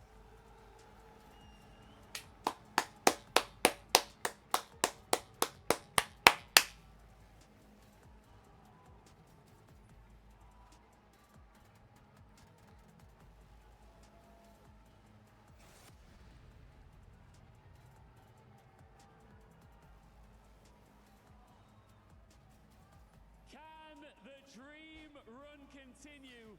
Or a Movistar Koi about to roll credits on Omit's story? Let's begin our 3rd quarterfinal here at EWC. That's all I hear is now. It's just like a. Baby, we've got ourselves a real good one. No joke, it has been a movie, hasn't it, son? Omit coming in, nearly taking down FaZe in Game 11, finally eliminating from the tournament. Oh, you wouldn't believe any of it if we told you a few days ago, would you? Oh, it's incredible to see them come through. I mean, a lot of people did have expectations around Omit, but at the same time, their group was labeled impossible to get out of. Heretics face. It's an impossible situation for a Challengers team to be put into, or so we thought. They managed to squeeze themselves out. Well, not even squeeze themselves Let's out. go, Omit. Let's go, Koi. Let's go, Arguably should have Omit. done it in their very first game as well. But now this is where the pressure really does tell. You're going up against another very seasoned CDL team full of extremely talented players. And Oh, he's locked. No second chances, very talented players, well-composed players, and they brought fans. That might be something that Omit have yet to truly contend with. There was a wall of noise from the Movistar Koi fans here in Riyadh. And I got a chance to catch up with a few of them yesterday, and there is an element of nerve. They saw what Omit did to FaZe, and they thought, come on, man, we got to play them tomorrow. All right, I bet we will. And that is it, folks. Game time upon us. We've got a lovely series to play. Let's do this shit. Protocol search and destroy. Back to Vault for that control. I tell you what, son. I don't know which way this one goes. I think it's a really difficult one to decide. Looking at the picks and bans as well, I mean, as far as the maps go, the control is going to be the big question mark. Movistar Koi, over the season in general, more so recently, kind of a bit mid on control, but 3-0 on control for Omit over this tournament. It's been a big deciding factor in their wins. And this will be a deciding factor in this series. It's a really hard one to predict. Any scoreline here would not surprise me. It could be 3-0 towards Movistar Koi of Omit's steam as it's planned out. Could Omit come out 3-0 and put themselves as cemented as one of the favorites for the tournament? Or could we go the distance? Could we go blow for blow and see map number 5? Well, I mean, I don't think I'm the only one who would love to see that. Bit of dealership, you know it, mate. Well, that control mode has been the absolute shining star of Omit's crown here in Riyadh. Get this match on the way. But first things first, it is time to descend now into the vault. It's time to get this game started. Another elimination matchup for a spot in the semi-finals. Here we go, ladies and gentlemen. Movistar Koi, Omit. Into vault we go. And for Vault, we haven't seen this from Omit whatsoever yet. Of course, they would have played over the Challenger season. Very, very strong lineup. Something just to really touch on as well. Obviously, Abe in this Movistar Koi lineup knows exactly what Omit are like. Did not get their number whatsoever throughout the Challenger season. Let's see if he can do it with these three alongside. He's got some good teammates to help him out this time around. Let's see how things happen. On the top ropes. Oh, I thought Mac was going to get that. A couple of kills going their way. No time just yet, but P1 on Vault here, a lot of angles, as you can see, Vivid. Mamba needs 27. And Kleenex there from the stairwell. Joe Deceives needs 29. That should be some time. Yeah, really curious how Vivid's going to do in this matchup as well. Some serious AR talent on the Movie Star Koi lineup. You got Kleenex kind of running that flex. You got Insight as ever, steady as a rock. Right now, Movie Star Koi getting the better of them in the first tilt. Only for now. 15 seconds to go here over towards P1. Ooh, Abe. Good here for the side of moment. Another nice 3-dead swap there. And right now, Omet on the right-hand side, they will be the blue team. Omet or blue. Omet has the rotation to P2. Praise and Mamba. Joe Deceives, though, pushing forward fast. Alongside his new duo, Abe. A wonderful approach now towards time. They've got to contend with a couple of players here. And Abe, Joe and Kleenex, 5 and 2, both. Gets the better of it. Max going to fight his way towards hard point. We're going to see Insight getting towards time for a second. Mamba 3 and 3, Mac 3 and 3. Kleenex here to pick up the pieces. Shot's not quite as crispy. Kleenex, what the fuck? Reach for 2. Might be a split for one player potentially. Not all still towards the backside. This is Do they know they flipped? Yeah, this is technically a 1v1 right here on time. Interesting spawn scenario there for the Movie Star Koi boys. Get in there, lad. Big 3 down. That's massive. Look towards pillars now. 25 seconds to go here on the dreaded P2. And a wonderful chunk of time accrued from Movie Star Koi. Yeah, I think Omi could have probably done better with that hold there, but at the same time, I think the spawns maybe caught them off guard a little. 11 of that. Looking like that final 15 is going to go over towards Movie Star. As we make our way over towards P3. Abe caught on the cross. Craze. Mac doing well. And Mac is just... I feel like he's just been having a steady way of Mac, and then bang, 3-piece. Like, you just drop a couple out of nothing. He's making big influential plays. We're waiting for the Mac 3-piece. We're owed one so far. As reliable as gravity. Mamba from up top. Once again. This is Info on to Insight, where he is. Managing to get by here. Playing this one very, very safe. I love this out of Jamie Craven. Again, trying to maintain that left-hand side. These two Vivid for 2. positions. That's all 4. They should... Down, and that is Movie Star Koi, top right-hand side of the map. Yeah, that's tough because you expect the rest of Movie Star to be able to at least trade a couple of kills on the side, and then all of a sudden Insight's in a good spot. Has to challenge, make something happen, and does fall. Nice hold from Omet though, over towards a typically mixy P3. You get yourself some decent time. Shots are all over the place. Vivid. Or you would like one more in the Insight, wouldn't you there? Ah, Reese. The bait was there. And all that time accruing hard point. The good stuff again for Movie Star Koi. They might be down a little bit here in the kills outside of Joe's performance. They are maintaining a very, very slight lead. Here's a big opportunity though for Omet. P4, the absolute cash machine. The ATM here on Vault. It is now open for business. Not only do you get a good amount of time over towards P3, P4 lock in. Very, very solid. Kleenex started 5-1, now set at 6 and 9. The flex roll not quite going to his advantage so far. Not the first half yet. Over on Vault. Mamba up towards the top side, trying to watch the cross, but the push is coming from Joe 12 and 7. Mamba in the middle. Clean up that next one there on a Joe. Mamba 8 and 7. So happy to see it. And to the point we go once again. Reese. Right over the top with immaculate centering on that player below. Here comes Insight around the corner, but again, you got to look all over the place. 3 dead. They flipped. Helps find the 3 dead. Opportunity now for Movie Star Koi to run it up. I'll push it. Joe Deceive for 2. Movie Star have done extremely well. Double positive for Joe. Pick up some good time at P3. Wonderful rotation forward. They just punch through. They get somebody down the scaffold on the side. And when Joe Deceives is shooting like this, it's hard to battle against them. The scoreline's good. The gameplay looks good. Let's go for a quick Bravi listen in and see how it sounds. Open up the trade too, Tommy. Yeah, I'll be control. Lion and me control. On top of Lion, Teddy. Alright, he went subs. There's one out P3. There's one out P3 or something. This guy P3. Yeah. I just want you. They're open. Number P3. Close. Max close. Yeah, and open it close. Reese and Mac. And missing Mamba. Open. One shot. Vivid. Two open. Two doves. Both sides. No one close. Yeah. Close. Arco, baby. Close. One shot. Close. I need it. I'm getting it up. I think he went pool. Yeah. I'm turning my ball. I dubs. I can call. I said a ball. Crease. In dubs. One shot open. Two dubs. Out P3. Hit con. Close that. Joe. Con. Nice Joe. God, what the fuck? Out of single. He's going top. I'm close. Top single Mamba. Okay, I'm wrapping. I'm top truck. Come to me. Outer shift. One top can. Out left, can. What the fuck, Joe? Nice, Jamie. Hit him once. He's in the window. Let's fall back house again. Yo, back, one shot. Lobby weak, Grace, one shot. P1 and cat. Okay, top cat, one shot. Joe deceived. Joe already hit his line. Playing for this guy, cat. Lobby. He's P1. He's playing off P1. Okay, heard you. Stop back. Close, dead. Nice, out of pump. He's lost time. He's close left on time.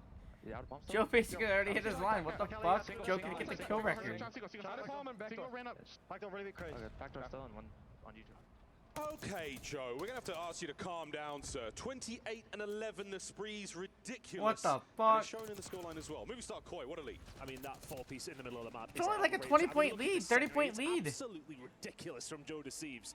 Yeah, Joe hit his line. 11, and we are only, what, halfway into P2 on the second rotation. Incredible work, and it's a pace that he's going to struggle to keep up from, but that is outrageous from Joe Deceives. Yeah, perfect quad feed there. You don't see a whole lot of them here in the professional Call of Duty world, but that one was an absolute treat. 29 and 12 still. I mean, Abe's feet are up at 9 and 16. Chilling. Boys are putting in all the work they can. There's no more kills to be found. Insight doing everything possible there to maintain presence on top art. It all drops. And now back at it we go. Movie Star Koi have been here before. Mamba. We have seen Omit hold them at bay.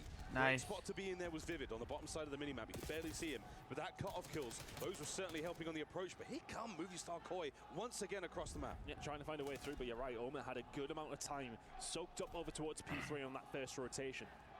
It resulted with the spawns at P4. Could not hold them, but they've put themselves in that position in again. And if you can manage to hold that down, there's some really good time to be made. Movie Star have managed to find a way through, but Omit not too bad. 30 and 13 from Joe. He is fucking triple pause, basically. How are you finding damage? Joe! What the fuck? World, man! 32 and 13. He's looking for a few more. Yo, Joe is everything right now. Oh my goodness, he's just put the pressure on Omit. Joe is everything. Towards the middle of the map, 2 towards the back. Maybe start trying to make a bit of a squeeze towards his backside. AR's out now, 34 and 14 from Joe. How is he still going? Joe. Just show me Joe. Where's he going? If he's in the hard point, you know he's going to find a kill or two.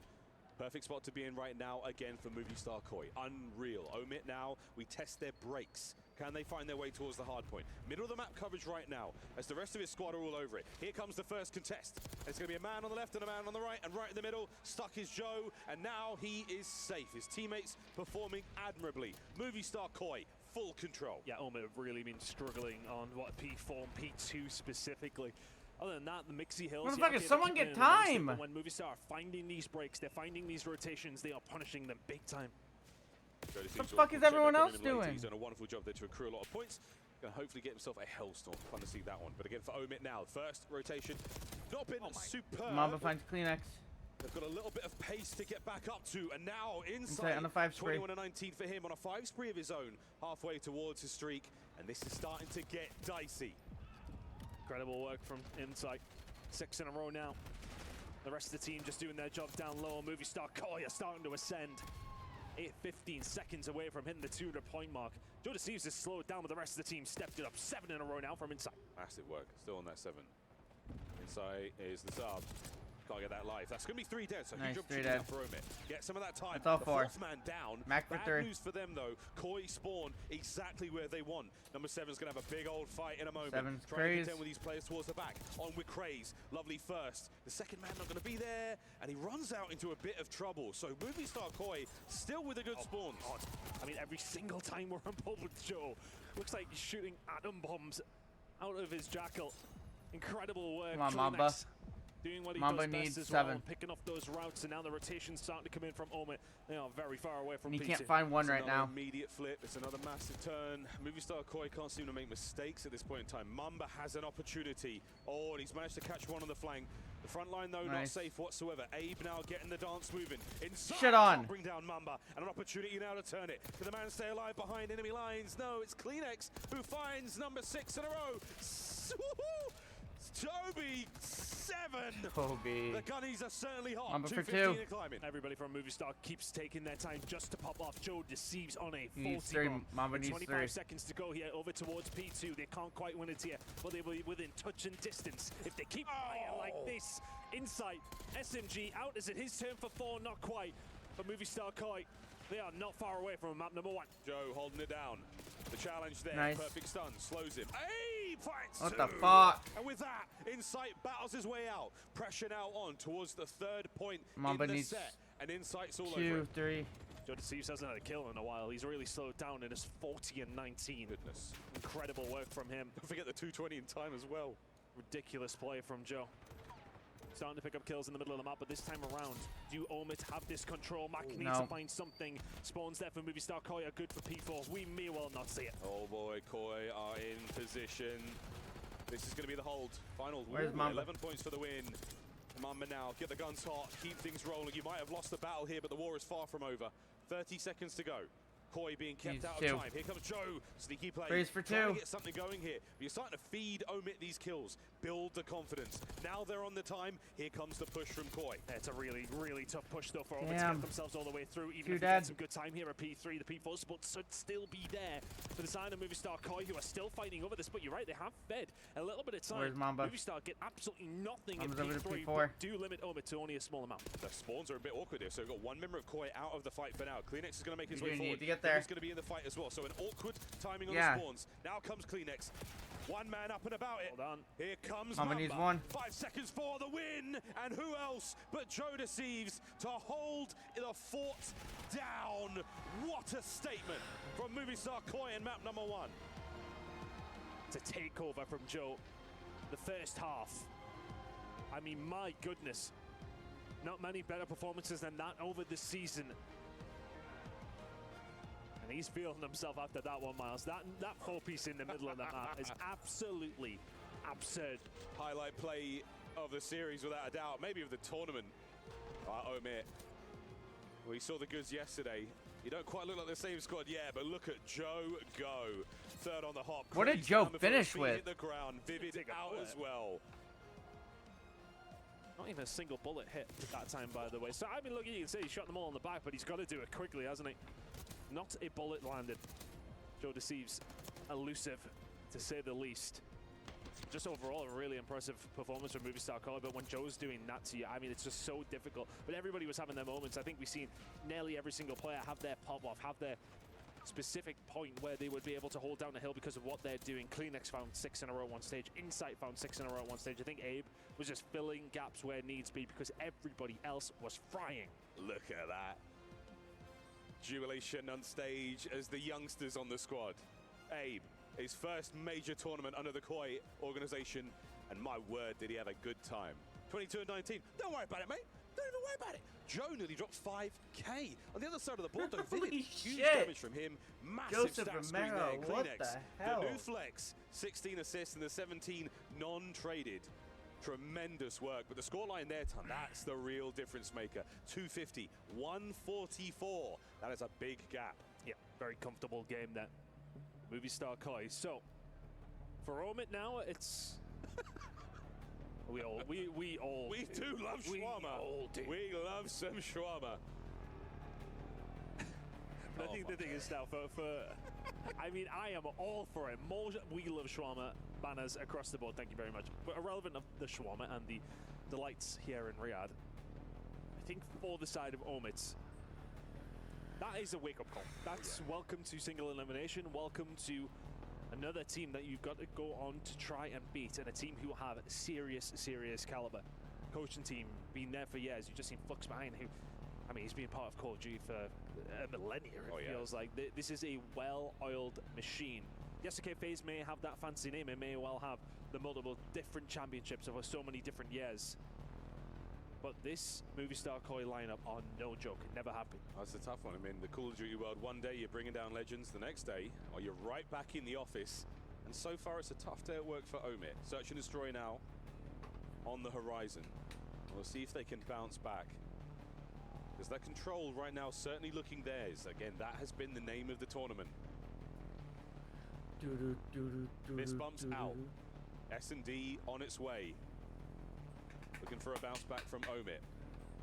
Coach Flux as cool as you like. Or is he nervous? Hard to tell. What a poker face he's got. Yeah, I don't think I've ever seen him.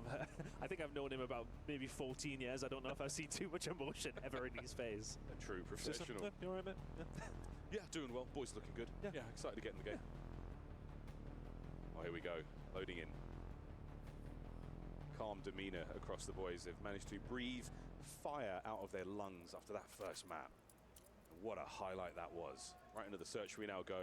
Protocol it is. So it's just been a little bit of a problem Drop for down. Movie Star Kai as of recent, though. Nope. We have seen Omid push Oh, some shit. very, very solid teams all the way here on Protocol. Oh, Joe, Info on Mac. run for it. Run, Joe, run. He's going to find something here. Craze. Oh, my goodness, what a flank. Silently confirms the first. Wonderful discipline. There's the bomb planted at A, though. And Craze is on a run. This is the kind of thing we've seen against FaZe that he was having so much success with. Movistar don't pick it up, they're going to be in trouble. This is one of the harder players in the world to track down right now. Phoenix is going to go on the hunt. Lovely work from Joe to Steve there. Insight confirmed the intel as well. Now a 3v3 directly towards the site. Joe, first man in. Can't dodge all the nades. From the top. Oh! Down and out. Omit strike first. Yeah, really good. Who the round fuck for them was to find. that? Sensational work coming through from Craze to find that pick, to find that route. Yeah, no, Craze finding that route there was huge. Movistar just going to have to try and predict where he's going, trying to get some cutoffs, because he has no fear. It is a literal sense of, find a route, I'll hit it. If someone's there, I'll kill them. Who got If the I get last behind kill? them, I want to see that last kill. I'll win us the round. Gets that first blood, his team are allowed to then push inside of it. Get that down cleanly. Nice hold since then. And Movistar Core have got a lot of time to pour over tape of Omit. We've seen them play FaZe twice on this map. Yep. Skyline map Now you 1? get an idea of how things are going to go, but it doesn't really help when everyone there on Omit wins their ones. Nobody home with the down low push right now, so Joe Deceive stun. I'm fucking nervous. I just saw the maps for optics here. I just saw Skyline map 1. Are we thinking about the B-bomb site, lads? What are we thinking? Once again, Craze, look at these corners. Look at these spots. Look at the timings he's got here. Can we get another dirty kill? I think you heard Simp talking about it when they were going up against Omit, specifically in this map. As soon as they started running them, stopping Craze, finding these lines, then that's what shut them down. Insight's going to find him. And they have been very, very patient about this Movistar. Haven't rushed into anything, but it has worked. That bomb is down, 4v3. Yeah, well, you're not having the man advantage right now is not ideal. So Max looking to cause a bit of discourse here. Oh, I love this play. The stun check does connect. Insight might send it. We're going to hold our irons right now. Movistar Koi with the numbers. Joe wins it upstairs. Kleenex finds his. Once again, decisive round after the bomb plant. Very clean. I think I love the positioning from Insight. It's very deep towards his spawn, just to try and cut off those angles. Pushing in over towards the double doors. But yeah, no, I like that. I think Craze is going to be a deciding factor in this search and destroy. There is no question. If he can get going, then all of a sudden Omit are going to have number advantages consistently. But the tissue is indeed the issue. If Kleenex can get going, if you can be nice and patient, if you're Movistar Koi, you can punish this Omid squad. I'd love to see, where's Craze going off the rip? What is his game plan this round? Attacking moment now for Omit. His routes have been wonderful to watch. This time round, nothing that flashy, nothing that wild. And I guess this is crazy. This crowd is awesome. You worried. Where the hell's Craze? Well, here he comes. Oh my God, Craze! Now, the answer is pants are gone. Kleenex moves into immediately take care of business, and that's 3v3. Out of the 3 first bloods that have already came in the search and destroy, Craze has been part of every single one of them. Finding 2 of his own, getting blooded once himself. The 3 versus 3 bomb is going to go down. We've been in this situation before. Last time Omit held it down pretty convincingly. Have Movistar got another round in. So yeah, bomb was watching the back. Again, I don't think that's going to Do not give it up. Movistar Koi, a few seconds to play before we have to go. Where's Reese? They get one opportunity to set up their vector of attack. And it starts with Kleenex. Finds himself a 3 spree, 20 to go. David maybe just showing himself just a little too much. Kleenex through the front door, the distraction what is there. The fuck? Just like a knife through butter. That was Movistar good. Koi find a way through. 2-1 to the good. Kleenex 4. And that is not an easy thing to do. No. All the usual spots covered. Kleenex somehow on the push. That little bit of information as he shoots his way around the corner. The hit and run intel. No, Abe got one. To immediately snap on the next man is just unbelievable. We'll see that here. There's the intel. Yeah, Kleenex got one, Joe got one. It wasn't Unbelievable. nice. There must have been some damage out there either way, but that is a split-second decision that just pays off. 2-1. And the point that was actually made when we were discussing in the green room, there's a couple of occasions where Omit have this bomb down inside of A. Okay. Vivid shows maybe a little bit too much shoulder. team like Movistar Koi are going to Craze punish you got every blooded. single time, and there's a big punishment. Joe deceives under Craze. Catches one of those routes perfectly. Kleenex stuck one over there at the same time. That is a double nade meant for Craze. They know exactly where he was coming from. That's your homework being done. Joe planting the bomb. Oh, an insight. Catches a free Mamba. That is wonderful turn for Koi. Mac trying to pull it back. I don't even want to look at the rest of the series. Now the break towards that site. Yes, I do. They're going to go through the front door. Here comes the nade. No hit. Kleenex over the top. Finds one. And there's the trades to close out Skyline, the round. rewind, Tobias Hossie, Julianson, rewind, Hossie. Exceptional damage dealt with the AR in hand. I mean, what kind I think the Hossie of control homework favors are they sleeves. doing? You see Kleenex with this nade. Skyline. So he throws the nade over. Joe also must have hit one. Yeah, two separate nades over towards that Skyline's side, kind of expecting the rush to come through from Craze. And it is lights out immediately. Bomb down, 3-1. Cruising rewind Movistar search. Koi, yeah. He gets a nice tag on the last man as well, but still positioning. Absolutely 1UV round there, Movistar Koi. And then... Two spree what for was Joe, the map two spree for? for Abe. I don't even fucking Kleenex remember. does have the RC car. We have seen it be Rewind very, very Hossie. useful on this map. Rewind Hossie. Not a single RC Something like car, that. I don't think, in the tournament. I could be wrong, could be faded. Happens from time to time. Here's the check. A-bomb wide open. All four members of Koi upstairs. And this will be because that RC is available. I would imagine they may well use it to break back before V4 bomb down. Crazy's playing the door close. If the RC They're just does all come in, screaming, he's going to have to hit that wall "Hey!" and get out while he can. No one in place to make anything happen just yet. There's players from up top for Omid, so I love the setup. Mamba's going to be able to strike a little bit later. Here's Vivid, first point of contact. Burning through the Abe clock, gets but wait blood. a minute. Koi are in. Mac now trying to hold it down alone, and he can't. You've run out of time, you've run out of space. Kleenex now staying alive. Wow. And it's all done. Koi on the retake. Damn. A fractured setup from Omid, and they could not capitalize. Well, there must have been a gap there because two players just pushed through the double doors absolutely for free.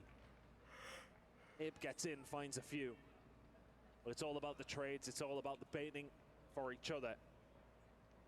Movistar Koi looking like a well-oiled machine here, but yeah, that was Crazy the first to fall. But how have they got through so easily? I think they'll be asking a question of where Mamba was. Was he able to hold it down? You can see he finds a kill there from, well, pretty much the B control point. But where was he when those two players ended? That's questions that will be asked. Had a play by Tower at one point. Vivid was sort of towards back. I want to hear the comms out of this kid. 5-3 for Abe right now. And that is close enough. Yeah, given the bomb. Close enough to the Hellstorm. That's going to open up the B-bomb site to a lot more options. No damage, no assist, no nothing, unfortunately for Abe. Now he's hoping for an aggressive play here. But Omid have pumped the brakes. They're trying to show as little face as possible. I mean, the problem is, though, is that Craze is And such a 4-1. catalyst for them when he's finding those first bloods. He's finding those routes. He's setting them up. He's 2-5. He's been shut down multiple occasions. Movistar are ready for it.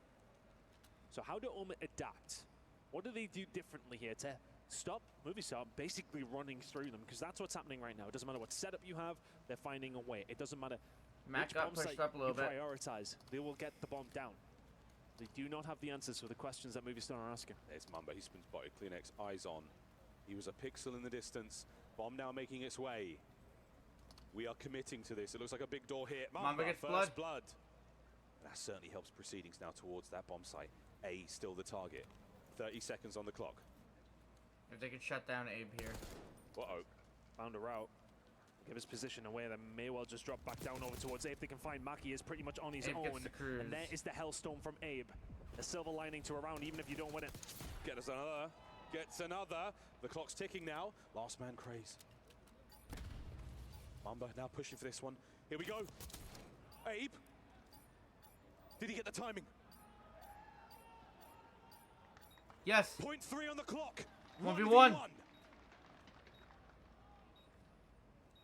Abe just has to Information play will it. be limited. But Omid need this round. Abe is looking for his 9th in a row. What a round this is. 9's free to be tippy. This is for the ace. And this is for map point. 9's Mamba's free to been be so tippable. patient. He's expecting the flank to come through. He's going to have to make a move.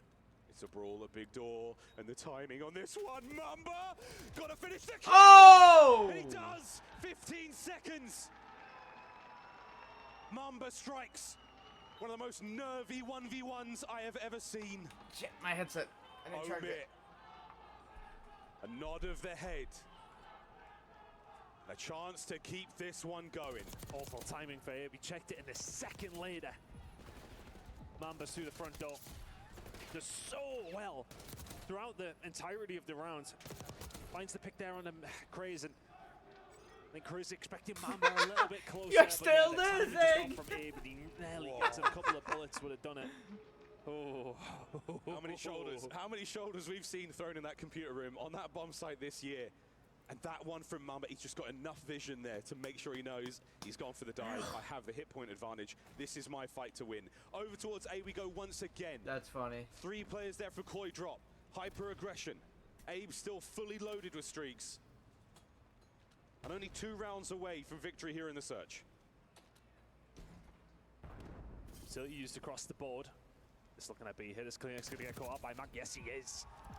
And all of a sudden, that Mac rotation blood over is going to have to on the start coming in Kleenex. pretty quickly. Insight on his way. Vivid has read it. This is a free plant. This should be around for Omit. I mean, Abe could, he can get Hellstorm here. He's got an opening. You know for certain you're going to have a player. Oh, well, there's Hellstorm gone. Don't worry about that, folks. It's going to be a 1v3 right now for Joe Deceives. Are you going to check the corners? No. Absolutely not. Craze, again, finds a moment, and now that's 2 rounds in a row. 2 big rounds to find.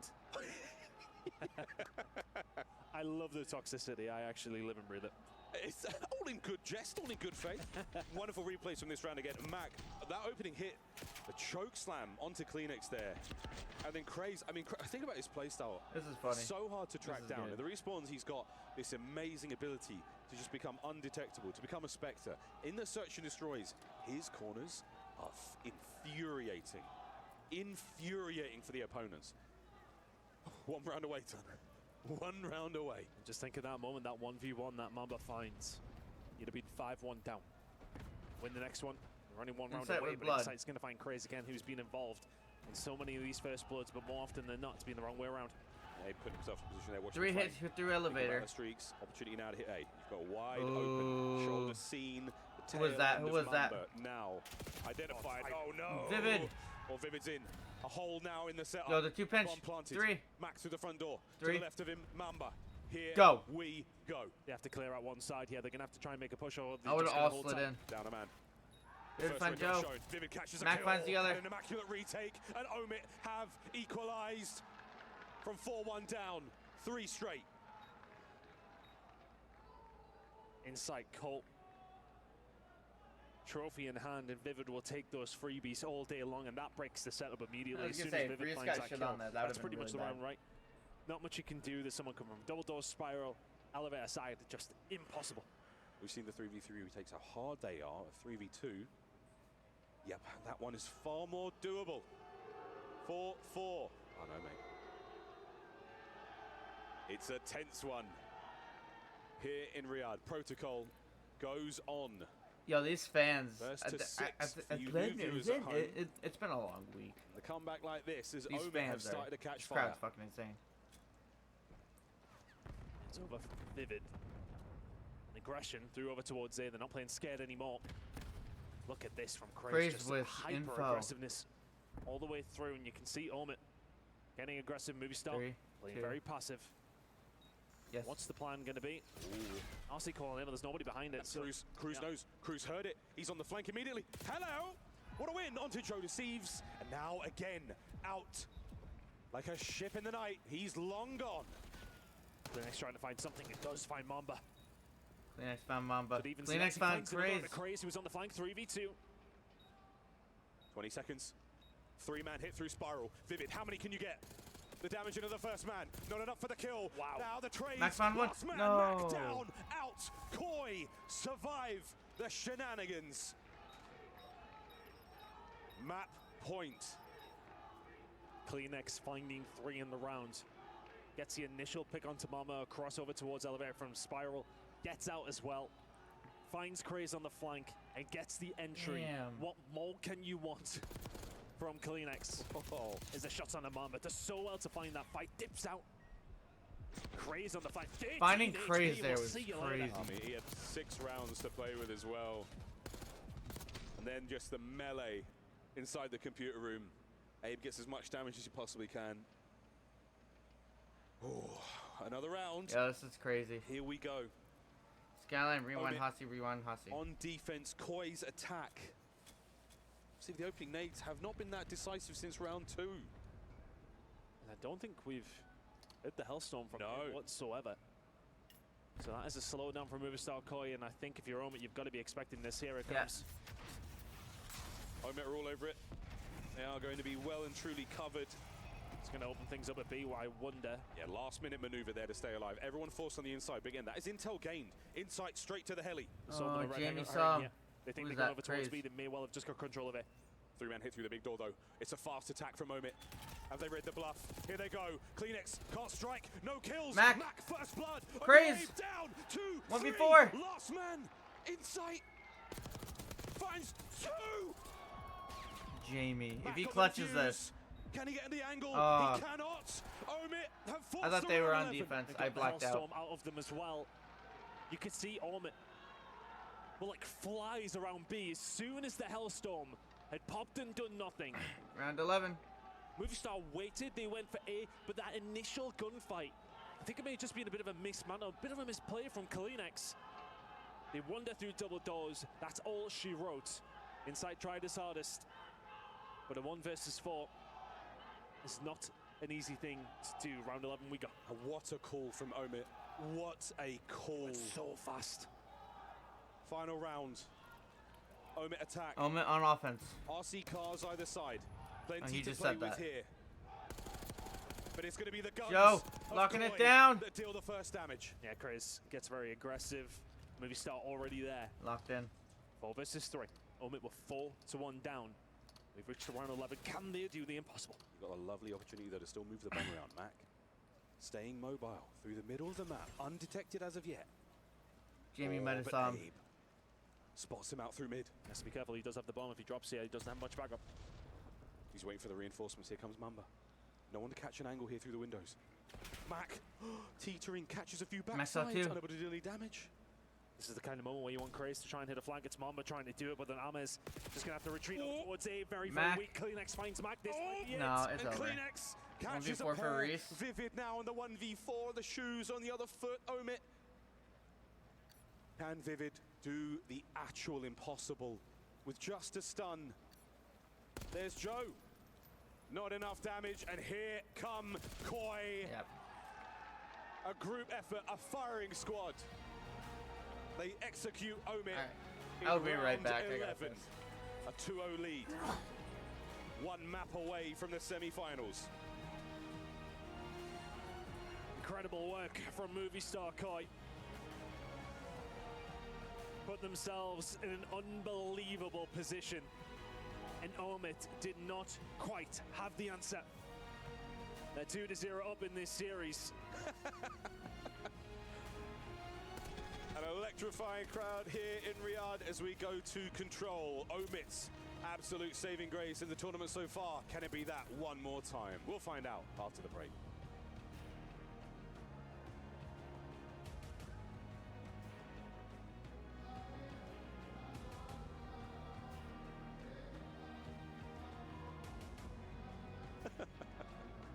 Talking so much smack, I love it. Let's go. Toby.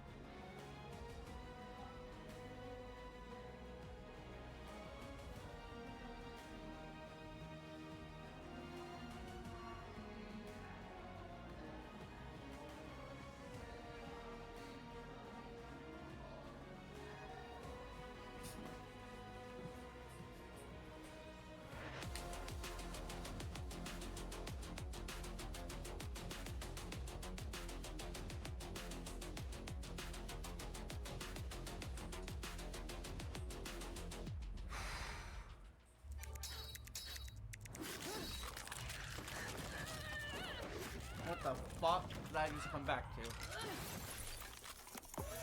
Reach your impossible. Lenovo Legion. Alright, 3-minute break.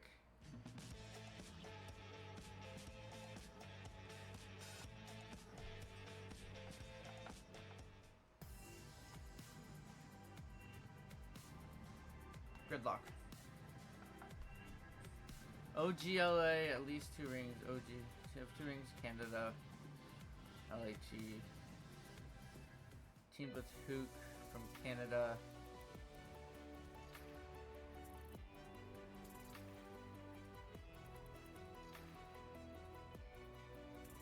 Canada with 0 rings.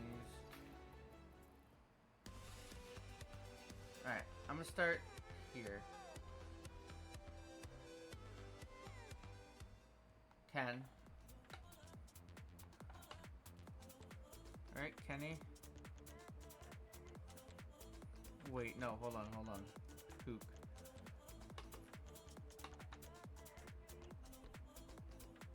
Hook. Ken.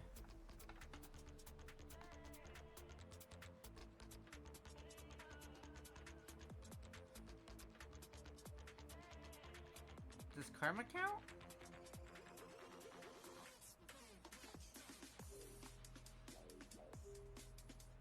Team Batook and the CDL from Canada. Dashi. OGLA, Team Batook.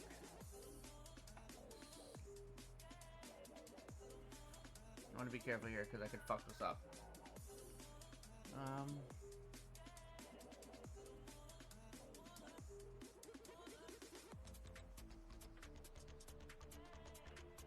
I'm just gonna go here do slasher.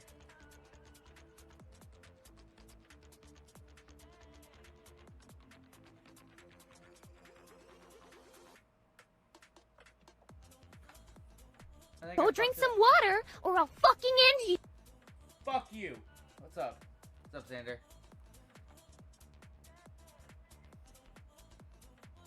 OGLA, 0 rings. Hollow.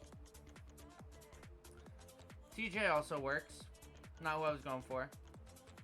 0 rings from Canada.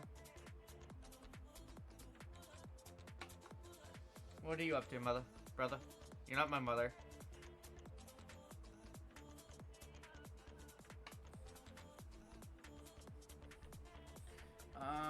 Zero rings from Canada. They back?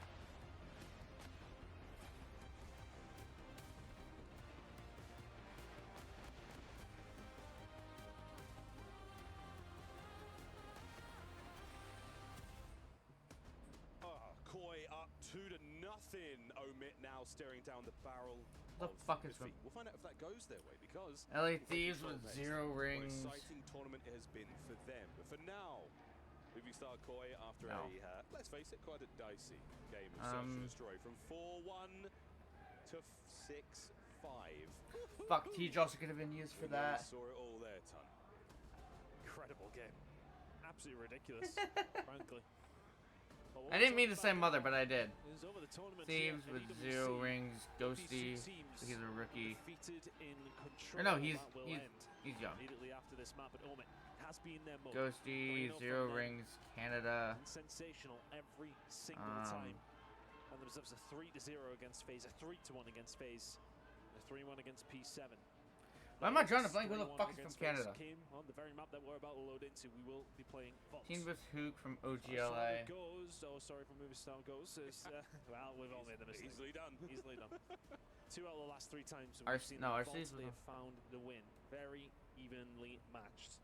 But the thing to look out for Omit, every single attacking round that they have played so far and controlled this week, they have won it.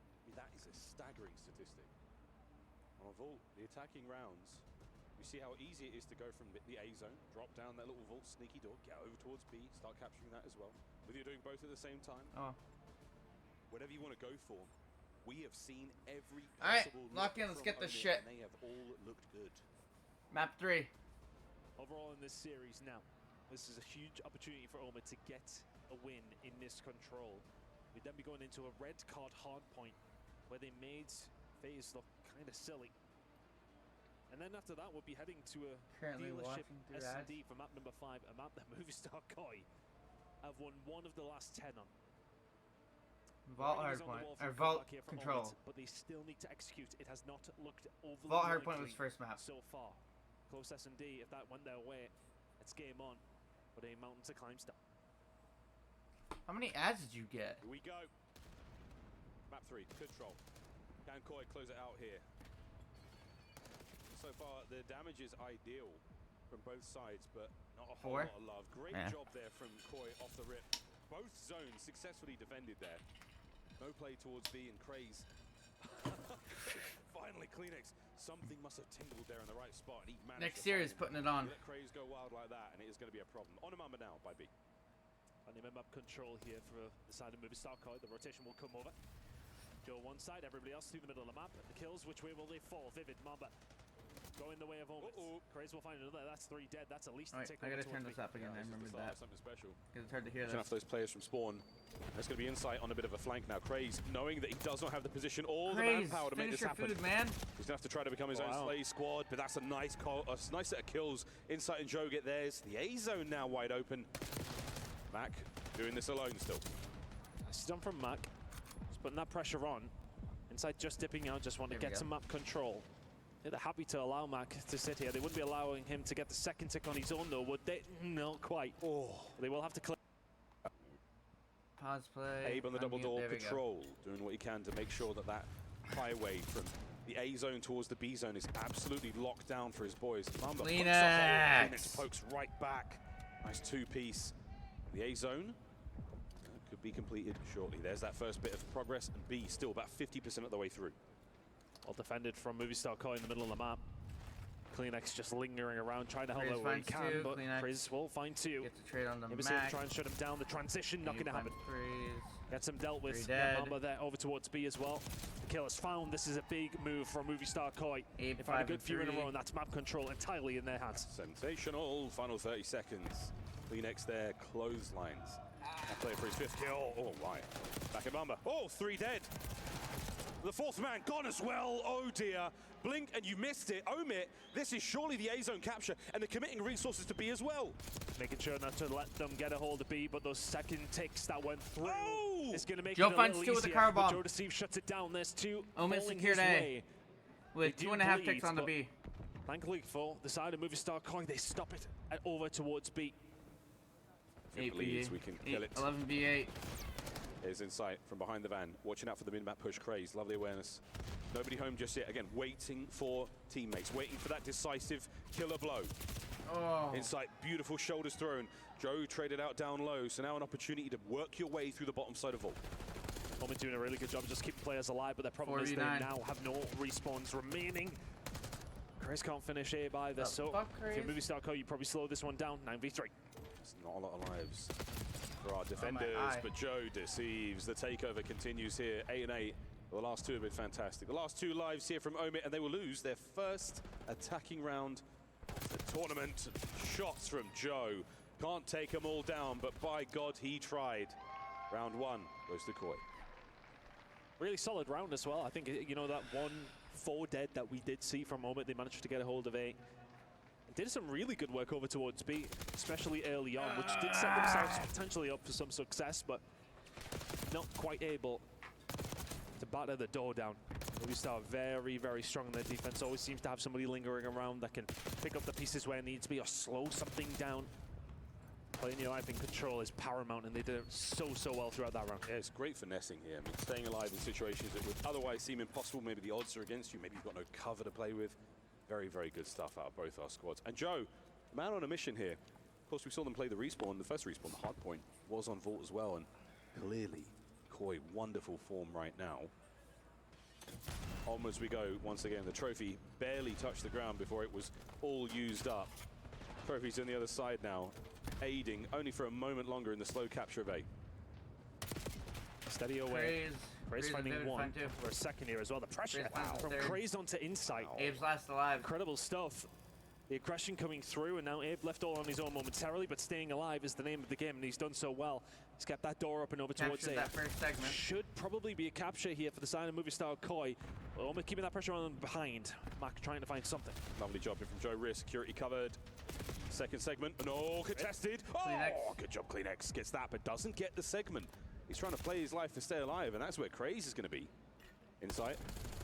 Not committing to this either. The segment drained. Oh my word. And Omid just see the moment.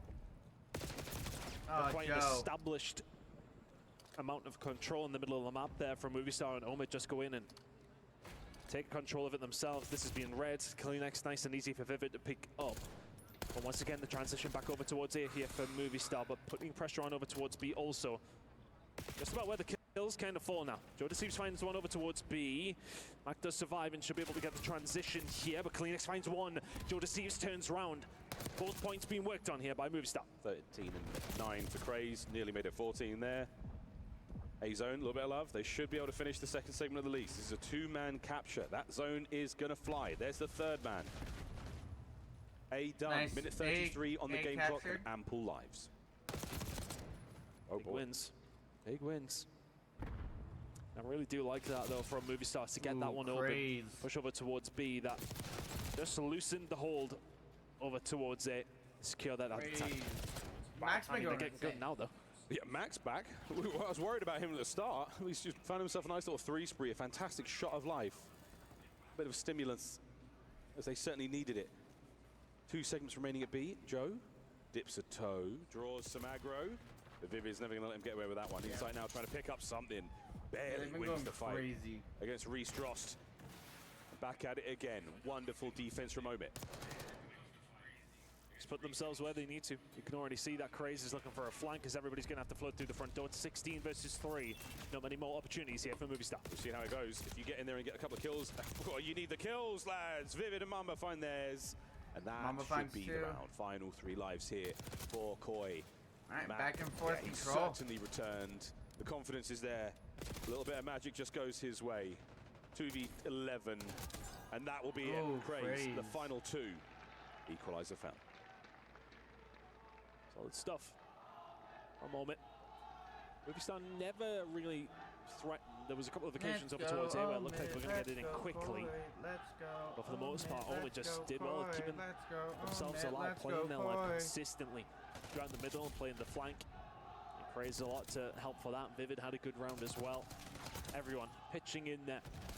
There was a threat over towards B on occasion, but for the most part, that was pretty standard defense coming out of Omen. Yeah, really nice. It certainly helps it when they find their kills. It's like that. It's in 2s and 3s. It's not enough legs whatsoever out of Koi to make anything happen. They're unable to find those ridiculous multi-kills. And Omit playing this wonderfully. 5 spree for Craze. Hellstorm certainly helps out on both of the zones here on this map. And Craze, oh, he's off, mate. He's long gone. Has he been spotted? No, he didn't. This is a freebie. Insight gonna read it? Not a chance. There we go. Problem is that nobody else managed to find a kill here for Craze, but again, it's gonna open up some rounds, potentially open up some gaps in the Movie Star Koi defense, because they're probably gonna have to answer Craze at some stage here. You can't just let him linger in his spawn. Everybody else doing really good work here. I can't imagine how hard it is to hear the fucking hear shit. Actually, they have noise cancellation on IEM. Just trying to be a nuisance.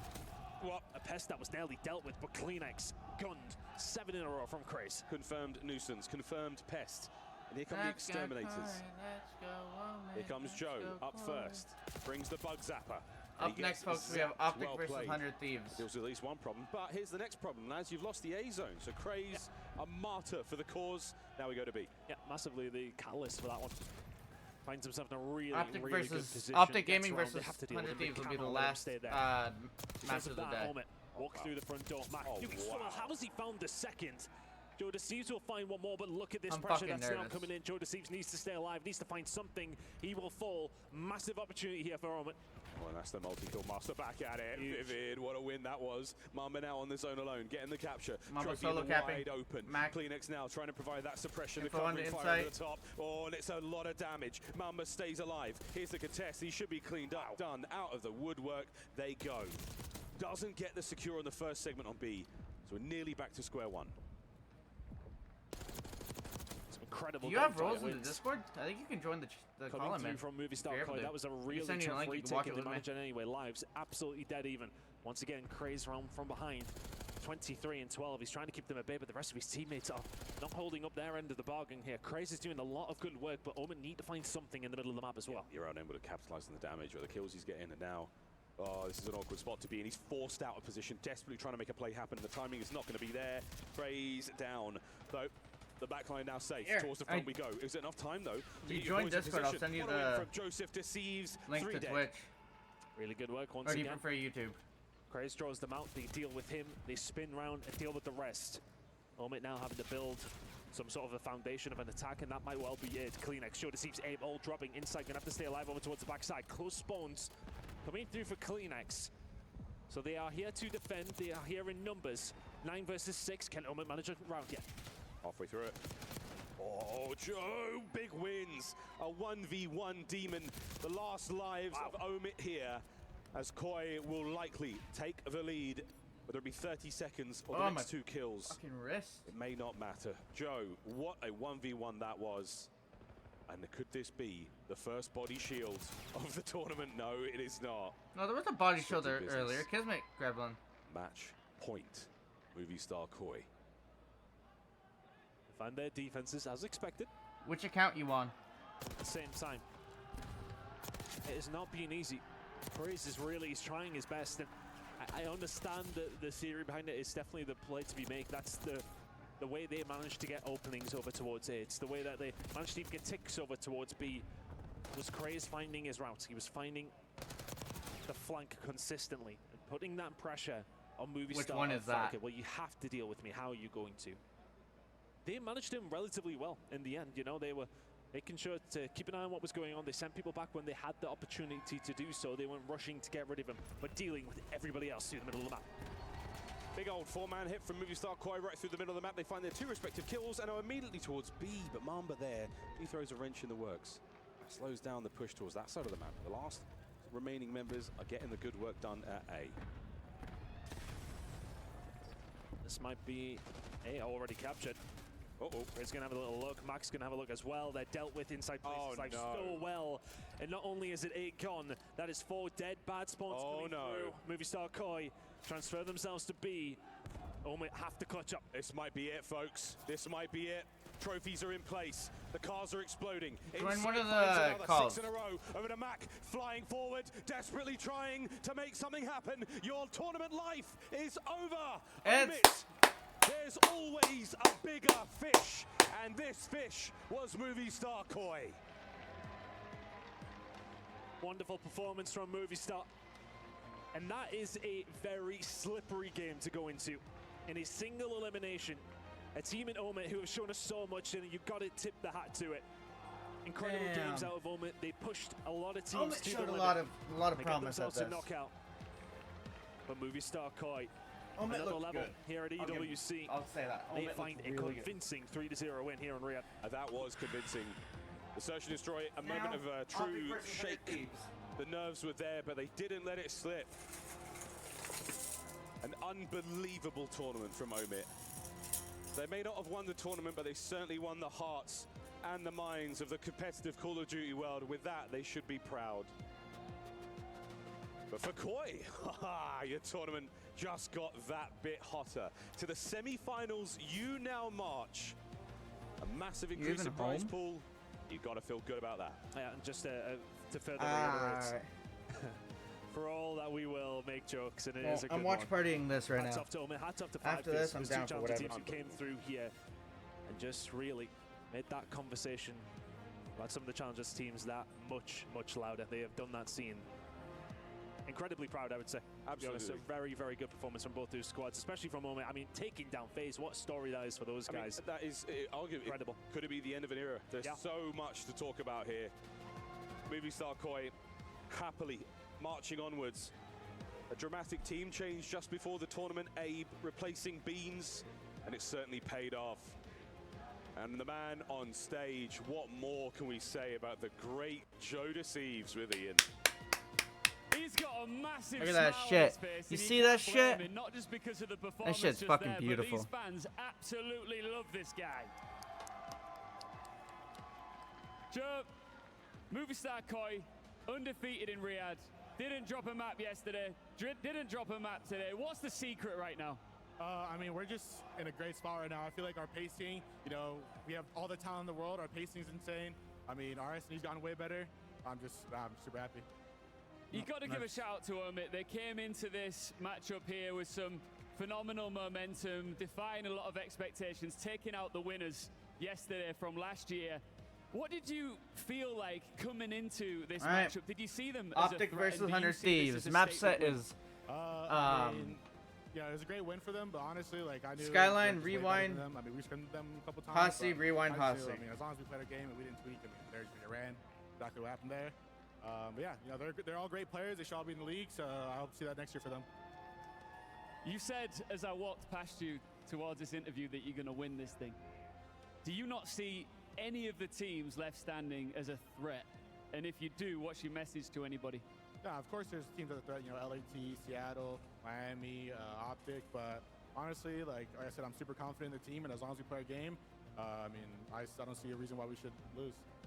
What do you want to say to your fans? Because there's a nice pocket of them right here, and they have been so loud, so vocal throughout this experience. What's your message to them? I mean, you know, you guys are insane. You're coming all the way out here to support us. I appreciate you guys. And yeah, you know, I hope to make this fun for you guys. Vancouver Surge next. What do you make of them?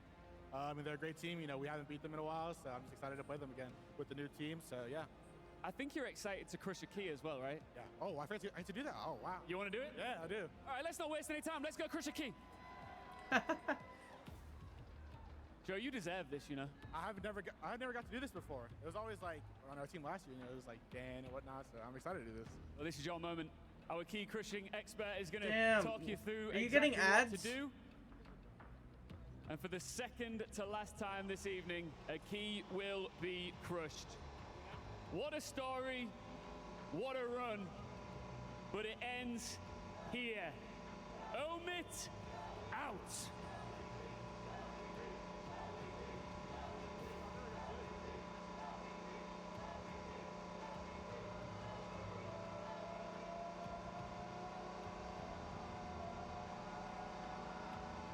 We watch Omit's key get crushed.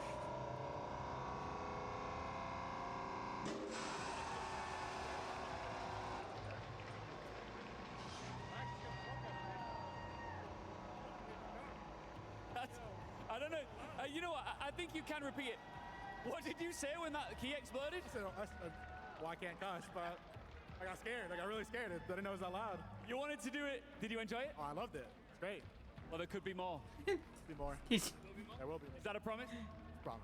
Joe, thank you very much. He Congratulations. said that scared the fuck out of me. The rest of the tournament. Blaze is now standing by with our exit interview. Over to you. Thank you so Who much, is it? Ian. Mamba, Everybody, Craze? give a It's round one of of the two. applause for Omit. They exit the tournament. Mamba. But what a fantastic show they put on in the stadium, and for all the fans around the world. Mamba, the series did not go how you wanted it to. What happened up there on the main stage? Honestly, we just came out flat today. We threw our first map, we just needed to warm up. Our S&Ds, we threw our man-ups, and control, we just didn't play how we usually, so we just came out flat. There you go. Okay, we didn't see that same hot fire as before, but you know, it's a lot of positives to be taken from this tournament, especially for you and a squad, a challengers team coming all the way out here, getting top 8. How has this experience been for you? Because the crowd has been cheering for you guys all throughout the day. You made some new fans out here in Riyadh. Yeah, I mean, these fans are the best in the world, man, and this experience has been a once in a lifetime opportunity, and I'm just grateful to be here, man. There you go, okay? Now, as I, let you get ready for whatever the future has in store for you and the squad, as you get ready to go, what do you want to say to the fans at home and to the rest of the fans here in these venues? We just appreciate all the support, man. We didn't think we were going to have these many fans, but it makes us happy having all the support. Thank you guys. Like I said, the best fans in the world, so. The best fans in the world. You guys at home and you guys in the venue. That's going to do it for us. Chris, break it down. Congratulations, movie star Koi. I predicted him to win, but I did not see a 3-0 coming. I'm joined by Ali and Nameless as we take a look at some of these highlights. And walk me through this final game. All right. What was happening in Optic favor of first 100 Movie Thieves Star up where next. they were able to just establish control and maintain it throughout this series? Yeah, the final game, talking about that control, that's something that Omid has been so good at throughout this entire weekend. But, you know, Movistar, they just dealt with it. Like, every time Craze got into their base trying to make an impact play, they would just ignore him. They would leave and make sure that they maintain map control and farm the rest of the Omid teammates, right? So just dealing with what, you know, Omid was throwing at him. And obviously when you got performances like that from Joe in the map 1, like, you're getting that momentum, it's going to be easy. You look at some of the numbers, Joe deceives, popping off in game 1. He finishes strong. Insight dropping 26 kills to lead the lobby, and on the other side, Craze doing what he could, but it's simply not enough. I look at this team, Movistar Koi, formerly known as Toronto Ultra during the regular season. They have had 3 different players go with them to a championship Sunday. Yeah. That is so ridiculous that this power trio is able to just fill in with anyone. Abe looks like he's been there for much longer than this guy has. It just means they have such a solid foundation, right? Even with the addition of Joe Steves alongside the duo of Kleenex and Insight, we saw how strong they were. He fit into that system perfectly. I mean, this is a Toronto Ultra that's placed 5th all year, gotten a couple top 3s. Like in the past couple 3 years, they've usually been good for 1 win, at least throughout the entirety of the season. So this Toronto Ultra team, or Movistar Koi, is not to be sneezed at. They're still one of the top contenders, and they were just missing that extra little bit of firepower and consistency. Come on, boys, I feel like fucking with go. this addition of Abe, it really helps free Joe on the map, and we really saw it in this map number 1, where he got to drop 40. And I'm looking at the highlights here. How does Joe find that flow state, and is that the best hardpoint performance we've seen on the day? Yeah, that's the best hardpoint performance on the weekend, I'd say. I mean, Joe literally popped Takeover. I mean, Vault's a map that they have loved all year long, and, you know, Ali mentioned it, like, the swapping Kleenex towards the AR and bringing in a guy like Abe, like everybody is just willing to play at that faster pace. And when that happens and you're able to put teams in the blender, Joe is going to go on these massive streaks. But I think more importantly, what's changed is Search and Destroy. They literally could not win with the last 2 iterations of their roster. It has been so bad. You bring in Abe, and he was making massive plays. You saw a couple of the retakes that they had on lower computers where Abe will just go in first, and then they can just trade in off that information. So I think he's changed the dynamic there, and for the better. I also want to give a big shout out to Flux. He has been a long-time Call of Duty pro. He has been the coach behind this Movistar Koi squad. What's up, big dog? I want to know if he told Joe to bring out the AR in that final round of Search and Destroy, because you saw the first pick on Craze. That's all they needed. That blood led to the round 11, and then eventually the 3-0. We are joined by a very special guest right now, and I guess we can ask that question to him live. Toby, a.k.a. Kleenex, our post-match monster. Toby, this was a 3-0. Everyone thought it'd go at least game 4, a game 5. How are you able to walk away with a convincing win? Honestly, I think it's just S&D. I think we knew we were a stronger team in the respawns. I think S&D's been what we've been working on for the past 2-3 weeks. And I mean, they're a strong S&D team, bunch of S&D players. So just shut them out now and we'll win 3-0. They clutched up. They forced a round 11, but you guys seem to have the counter strat going in. Did you have the read right away, or whose call was it to pull out the AR down low? Honestly, it was mostly Joe just telling us to like shut down the A play. Pretty much every round, because we knew Craze was going to try to do something absolutely absurd on the map. So just shut him down and we win the map. Yeah, I feel like, you know, throughout this tournament, we've seen just a different dynamic of you guys, especially in those Search and Destroys. Like, in that one, you guys were hard playing for Craze. He got blooded 5 times in that map. So is that something from VOD, or you guys just trying to, like, make sure nobody slips through any gaps? Because in the last 2 months, that has been the case. Yeah, honestly, I think it's kind of an advantage, like, getting Abe in. He's played them quite a bit in challengers, and I think instantly he just knew what that guy was going to do on the map. Pretty much called exactly what he was going to do at every single point of the map. So, well, I didn't even think about that perspective. Great call. He's played them quite a few times, so. Staying on that topic, Search and Destroy, because that's probably been y'all's focus coming into this event naturally, and it's been unbelievable. Specifically, though, when you guys do well, it's typically Joe that we see have the pop-off series. This time, it was you. How have you been approaching Search and Destroy differently? Because that was an unbelievable performance in map 2.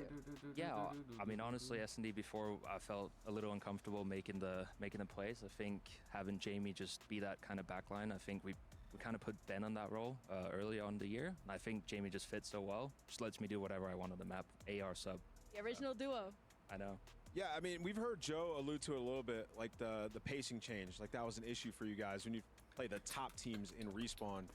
With you now being able to just pull out the sub, pull out the AR at will, like, how does that change the dynamic for you guys? Because I would imagine, after playing with Insight for so many years, you know exactly what he needs as an AR. Is that a conscious thought? Honestly, I could tell he was uncomfortable for most of the year. I think just by 2 weeks of scrims, we got a lot better just by me running the AR. I think the role's pretty natural for me. I think whatever needs to be done, I'm there to do it now. And I think previous years I wasn't really comfortable changing up my role, but I think I kind of know what he needs, and yeah, I'm putting down some pace. So. Definitely do. It looks like you guys can do whatever you want and find success. Let's take a look, though, at this bracket because we have 5 teams left in the competition, 2 of them about to face off for the final spot in the semifinal. But we know your opponent. Movie Star Koi will play Vancouver Surge tomorrow for a spot in the championship match. How do you feel about that showdown? Honestly, I feel pretty good. I think before the event started, we were kind of going into it with an idea of like a revenge tour. So I feel good to get the rematch against Surge. I think we have lost to them quite a bit, struggled a bit throughout the year. So good to. What has it been in that matchup specifically? Because when I looked at it, it was always you guys were 2 of the top 4 hardpoint teams, and they would just edge you out there. So in your eyes, what do you think is the issue? I think when it came down to the big moments, we always lost like 250, 247, insane hard points. And I think it's kind of to do with their teamwork. They're a kind of different team compared to every other team. They have Neptune just doing his thing, 0-4 taking some weird routes. And honestly, it just catches you off guard sometimes. But I feel like we're getting used to it. So. And speaking of different teams, tell us about the addition of Abe and kind of what y'all talked about, what you were hoping he would bring what to you the saw in team, him. what you saw in him, and also if you think because other teams haven't had a lot of scrims against you now with this newer roster, if that has given you guys a little bit of an edge against some of the comp. Yeah, I mean, honestly, I think it catches people off guard seeing me on the AR. Don't really expect that, but I mean, the guy plays like he's been in the league for 5 years. He's got some crazy discipline for a 20-year-old guy, and honestly, I think that was what we saw at first. Joe's insanely cracked, and he just needs to balance it out, and that's what he's been doing. It's amazing. Kleenex, final question for you. Last year, we saw you guys competing under Toronto Ultra. This year, you team up with Movie Star Koi. What is it like to have the international fan base? I was talking to a guy from Prague. He's like, I had to fly down to watch these boys play live. I mean, honestly, I'm European myself, so it's good to finally get some European representation. Obviously, it's the Spanish, and I mean, they're insanely passionate, and honestly, I just respect it. It's a different vibe, but I still miss the Toronto guys. Great to see you with fans, no matter where you go, and for good reason. Keep playing like you did today. Wait, hold on. One more question. Prediction for this next match. It's going to be an absolute banger. I didn't want to put him on the spot, but you do it. I'll do it, bro. Optic, okay, 100 well, Thieves. I've scrimmed both teams. I think Optic's going to take it. My qualified opinion. Okay, that is a very qualified opinion. Kleenex made the call. Let us know if you agree in the chat when we come back. It is That's the a good final interview. fight I of the like night. Toby. Who's powering into the final 4? It's either 100 Thieves or Optic after this. I actually like that interview. I think Toby is very well spoken. Motherfucker, are you joining me?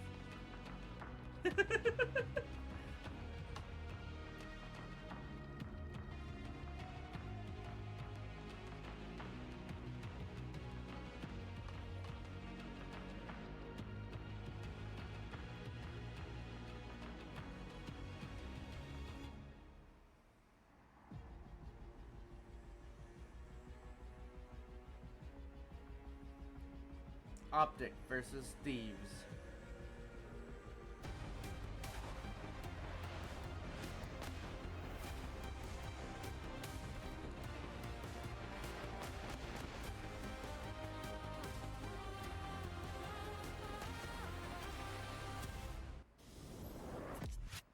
Three minutes. Yo, Xander, you still in here?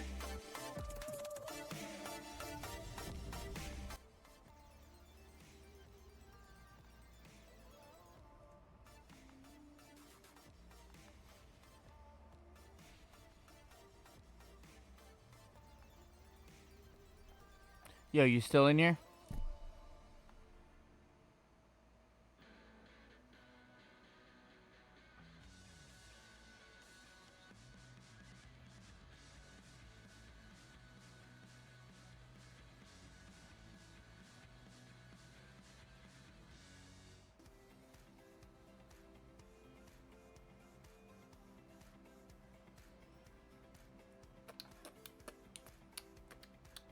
All right.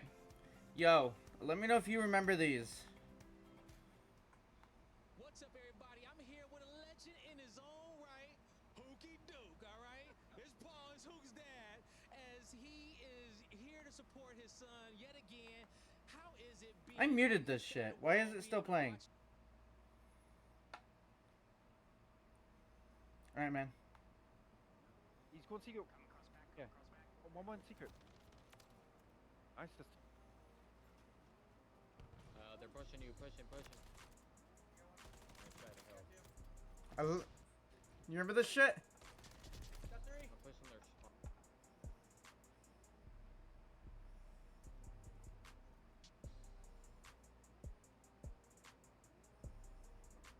I remember this because I thought that body was a person. So I shot the dead body there because I thought it was a person.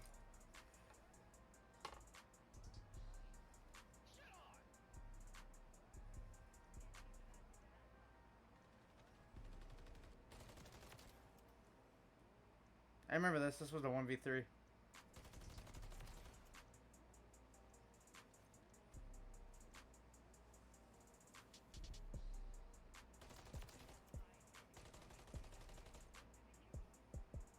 This was insane. This was a crazy snap.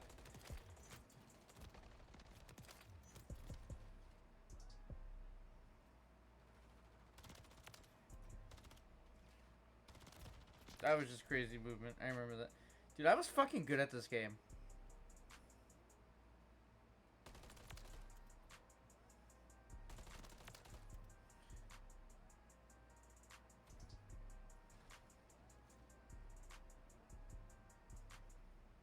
I remember here, I thought I was on the point. Turns out, when you're in this corner, you're actually not on the point. I didn't know that for a while.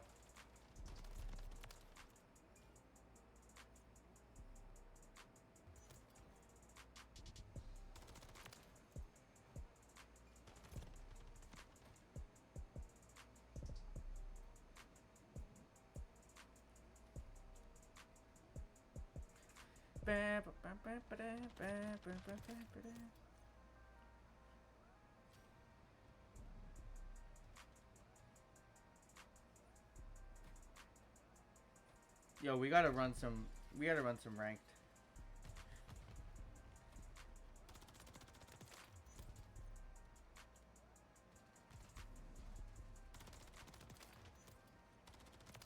Dude, I was so fucking good at this game. Holy shit. I just thought about that, how good I fucking was. Perfect timing.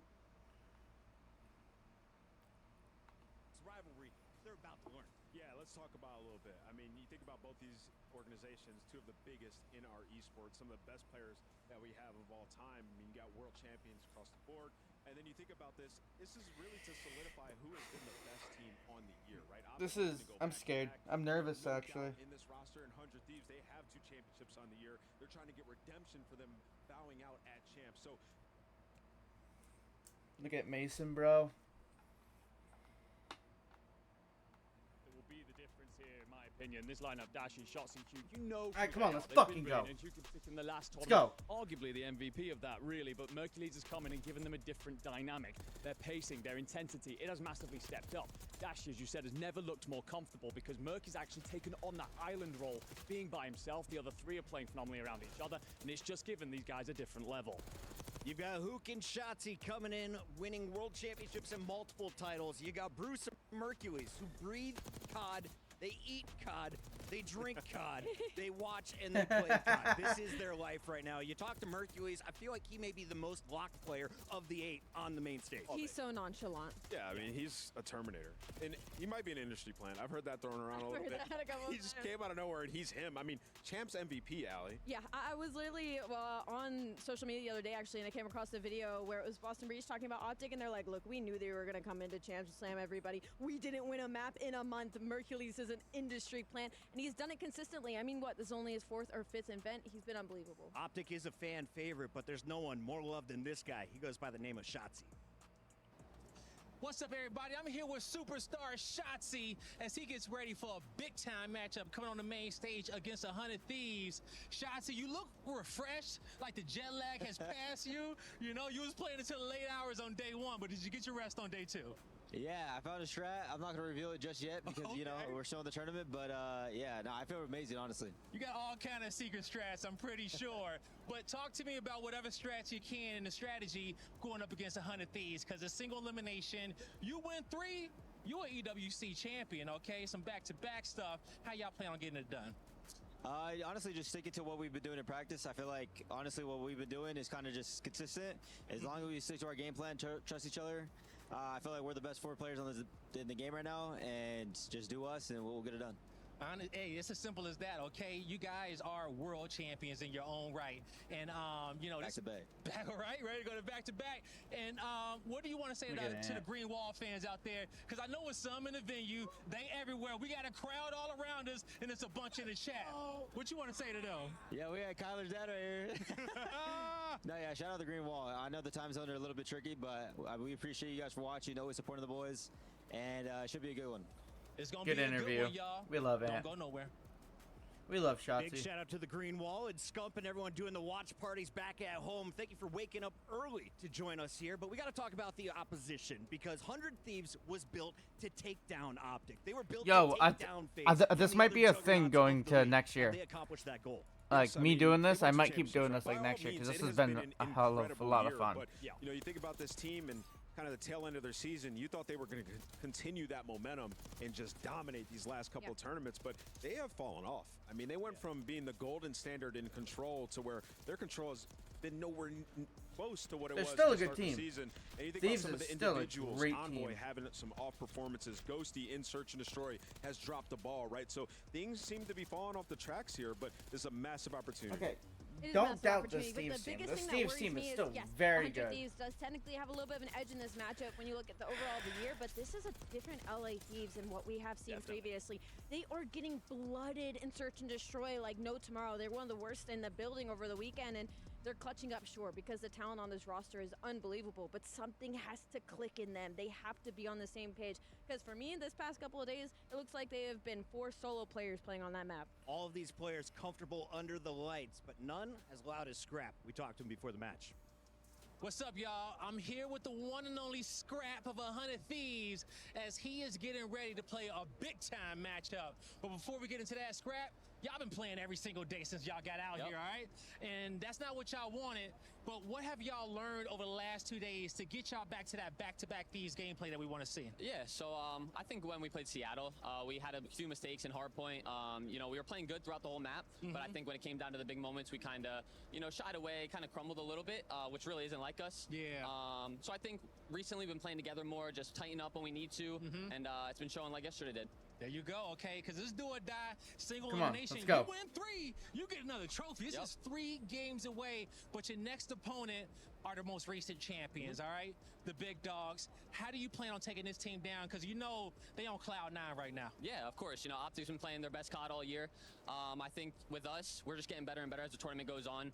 I think a big thing for us, as long as we're playing together, no matter what the other team's doing, we're going to come out on top. So I'm super excited to play them. All right, right now, it's more than 100. It's thousands of Thieves out there watching y'all, okay? Talk to them, give them a message. What you want them to know as you guys get ready to go into the series. Yeah, no, shout out to Thieves fans. We appreciate you guys all over the world. Appreciate everyone here in Saudi. Just keep the hype up for us. We're going to keep coming the energy on stage, and I appreciate you guys. You heard it here from us, folks. We'll see you soon. Scrap ready to bring the hype, and we are excited for this showdown. Right. He is known as one of the greatest ARs to grace the game, but on the other side of the fight, you have one of the most aggressive SMGs in Hook. Here's the showdown. When we look at the numbers, how does it break down now? It's 2 different roles, but both need to Yo, have this serious match is impact going to in be the like series. one of the Yeah, best 2 very matches. different roles, I'm so numbers are fucking gonna look a little nervous, bit different but for I'm both these excited because players, this but I match think should the be biggest really good. notable point is that they're both very impactful. Hook has been unbelievable the past 60 days when it comes for Optic Texas's success. If Hook is playing well, Optic is steamrolling teams, similar to Miami Heretics and when Metals is doing well. Yeah, I mean, to back that up, I think Hook has been a phenomenal difference for this team. There's something about when he's playing well, regardless, on any roster he's ever been on. Huge X factor, and he's certainly being Skyline, that for rewind, Optic Hossie, right now. I'm looking at the maps. I see Skyline. We are getting fast and furious right out of the gates. I got to get the predictions, fam. With a minute to go, Nameless, take your time. Skyline, rewind, Hacienda. Who's leading through 3? I think Optic, and I think Optic got potential to close this out in 3, honestly. I mean, Optic have been I playing don't like perfect that. Call of Duty, and think about the last time these guys played. It was at Stage 4, and you look at it, Thieves did win, but the Skyline went Optic's way. This is a better version of that Optic team with more time. You think about the control as well. Optic are the best control team in the world. They get done. I'm with Nameless on this one. I think this is 3-0 Optic. That map set really suits them. They've been fantastic on Skyline. The rewind's big now. Allie? I think the SMG duo of Hook and Shotzi have been so comfortable. That map set screams SMG Central. I'm going Optic. Where you going, Chris? Come on. Let me hear it. I was going to go Optic because they had the clean run, but LA Thieves have had the tougher road. They had to go through Vancouver. They're battle tested. I think they're more prepared coming into the final match. I think it's LA Thieves pulling it out in 4. Whoa. Am I wrong? Chad agrees. Let's find out as we send it to the stage. Green. Whoa. Green. Whoa. Green. Whoa. Green. Whoa. Green.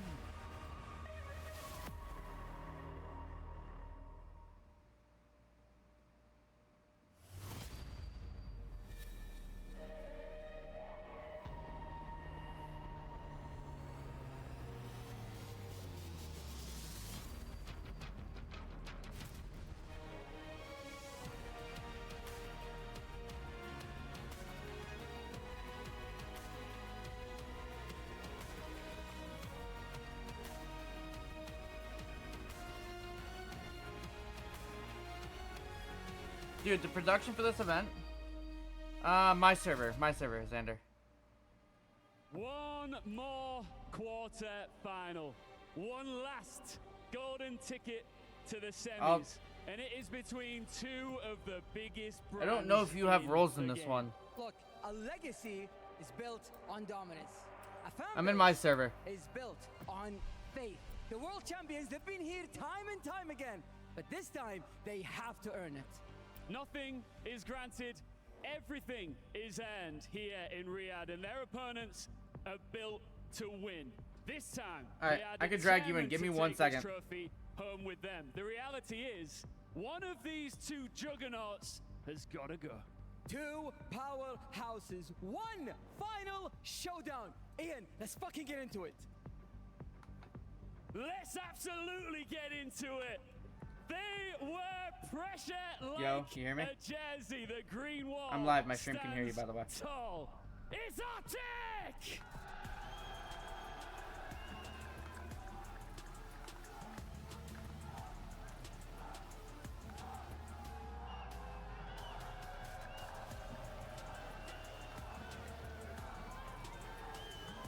Gook.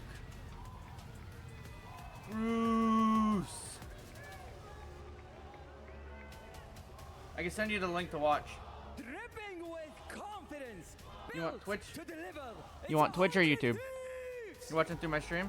Because you're gonna be a little delayed. All right. Let's go, Optic.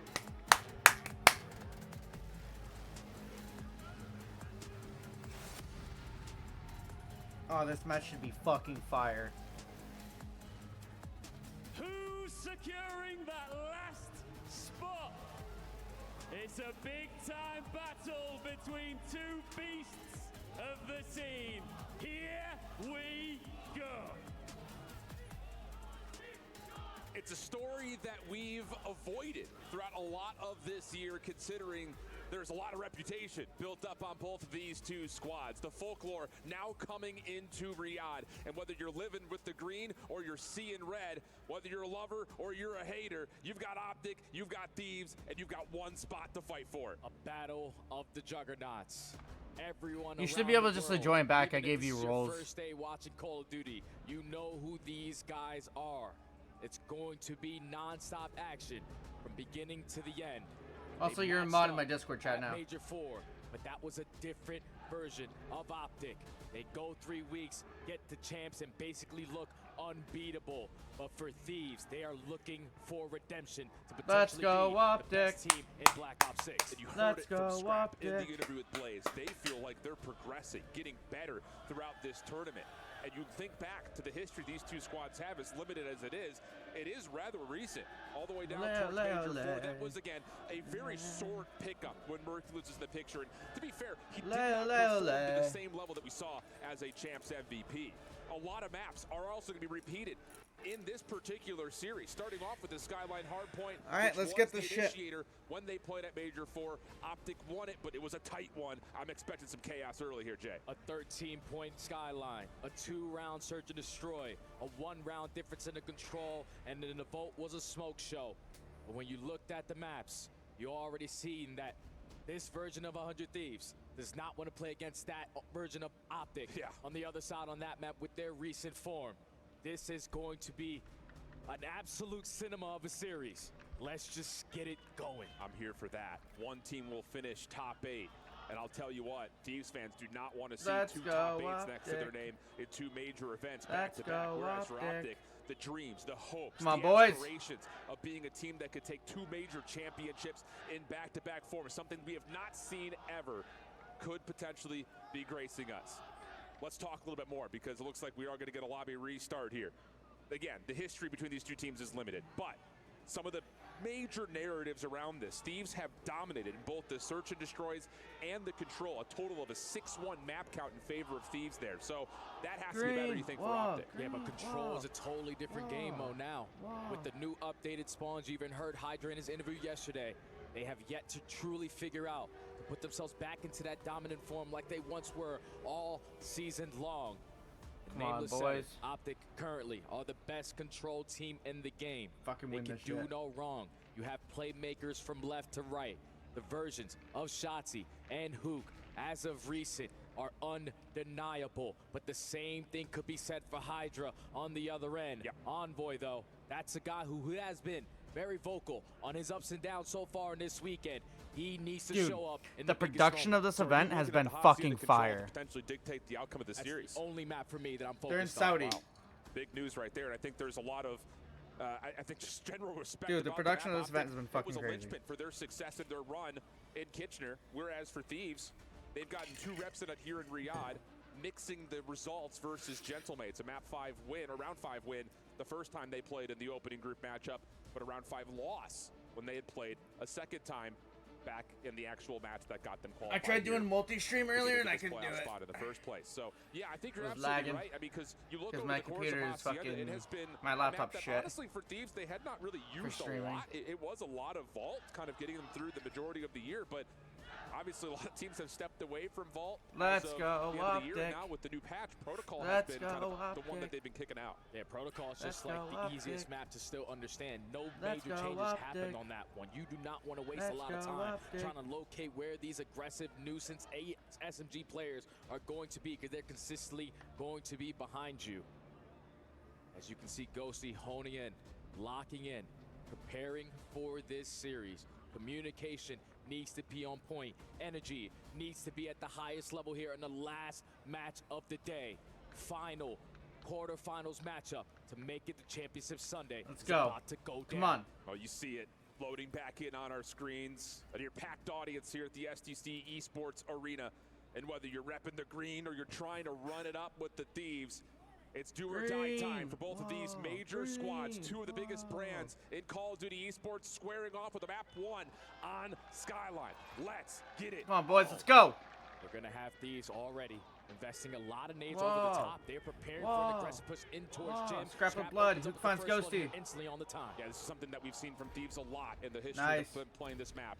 Get that some upper time high here. ground control. Get Envoy into the hard point early. But nice, Ant. Beautifully by Shotzi. A little bit of team fodder comes through, but mission accomplished for Optic. They get the players out of the hard point, and they also control spawns. Now we got to get them out you the see him? objectives. Yes. Get past Bruce. these ARs. Dash is trying to line up a couple for free. Double headshots in the kill feed. Thieves now have to approach through kitchen side, but Mercury's the other ARs locking that down as well. We know where Dell is. Shotzi has yet to fall. Eventually will, but 17 seconds over P1 with map control. You will take it. Great shots from Dashy. Keeps the hard point relatively contested. Thieves have worked their way back in and now trying to make a nice. We have the rotation. Wait, what the fuck? Where'd one just spawn? All the way out. So every kill an important one from here on out if you're Optic. 3v4 essentially on the left side of the map. Mercury's backing himself up into a corner, able to find one. One is not able to fully get into the play yet, but is on the way rapidly. Hard point open. Spawn still contested, but Dashy does spawn up. Critical moment for Optic for an early. Oh, let's go, Mason. Maybe. Oh, listening. They have to go low. They have to go low catches. On top right. In the back. One shot. Absolute envoy. He's still there. Yeah. Two back there. Two back right. Nice envoy there too. Envoy there too in the back. We're gonna spawn out. Piano hop. Stay alive. Where can top? Nice, Ant. What's back door? Fuck up. Watch out, back door, absolute. I don't see him behind the desk. I think. Behind the desk. Yo, Top right. Yeah, top right, White white go see. White chairs. Go on, yeah. I think they might go piano. I don't see nothing. They love underground. Scrap front. Someone pick up underground. One's gonna hit underground to the back. I'm looking underground. What's up, Pat? Let's go, pitch. Turn. Dead. Nice. Another one, outer. Hold on, I have your help in a second. Ernie. Watch out. Come on. You go see. Nice, Outer. Behind the bar, Yep, behind the bar got me. Yo, they're hitting front. Yo, Bucko's hitting front. What's hitting front? Yeah, two front on top. Two on top. He's on the table, he's on the bar. Ernie dead, another one. Oh, this is fucking trade fast. Scraps on the 5-3. Nice. Kill Scrap. Nice. I gave up P1. I have a trope on us. Good comms, Kyler. Give him it. Nothing front. Leg front. Nice. Ooh. All right, well, Optic, a little bit of trouble there over P2. You hear them for the early call to make the rotation over to P3, but honestly, Scrap has had an electric start, 12 and 6J. A perfect start there from Scrap. He knows that this is a big-time moment. Thieves currently have a little bit of a lead, but it does not matter. Optic got it right back. Let's step aside and go to a Bravia listening. Really? 100 deep. Oh, listening with Thieves now? One of them. Nice. 2 on hold to me. I know you'll back up. Pushing you. Heard you. Two on time. On the bar. Chachi chat left side. Nice. Top mid. Dead. Nice. Good job. One more outer. Well, drink some water or I'll fucking end you. Hey, Brandon. What's up? In Beth. Deep patio as well. I got a quick on hold. One shot for hold. Burst to the back. Inner dead. 2 in the back. One is patio at a time. And one deep umbrella. Right. All spawning in. Deep right dead. One on time. Yo, one P1 one time. P1 rugs. In rugs right now. Still rugs. Dead.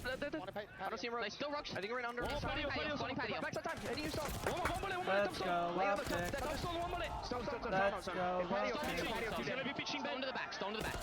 Patio. Really weak, Ashy. Okay, get top mid together. Ooh. This guy's gonna be kitchen pretty sure. Take her time. Yo, low bed, dead. Alright, one wood, one low bed. Yo, wood, one low bed. What a time. A bit of the listening curse right there as Optic have turned things around. Try as they may, 100 Thieves not able to flip the spawns nor Nice, hit Ant. from the front to Ain't find got a a break. 2-piece. That's just what the communication sounds What's up, like. Brendan? They did How's not find Peru? success on the break. The fact that Optic, even in the man-down situation at every single angle cutoff, this is just a different form and a different beast. Yeah. A 50, almost 60-point lead at the end of the first set of all the hard points. Hard point. One Hard player from point, Thieves search, already control. spawning all the way across the map. Hard Your point, Optic, you want search. to maintain mid. The big story again, just on the macro level, we talked about how Mercules did kind of struggle in this head-to-head before. Not the case here in the back half of this first set of rotations, already having earned. No. And you can see at the bottom of the screen. Make it 15 and 10. He's also found a lot of hard point time. So Optic really turning up since P4. Oh yeah, they're putting pedal to the metal right now. An 80-point difference. Mercules is hitting long routes. You're not Nice, gonna be able to Mason. read this. The young gun almost lines up 3, but he gives the comm to his teammates. Last 2 players up top. Dashy, that's a free double. We have a 100-point lead. Let's continue to dominate. Looking good so far. Hydra trying to hit a long route, but none of his teammates are able to get over towards midside pool, and so it's just Fuck. Hydra. Oh. And wow, that was a like a laser beam sniper out of shot. him What the to put fuck? a little bit of pressure on the back line, and Hydra's good for 2. If you were to look for something to get Thieves going, why not him? Why not now? Four spawned as out. Hydra goes into a 3-piece. Mercules on an island, gonna get overwhelmed, and an opportunity for Thieves to set themselves up for P2. Missile earned though on the side of Mercules, and now a 100-point difference. Thieves need a solid hold here at a Money Hill. Already pressure through kitchen, Mason finds pressure one. through top hallway. 2 of those kills go down, but you're gonna spawn real tight Ant. towards your teammates. Ant's going up the Optic is stairs. still here to try to contest. Stotzi tried to find some sort of a pinch run back to the hard point, but that is completely shut down. Thieves able to get this thing Nice, closer Mason. and Huge kills. closer to the 100-point mark. And boy, I'll tell you what, they're in a little bit of a lifeline situation here over P2. They need Ghosty to start showing up. 7 and 17, not going to cut it with how hot Optic are looking right now. But so far, this has been a flawless hold. The response Gills they heating needed up. to have after a desperate P4 and P1 chain from Optic. 2 dead. Have such a comfortable lead. 3, There's 4 no dead. need to give up any free junk time. You're 3 overwhelmed dead, in my the bad. hard point. Ghosty starting forgot to show about some Ghosty. life here on 3 in a row, but I the didn't break is forget good for about him, I Optic. 12 seconds of scrap time. And honestly, I think Thieves are saying we'll give this one more kind of finesse exit hit, but largely speaking, we should be looking pretty comfortable on rotation, but not going to happen. Missing Shots one. against too Who we quickly. missing? Hook has the isolated 1v1, and we're going to get a battle, kind of a tug-of-war form right over the top of the kitchen. All Dashy's trying to do is just play, keep away until the teammates Nice get into the play. Shotzi is now in the position. Another 3-piece in the feed for the green wall. Whoa. The score continues to grow Whoa. even bigger. Whoa. Another Whoa. 100-point lead. Thieves need to stop the bleeding. They need a break. Yeah, and they're taking a long route up towards the upper Nice. echelons of the hallways. This Good is shit, a Brandon. long commitment that's starting to come through. Dropping down into mid-map to cut the car off. Dashy on 4. Nearly able to finish off Envoy, but enough damage tallied for the rest of the teammates of Optic to clean that up nicely. And this has been nothing but green wall. Mercules for 3. Hook, I think, has a read that the 4th is around the corner. Merc right there waiting to try to clean up all of Thieves by himself. And the F here, an opportunity for it, but Thieves able to break back in and likely get past the 100-point club mark. This is where you got to go. You got to be aggressive. The only player back here is going to be Dashy, so you have a chance. Potentially lock down this P4, but Optic are more than happy to take this final Mason 10 has a because cruise. they have the cruise missile in the back pocket. Already one player from Thieves spawning out. Not a single player on Optic. Pushed up in an aggressive angle to give them positions to potentially block those back spawns. So Thieves withstand that. Now they got to hold. Big life here for Dashy. Trying to wait to try to set up sort of a pinch with the teammates from the front, but now Hook, the last one. Supposedly leading up to champs, Optic beat Thieves on a hard point, 250 to 16. Spawns way out for 100 Thieves. A bit surprising there, so maybe an opportunity here for Optic to play through bedroom. But that was champs. That was like and Dashy taking down Mercules. almost a month Thieves ago. will try to reestablish the control over the hard point, but they just walk on in. Optic just take a couple of steps on forward, and now an opportunity for them to put this game out of reach. And it's 2 players from Thieves all the way across the map. You can't get near the hard point. Optic are just in a different form these last 2 months. Only need 10 seconds to take map number 1. Casual stuff here from Optic. Not the chaos that we've seen over the course of Skyline. Oh, Brucey shooting bodies. Dashy's going to finish this thing on almost 6 in a row. Last couple of 30 and 17 from Mercules. Their way to a map 1 dominance. That is unbelievable. We're talking Brandon, about on the entire season, the best hardpoint team almost gets a 100-point club. Last time it was a 13-point difference. Shotzi said, I don't know what the hell they're doing on that side, but they are in prime form, looking unbeatable at the moment. Up 1-0 in the series. 30. And it just starts from the get-go, man. I mean, you do get an opener from Scrap that says, whoa, hold on a second, but the thing about it is Hook's just picking up where he I love that that's just become Mercules' nickname is just Merc 30. That Optic have played. And that is not straight up being a just factor, become Hydra his finishing negative. nickname. You see those 2 things happen, and it just turns into an Optic snowball. It's because you're consistently playing from the back foot. Optic are slaying with the fundamentals in play. The only time Thieves were able to get a good chunk of time was for the second rotation at P2. Other than that, everything else was all in favor of Optic. You know what really pisses me off? Dominate your rotations, and at the after watching all of this happen, trying to go and play, P1 chain, and you blow the game by a 100-point lead, and you're not as good. Difficult to come back on a map like Skyline. We almost seen it from FaZe Clan this weekend, but Optic said not a chance today in hell.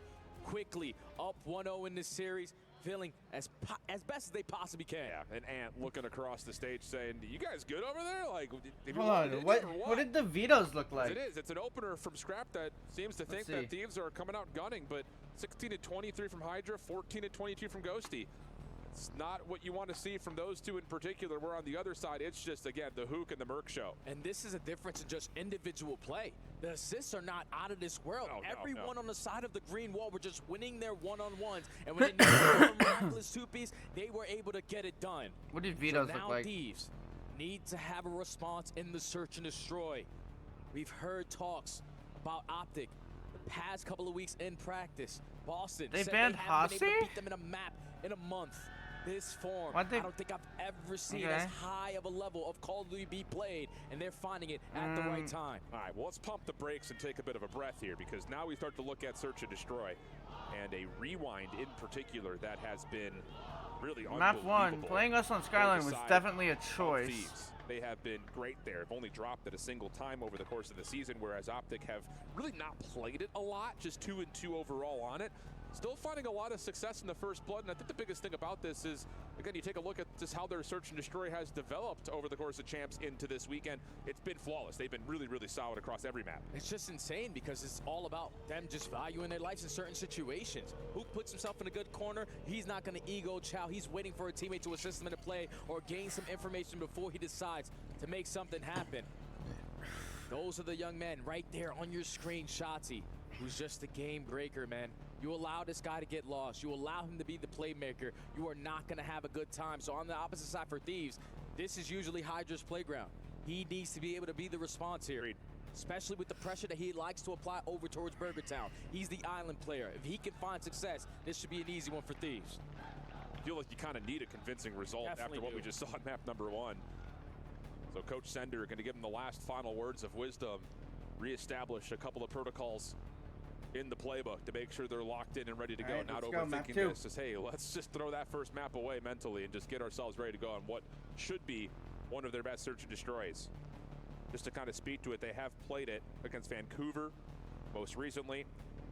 That was a round 10 win. They've also beat FaZe there in another round 10 win. So that's over the course of the last 60 days or so. But this has been a map that since it's been re-added into the pool, it's been a staple for them. So you feel like as a Thieves fan, you have to have map 2 here.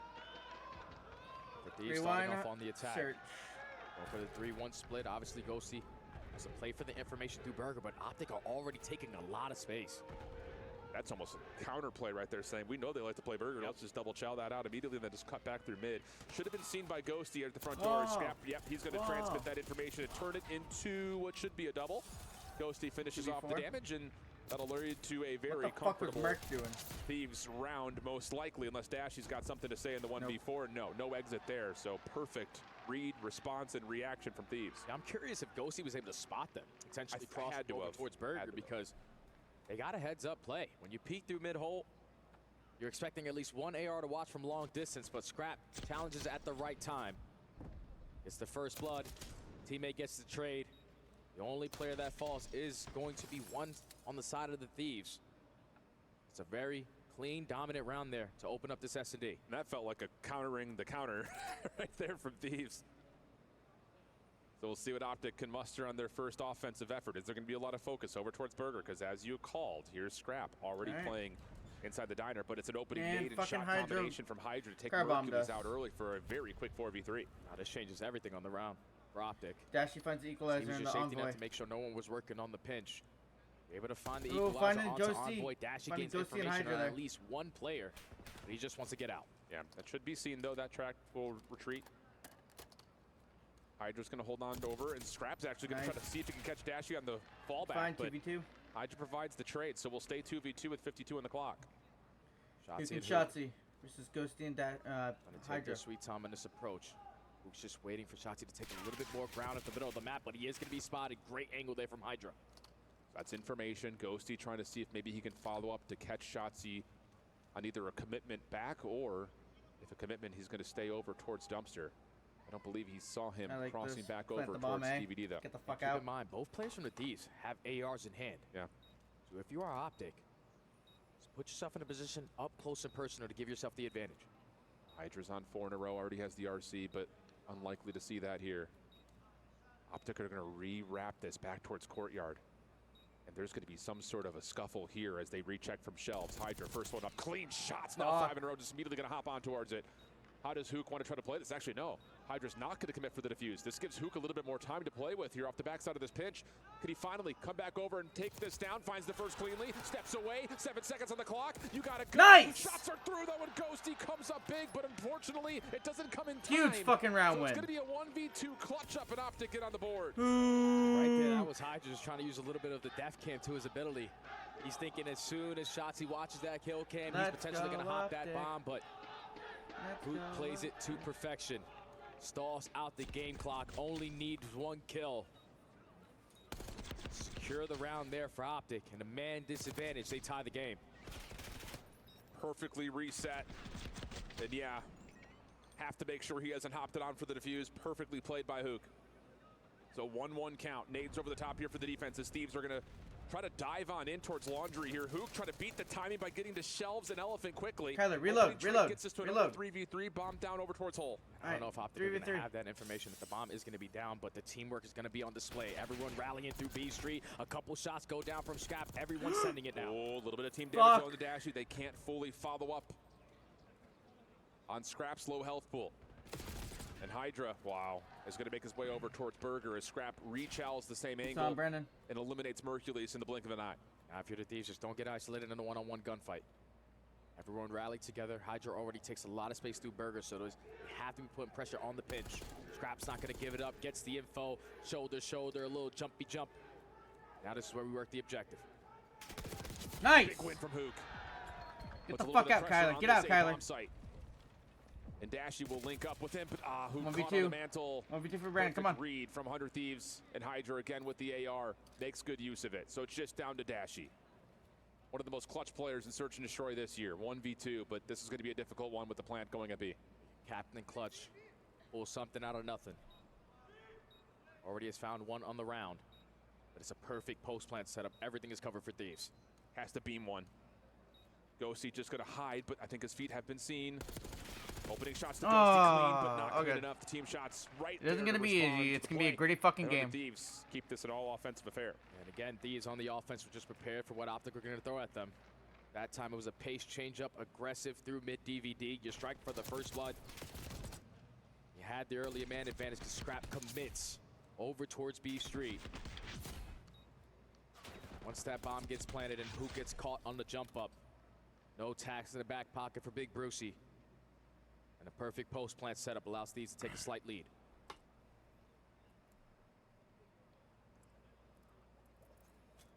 All right, Hook has bomb. See what we can do next time around. Mercules going back to that same angle where he had been car bombed out of.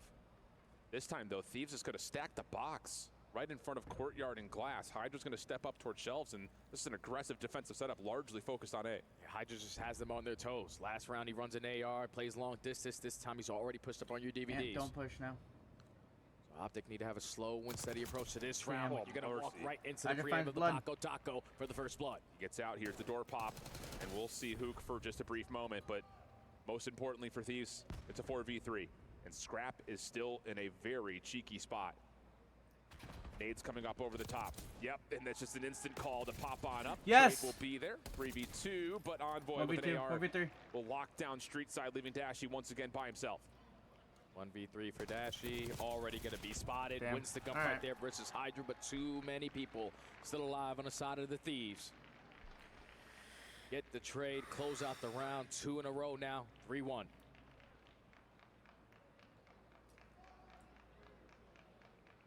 Throws consideration now to what Optic need to do to respond.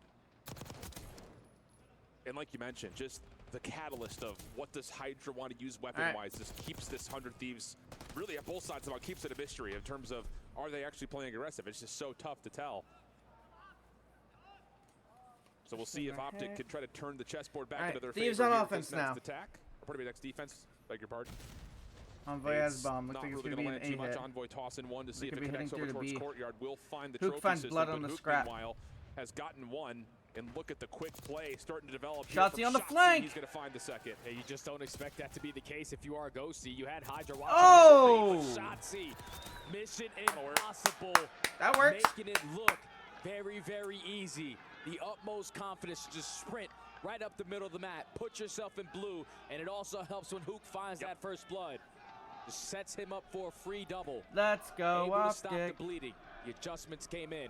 Optic now Ole, down ole, one. Yeah, and Hook finding that first blood towards Street in particular is what makes that call for Shotzi so simple. You get the kill, plus you also get the information there's another one there. You thread the needle, and then this just what you expect from the movement god, making it look easy, bouncing from object to object. And so we get back to within one. Optic now on their next attack, and it's a very similar setup once again. Mercules is going to delay, push over towards the street. Last time he got first blood by a nade. Here, Love this call. Up the tempo. 4v4 retake now. Yeah, if we don't see Hydra playing inside of Shelves, we know he's likely running an AR or at least push back. Let's just go ahead and get the plant down. And Shotzi will be the vanguard of this post-plant defense. Switching back and forth between the alley and the generators. All right. Who just trying to look for information. 4v4 jumping bomb over down. DVD. Retake. Semtex out. Thieves now have to make their call. They've got street control. Can they find a way to break in through the front of the map? Get out of there, Luke able to Kyler. get away. That's huge. Now over to Shotzi's direction. He's been pushed back. Can you have anything to actually contest the bomb? They don't know if anyone's on it or not. So I Envoy like that. finds first blood. Ghosty a second, and Thieves post-plant clean on the retake. That was absolutely stunning there from 100T. Because you're thinking, 25 seconds already go down. We gained information that they're mid-street, but most likely they don't have an angle to get that kill. So someone is most likely going to be working that defuse, but when you go to check it, they were prepared for that play. A great heads-up call because the majority of them had ARs. You need them to walk into you for you to have the advantage. So Thieves now up by 2. Beautiful stuff. And that little bit of like a narrative change about Mercules on street side is becoming a vulnerability for Optic on offense. Thieves have taken advantage.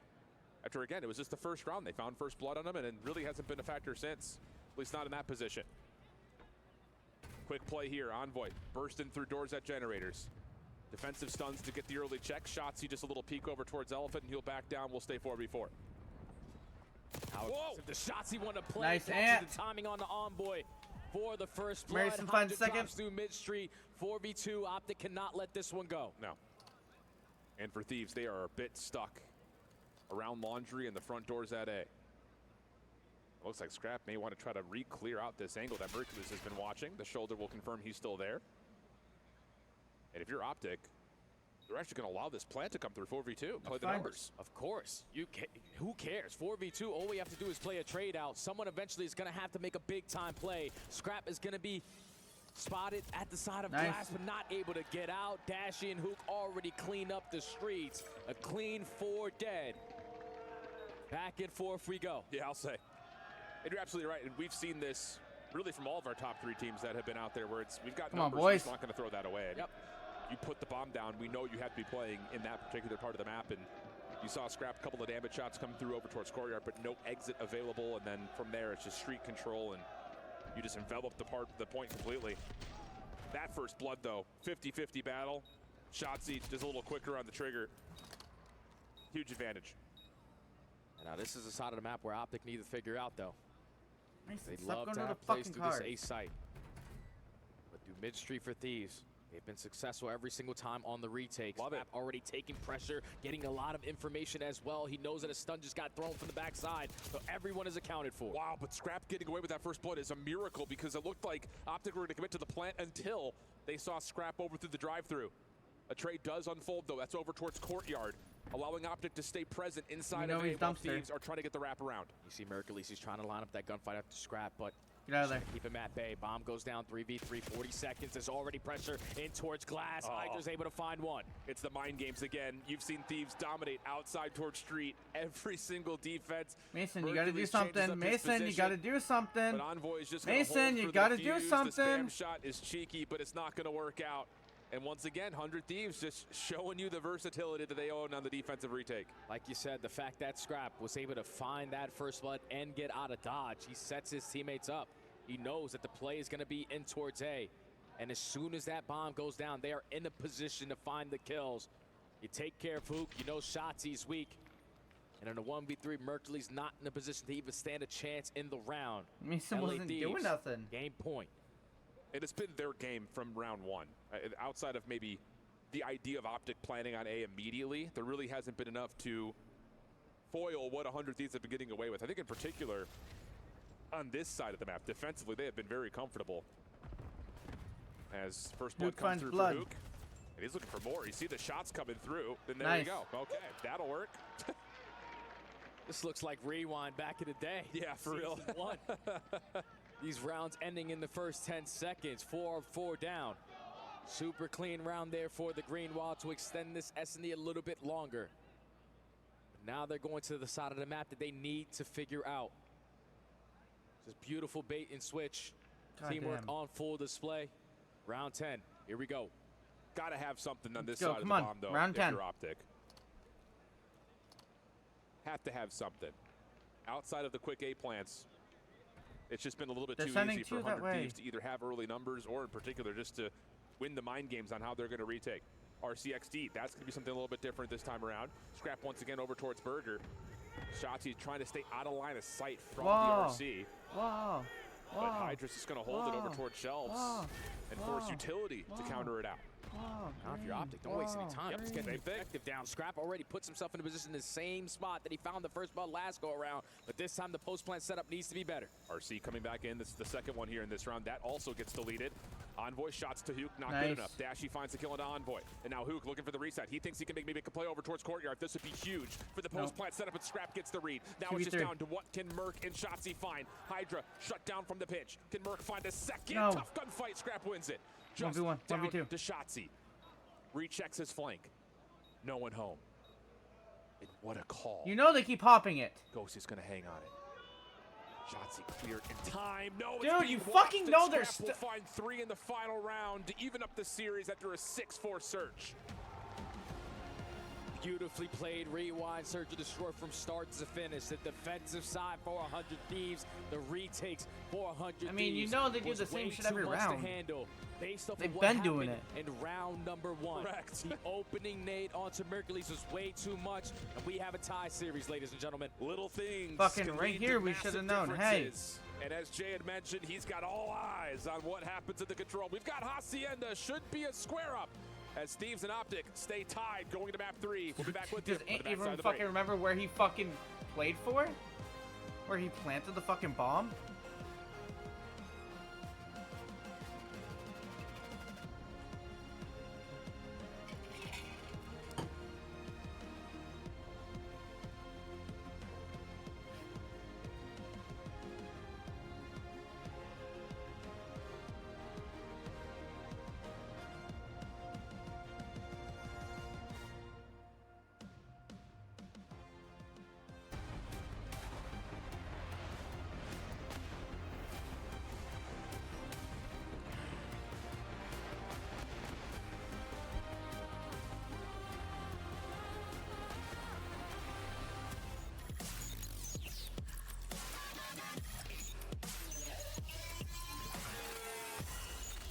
Alright.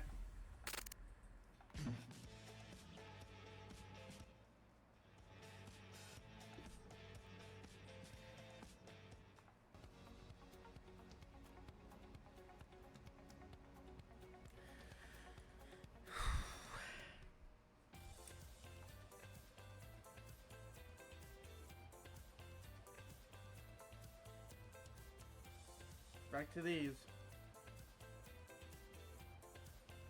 2 guesses left. Teamed with Hook and on OGLA.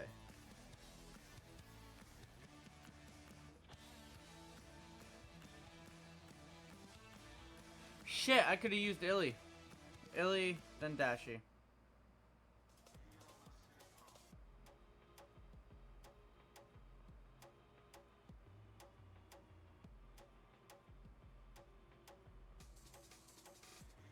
Stink.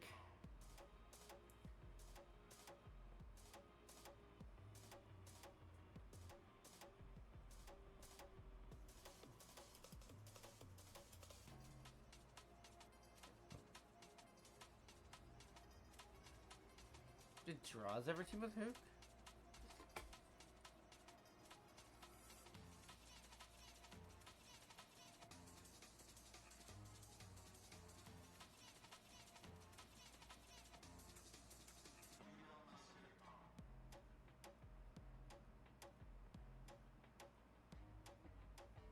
Who the fuck was on this team?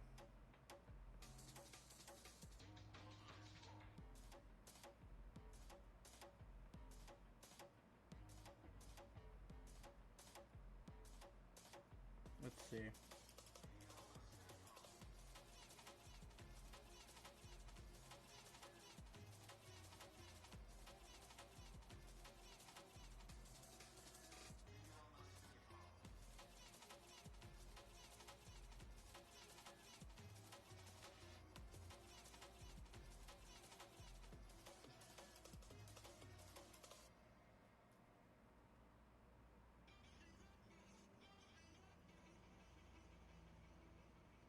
No, I don't see a single person. I fucked that up. 0 rings in Canada?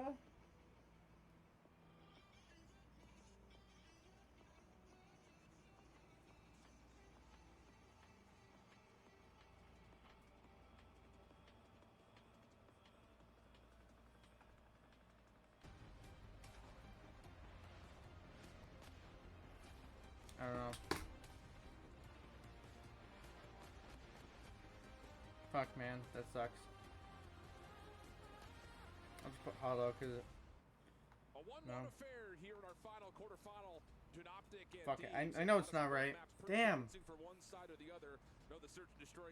Slasher Diamond Con. I forgot fucking Connor was from Canada. Alright. Let's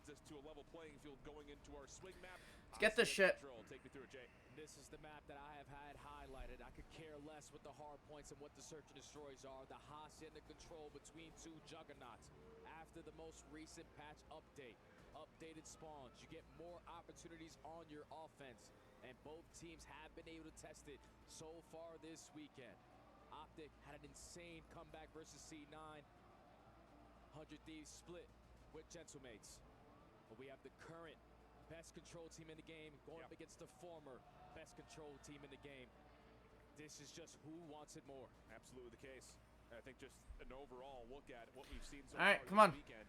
1-1, let's get this shit. First, because that has been, I think, the biggest impact post-patch.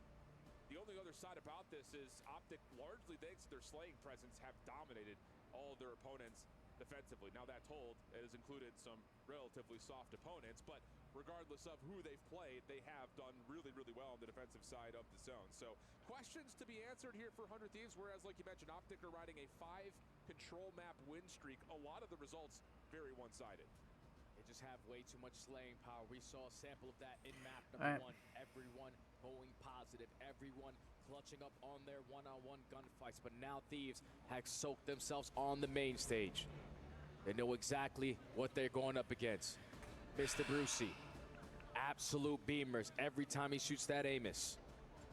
But the most important people on a map like Hacienda are the SMGs. How impactful can you be? What openings can you find? And how long can you value your life in current situations? That's the big one at the end there, because when we've seen Thieves, especially day one against Gentlemates, they were getting Envoy and Hydra into some really good positions defensively, but over-challing, looking for that extra step to ensue a nasty spawn trap. It looked that they had learned their lesson the next time they played it, but that's hard to say because they lost the map. So we'll see what exactly has been cooked up in the lab, as it will be 100 Thieves on the attack.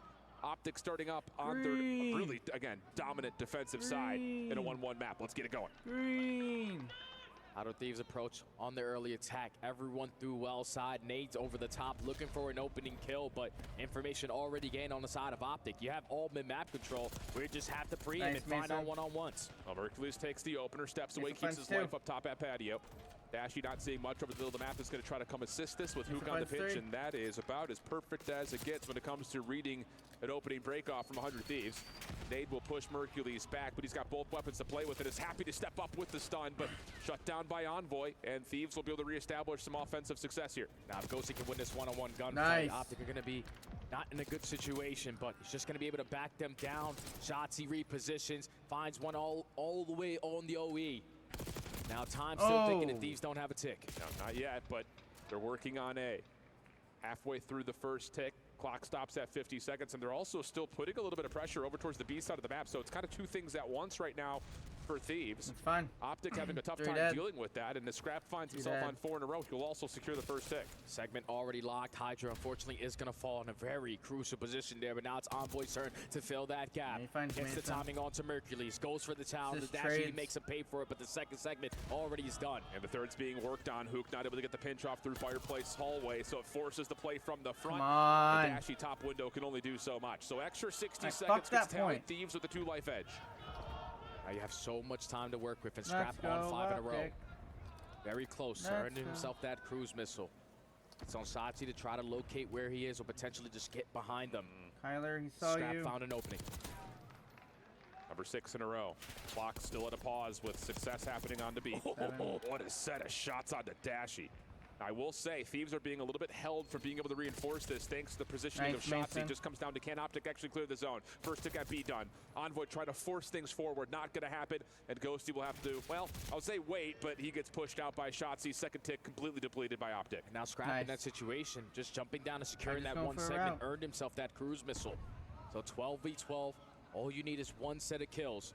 None of them are currently going your way. Hydra in a very crucial position, but he needs his teammates to win some one-on-ones. Let's go. Oh, there's a fight happening over towards window. Long-range shots from Hydra almost gets the snap to Dashy. Goodness me. But trades come through. Clock continues to tick. Scrap taking the position that Hydra had just vacated. Over the top, trying to find Dashy, unable to do so. Perfect response from Optic defensively. Now they have a 3-life edge, under 60 to play. And now you have to force Thieves to work the OE. Whoa. You cannot push your way through well. There's too many quarters to check on the exit. So now you have to find a different approach. Instantly getting shut down is going to be Envoy.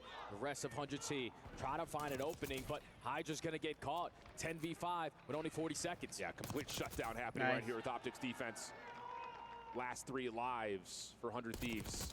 And Shotzi's cleaning them up. Look left. Hydra looking for some sort of a trade, but Mercules right there to pick up where he had left off, now on 5 in a row. He has had an incredible defensive start, 14-5. Holy cow. So Ghosty will see what he can do with his last life.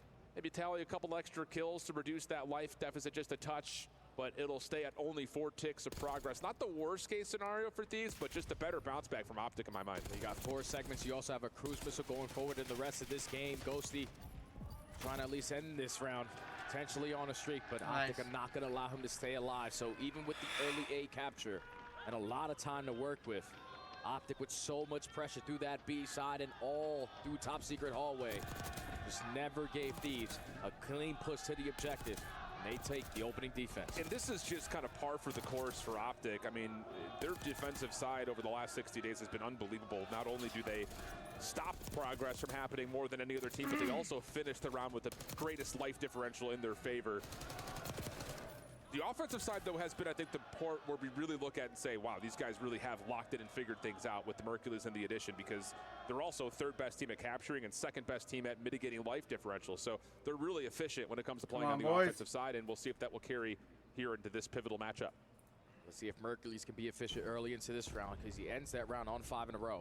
Halfway towards the cruise missile, team shots to take care of Scrap, and an early 2 dead. Yeah. Going to allow you to hop on this 8 point for free. And you know Ghosty's playing over towards patio side, so you can get 2 players on, try to get this first tick done, maybe even do more if you can find some sort of a stretch out by Shotzi. Oh, and there's from Mercules around the back. Gets shut down, though, before maybe even that first tick fully gets captured. No, instead, it is locked. Shotzi taking his route over towards the B side of the map. Dashy quick to join him, but Thieves have responded. And now they have the numbers to flood. Oh! But you don't got the gunny like Dashy. Oh! Chow lines up all 3. Now the close ones for the green wall is going to allow them to stack over towards B. What an absolute set of shots out of Dashy. Can now play with some elevation over the corner. Ghosty, nah, get out of my face. Killing spree for Dashy. Mercules locking things down towards patio, and Hook's cleaning up the spawn. What a turnaround, thanks to Bruce. And that's already 3 segments gone. If you are Hydra, you cannot afford to chow this. That time is going to be extended because Shotzi on the OE just pulls him on that side of the map. Now it's Dashy's turn to potentially earn himself the cruise missile, but you're up by 7 lives. You got so much time to work with. Indeed you do. Ghosty shows himself up top on the patio. Mercules taking an extended route over towards Rock. The 2 ARs, the last ones remaining, and Mercules wins an isolated 1v1. Oh! My God, slammed! Shit on! 6 for Dashy, shut down through window. And outside of the cinematic kills, it's actually Thieves who benefit off the eliminations. Now only down by 4 lives is the Thieves. Able to manage the absolute montage there from Dashy and stabilize on the map. All of Optic trying to find their way on out. Sending pressure through Rock. The stun is able to connect, but you're probably thinking Hydra's here alone. Nope, Ghosty's got his help. But Ghosty falls quickly. Doesn't make a difference. The damage credits the assist as Hydra collapse on the 2. And Optic have to take a breath. Still a 3 life edge, but stuck. Trying to work their way either through secret or... Shit. Hydra following back up, back and forth. 13v10. Goes the kill feed. Back onto the point, though. Go Optic. Shit on. Win by Hook, and the clock pauses at 109 with a 2nd tick of progress. Looking good. Hydra! Yeah, how about that for 2? Stops the progress just before the 2nd tick gets locked. Hydra's been the safety net every single time, but you don't really have the ability to play trades. That 5th segment is almost close to being locked, and Optic are up by 4 lives. You already have Shotzi in a position playing for Spawners. They get the read on him, and they win the gunfight. Beautiful plays off the respawn to get that hook and get that kill. What a fight for Mercules, down to had to have been half HP. Still forces it versus a Hydra, gets the win. What the fuck? Scrap. Not able to stop that 2nd tick of progress from being locked. but doing the job inside a connector, at least for a time. That's 3 dead. Mercury's going to keep the clock at a pause. It's a 7v2 on top of that. Hydra has to clear this quickly, but chooses the incorrect corner, and Optic looked good to take the offense. One last bullet maybe needed to find Ghosty, and there it is. Optic quickly up 2-0. And I was thinking it was all about the SMGs, but the ARs right now for the Green Wall are hitting a different level. Mercules dominates in the opening round. That round all goes to the Batman. As he just popped takeover at this B point, we gotta see it again. Freebie number 2, and then who is it? Doesn't matter. I'm going for the ego chow. Big Brucey feeling it on the main stage. Unreal. And yeah, there it is, just slow motion. The Bruce coming through. Unbelievable stuff. And that's in a moment, again, where Thieves are about to put you into a bit of a spawn trap. But Bruce locks things up, extends the clock an extra 60 seconds, and how critical is that? And on top of that, I hate to just kind of overlook it, but Mercules is 21-10 for crying out loud. They're popping takeover, and now on the defensive side, you have a cruise missile in the back pocket. Jesus, Mace. Potentially use it if you are Thieves to try to extend this game, but they have it unreal. Everyone through top open. The rookie makes them pay for it with an opening double. And the thing about it is that's a 3-man hit for Thieves. Mercules doesn't actually see any of it. It's just a late check, and the dead slide allows him to get 2. And now Shotzi could just manipulate and play off of the spawn timings of Thieves. And he's seen both players cross spiral. Doors will close, so maybe a sound cue here. And that will help out Ghosty to at least secure the flank. But for Thieves, limited amounts of success as they only get about halfway through the first tick at A. Time is ticking, man. Know that consistently off the respawn, you gotta be worried about behind you because the SMGs are just getting lost, but Thieves are clutching up. 3 dead in the feed, Brandon making got all info on 4. 3, First but segment there's already locked 4. the double stack, make it the triple stack at A. Hercules just trying to make sure patio stays clear. Looks like a chalk and rotate type situation. They do find Ghosty. 1 life edge and a minute 50 on the clock here for Thieves to work with. Stun comes through, Hydra avoids it. Can't finalize the shots though onto Shotzi, who gets away with the kill on Envoy. So even life count, but Thieves have some forward and extended pressure through Wine, and there's an opportunity to put the pause immediately into play on the B. Now there's so many different angles Optic can approach from. Shotzi working on pitch, wins a massive one versus Envoy. He needs to start to clutch up on some of these one-on-ones because now you're going to get overwhelmed. Yeah, you don't know that there's 3 there, but Scrap's able to find a couple of hit markers through the wall. Doesn't finish that off as Shotzi finds the double. That will clear off the second tick of progress. Last guy. But things once again stabilize and both teams take their respective corners. Minute and 30 left on the game clock. Shotzi again going for a repinch. All of the 100 Thieves are stacking on Wells' side, and the rookie is ready and waiting. Hellstorm called in. That finds both Hercules and a teammate. So nothing gained, nothing lost. Minute 12 on the clock. Dashy from the window. Shut down by Scrap. Shotzi on 4. Just going to hold this off angle. They're not affected by that stun. That one will hit, though. That one got Scrap will realize that Optic defensively are playing very far forward, and yeah, they're going to take extended routes. Unfortunate teammate comes through, and now a chance for Thieves to stretch the map. Yeah, that's 2 dead now. Now you're banking on Mercules to be your safety net. Catches the angle on the pinch. Dashy staying alive on the opposite side is going to allow the teammates off the respawn to be in a position to find these guys in top office. 15v14. Bounce. 40 nice. seconds. Wow. Beautiful stun there out of the nuke. Man advantage still in favor of Optic. You know Hydra's playing around the back.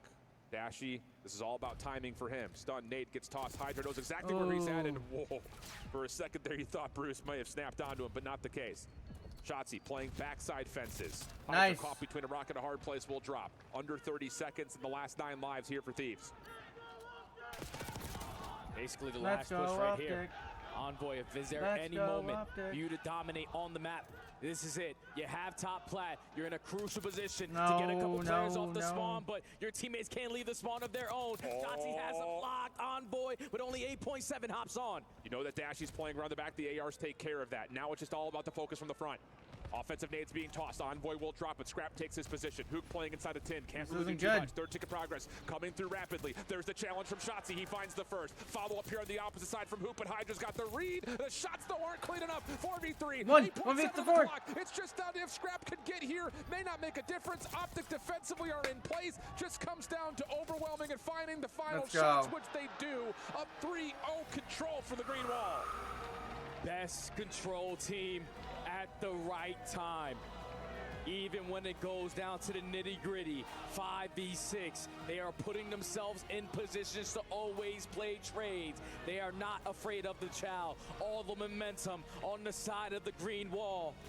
And they dominate in that control versus the second best control team in the game. The update has not treated Thieves well, and now Optic in firm control of the series. It's just one of those that you look at the individual moments and think about the mind games that plays as well. A couple of the challenges where Merciless is half HP and he's still winning them. Dashy, impossible 1v3 moments, and he's coming away with just about everything every time. Yeah, just when Thieves start to find some sort of success around the zone, somebody hits you from a flank, someone hits you from a pinch, they just don't expect it. Yeah, and it was so tough too when they were setting up for that play over towards B with the cruise missile. Because once Mercules opens up with that first kill, you're already man down. I was then you get a kill with the cruise, but you also take down a teammate. So it's a 3v2 in favor of Optic. You don't have the numbers to you force to slow down once again. But when you look at the numbers on the side of Optic, the assists are not the best. They are not the best. This is all individual. We're talking about a super team that was built for 100 Thieves. No, ever since the addition of Mercules on the opposite side for Optic, that is what they look like. A super team winning super gunfights and looking super in prime form. 53 total kills between Dashy and Mercules. Unreal, man. Lord have mercy. I don't want to see the players' thoughts. If that doesn't set the tone. But again, let's take a breath and do the diligence on the other side, because now we're looking at a rewind hardpoint. And if you're an avid fan, or even just a mediocrely avid fan about Call of Duty, you know that Thieves love this map.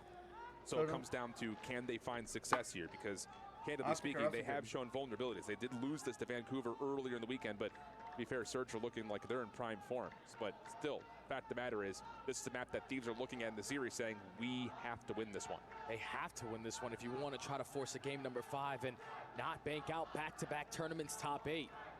You ended off the season going back-to-back. Let's go Optic. In a bad place a couple weeks ago. Let's go Optic. You might have the same result here, just with a different opponent. Optic are playing on a whole different level. All of map number 1, they had the fundamentals and they had the slaying in play. If you are Thieves, rotations need to be your main focus, but you need to be able to win some of these one-on-ones. You cannot lose them in crucial spots. Yeah, and I think in particular, you're looking at the ARs versus the ARs. Take down Mercules or Dashy first, and then let Envoy and Hydra run the route that they want to run. But at the moment, it's been quiet for Thieves fans in the last about 20 minutes or so throughout the halftime break and the control. Need to see a spark of life here. And again, this series has been one-sided maps essentially for one side or the other, and that's kind of what you need to think you need to see here for Thieves is come out, take your map pick, dominate it, get us back to a best of 1 map 5. It needs to be teamwork makes the dream work as well, my friend. Agreed. Right now, core 4 of Optic playing some of the best Call of Duty I've ever seen, and I've been around this for quite some time. As we spawn into the rewind, 100 Thieves backs against the wall, not spawning on the preferred side. Optic are looking to just hold this side of the map. Oh, and with first blood. That's insane stuff from Shotzi, but the instant response there from Thieves. A little bit of team shots, I imagine, from Dashy, but still. Come on, Brucey. The one-tap pop-off is a little bit different. Thieves will stabilize, kind of evenly out-trade that, and get under the hard point for the opening time. Hook trying to follow up through Elephant and a little bit deeper. So again, early pinch routes being established while the rest of Optic are focused on the outside street. Did he accidentally shoot? I think Hook accidentally shot there. Caught on the pinch, so this is where you start to get aggressive with these kills. Hook's gonna spawn all the way behind you. You're going back and forth in the trade fights, but at least for now, Thieves have been able to flip the spawns. And with 19 seconds, absolutely take it, but we need gunfights to secure this side of the map. Yep. Taking what's in front of them, though, are Optic after that double from Hercules. Seeing the hard point vacant, he'll step in for a little bit of time to counteract the opening from Thieves. But the battle over towards the backside of P2. Critical 1v1. Shotzi even has the stun to check out backside dumpster. Knows that they have Hydra back there. Hercules diving forward, takes care of it. Last player in the back is Envoy. He's done well to catch a couple, plus also nades to keep himself alive. Scraps trying to get here to help. It might seem a little bit overambitious, but this is an important 1v1 in the backside of the map, and Hercules will take it once again. Optic gonna have the numbers. Mason! Hydra, Scrap find a couple, and who gets pushed back? Thieves stabilize. And it all starts with Envoy finding a massive double, blocking the spawns and giving his team the advantage in the numbers. to flip the map again. Let's go. 30 seconds still Optic. remaining here at P2. A push from Hook around the backside. And this is where you don't want to be because now dead. if they get aggressive, they can start to spawn you behind you and chain it to that P3, P4. But at least for now, Dashy stabilizes around the middle of the map, but you let people out. Ghosty Scrap finds the first. What are we doing? What are we fucking doing? Four dead. And that disaster response situation that Yeah, you were that fucking calling out, happened. Jay, is now well and truly in play, and it's not getting any better. Four dead again. It's just Scrap and Hydra, bro. 6 in a row. A flawless rotation here for Thieves. Oh, and they can blow the game wide open here. Scrap knows that he's playing the OE. All he needs is one more gunfight. Cruise missile earned. 7 in a row. Come Hydra on, also bro. has one in the back pocket. They are lighting up the kill feed, but Scrap does let one by. Can Come Hook on. make a very crucial play, potentially to flip 1v5, these huge spawns. fight here. Envoy And of course, mixed up Hook over fucking towards choked. Dumpster. 40 seconds till the fight for here at P3. Scrap on 9 in a row. Teammates still spawning favorably over towards the right side of the Hello. map. Scrap will try to keep Thank the you. rotation back in safe. Shut down. Dashy Yes. collects on the 2. Bruce. What a lifeline here for Optic, because you're absolutely right. It looked like just based on the rotation, Thieves were about to be up 120 to 5. But instead, Optic right back into within 20 points. Now they're All in a right, go tight P4, setup. go to P4. Everyone has to clutch up on gunfight because already one player is going to spawn all the way across the map. And the same thing could be said for Hook. A trade fight all through mid-side. Shotzi's able to line up a double. Can he get the triple to secure the spawn? Envoy also No, gets he the does double. not. Envoy stabilized. But Optic need to find an early break because this is a money hill. Yes, they do. Slow start from both Shotzi we and all Hook. have fucking ARs A lot out of right it now? thanks to what Scrap has put together early. Speaking of, he's in a little bit of trouble backside truck. Hook trying to push around. Dashy right there to help out. Ghosty trying to follow, but Mercules with the perfect Mercules on the timing flank. pinch. Oh, Mercules! 1v1 Almost at a finds time. 3. But Hydra and Scrap find the kills they need as soon as their teammates pop up. So a chance to fight for this once again. Back and forth we go. Shotzi trying to break on through to flip the spawns around, but not going to happen. 100 Thieves break past 100 points. Now it's down to Optic. How do you play this? We'll take a listen to see what they decide to do with the Bravia Optic Gaming listen in. We got this time. Yo, ain't off the Scrap, ain't off the Scrap. Make sure we got changes. Go right. We're good. We're good. Easily come back. Obviously. Just like champs. Yo, close fight. Scrap. Oh, it's fucking chalk. Yo, what guy's down on me? He got through. What's it blue? What's it blue? Okay, he's still dumb. I'm gonna carry our. He's going all the way around. What's full pitching yellow? I'll pick it up. Okay, let's still close fight. I'm pitching these kids. He's going outer yellow. I'm pitching these kids. Behind the stage. Yeah, behind the stage. Stage behind us. Yeah, one guy's going RV. He's two behind us. Behind us. Envoy. Another one. Nice, good one. Left of the head. Last guy's other side. Yeah, I needed it. Watch out. He's on the right crate. I'm gonna pinch. I got triple time. Two on the crate. I'm pinching. There you go. No, Hydra's there. No, I'm not. I stun him. I got detonated. I have your help. Three here.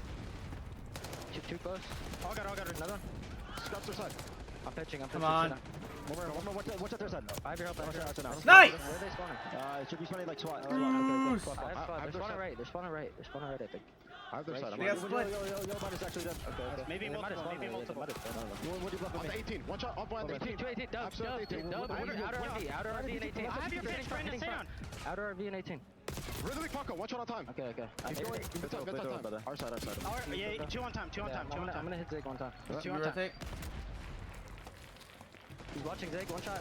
Nice. Zig behind me. One more. Challenge. I agree. I'm a blue.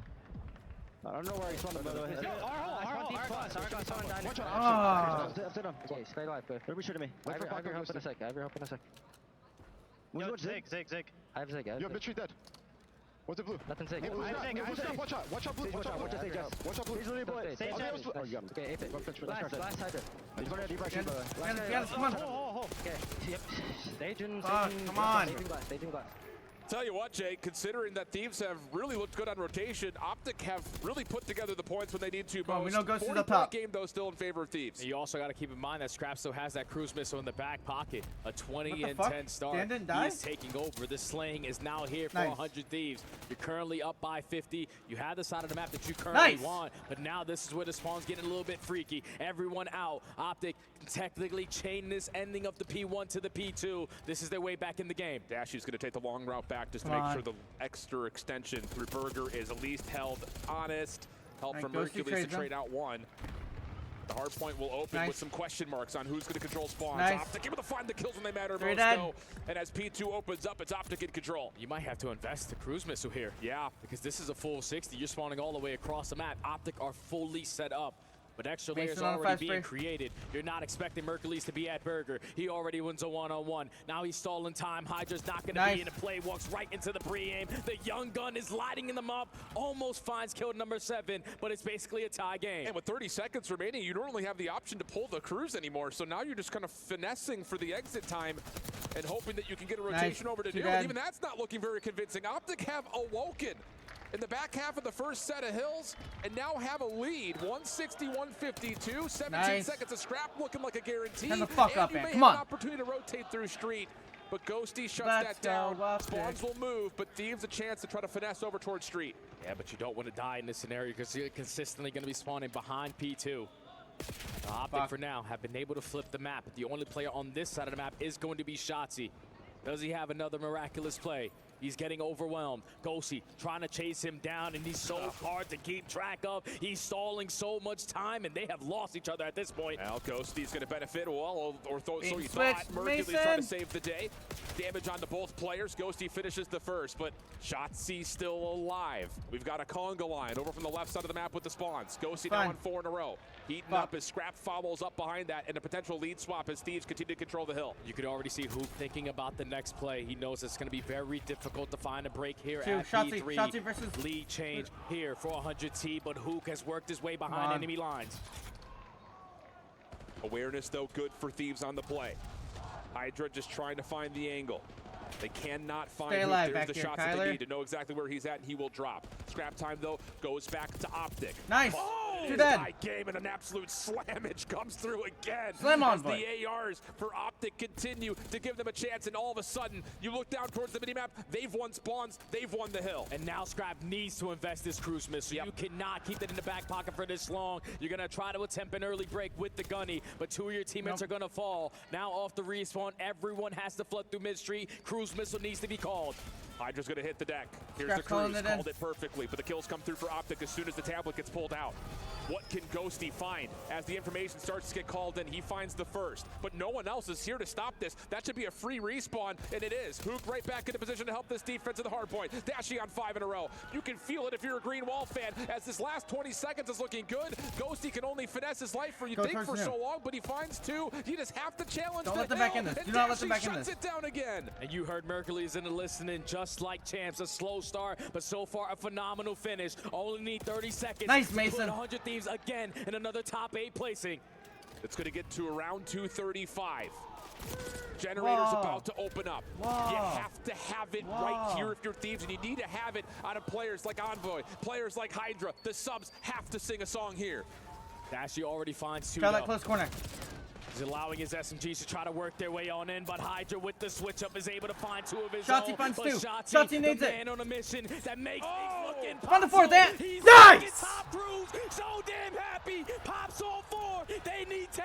They could possibly win it off this next hit. 1 for Hydra. but Don't everything fucking else has to scam come here. through quickly, and Shotzi's not done. 5 in a row. Can he find the 6? This needs 1 more. Dashie follows. Let's fucking go, baby. Gaming Oh my takes God. down Thieves on the path to semis. Ant fucking took over. He called fucking game, baby. What a Oh my series God. between 2 juggernauts, but at the right time. Oh my where God. They needed to be in their best form. Optic are simply looking unbeatable. You can never count them out. Shotzzy hitting the pose that he's known for. And Hook's father, again, super proud of his son. The entire team fired on all cylinders versus some of the best players that we have in the world. And they move on to Championship Sunday. What composure. What resiliency. You call it perfectly. Merc is the one who makes the calls. Yo, just like champs. Let's chill. We got this. I think there's another mature moment from him is when he's like, I got this pinch. Oh, Hydra's there. Never mind. Comes back into Jens, and that's when the map starts to turn around. That first P5 that we have. Unbelievable scenes Shotzzy from calls Optic. fucking game. Yeah, that coupled with the dominance on Skyline, a map that a lot of teams have played this weekend and have struggled to figure out, at least in terms of finding complete controlled wins. And then on top of that, talking about the word control. Mercy me. Oh You just my beat God. down Thieves in their best mode. 3-0 on Hacienda. These guys are Shotzi's looking crushing nasty. the key. I just don't know for the remaining teams left in this tournament what maps you want to play this squad on. Clue. Because they are in final form in every single one of them. They can play whatever hard point. They need to fix up the search and destroy, but it doesn't matter. Tomorrow, they go again. It's another championship Sunday for the Green Wall, but there are more teams in play on Sunday. To give us our final reactions, we head back down to the stage with Fancy with the final interview. Shotzzy, Shotzzy, Shotzzy. You guys carried that momentum from 3 major events back to back and then into Riyadh. How do you feel right now? I feel amazing, man. I'm just surprised. I'm honestly proud of my team. They are literally the best players in the game, and I just do my thing.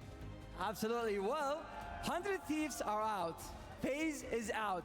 There is nobody that's favorite into this tournament still lasting. Do you think you guys are winning this? That's the plan. You know, we can't take anyone light. But yeah, as long as we play our game, I definitely think we can win. Absolutely. Well, you guys just won an elimination match, and you know what that means. You get to crush your opponent's key. Are you excited? Yes. I've never done this, so I want to do it. All right, let's go into the key Let's crush go, Ant! and get the show on the road.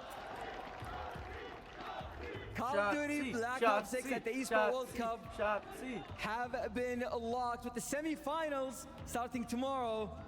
And Shotzzy is about to destroy one more key. Fucking moron, but we love him.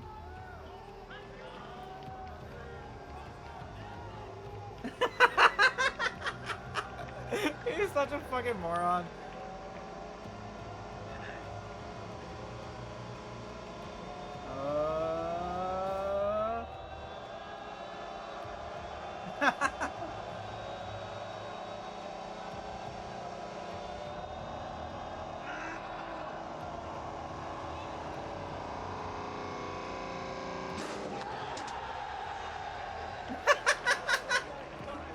Brother, you destroyed that thing in half, but this marks another year where 100 Thieves do not steal a trophy. Listen, next up, in the semifinals, you have Team Heretics. They've been flying through the group stage. They're watching right now. What do you want to say to them? I want to say something in Spanish. Let me try to think for a second. Take your time. Honestly, I broke. Good luck. Good luck to Miami. All right, good luck to you and good luck to them. Let's go to Blaze with the exit interview. I'm here with Scrap right now. Can we all make some noise for 100 Thieves, everybody? What a season it has been. What a season. Hey, a lot of amazing moments on the main stage throughout the year for you, Scrap. You guys don't get the job done today. What happened here in this matchup with Optic? Yeah, you know, they were a better team at the end of the year than us. We didn't have good practice. Honestly, the practice was better going into this tournament, but obviously it didn't show. Yeah, it just didn't come together here towards the end. Now, you know, being here in Riyadh with these fans, I know you guys have received a lot of love. You got a bunch of fans here in the front. What has the experience been like for you, man? I mean, Saudi Arabia, this shit is insane, bro. Like, I've never seen a production at this level. The fans are unbelievable. I appreciate all of you. And yeah, man, it sucks. Yeah, it does. But, you know, when it comes down to the Thieves, a fantastic season for you guys. You go back to back. Just kind of, you know, just thinking about it all as a whole, how do you feel about what you and the boys were able to do this year? Yeah, you know, I don't want to get emotional because, like, this shit means so much to me, guys. You don't understand. But the season as a whole was good, I guess. But to be honest, the end of the year is a failure. I'm here to win the big tournaments. The majors are kind of just like a stepping stone. And yeah, it is what it is. It is what it is, man. But your passion is so strong on the stage. Everybody loves you out here. Anything that you want to say for the fans as you close out your season? Yeah, no, I appreciate all you guys cheering for me all throughout the season, even in the U.S. I appreciate it. Shout out my family back at home. And everyone at Thieves, all the Thieves fans at home as well. Appreciate it. All right, y'all, that's going to do it from us. Chris, take it away. Thank you very much, Blaze. And Papa Hook, I owe you a steak. That's right, your son got the job done. The rest of my analysts saw it coming. Optic Texas finishing in 4. Now with the Optic Gaming logo moving into our top 4, Alley Cat. What's next for them?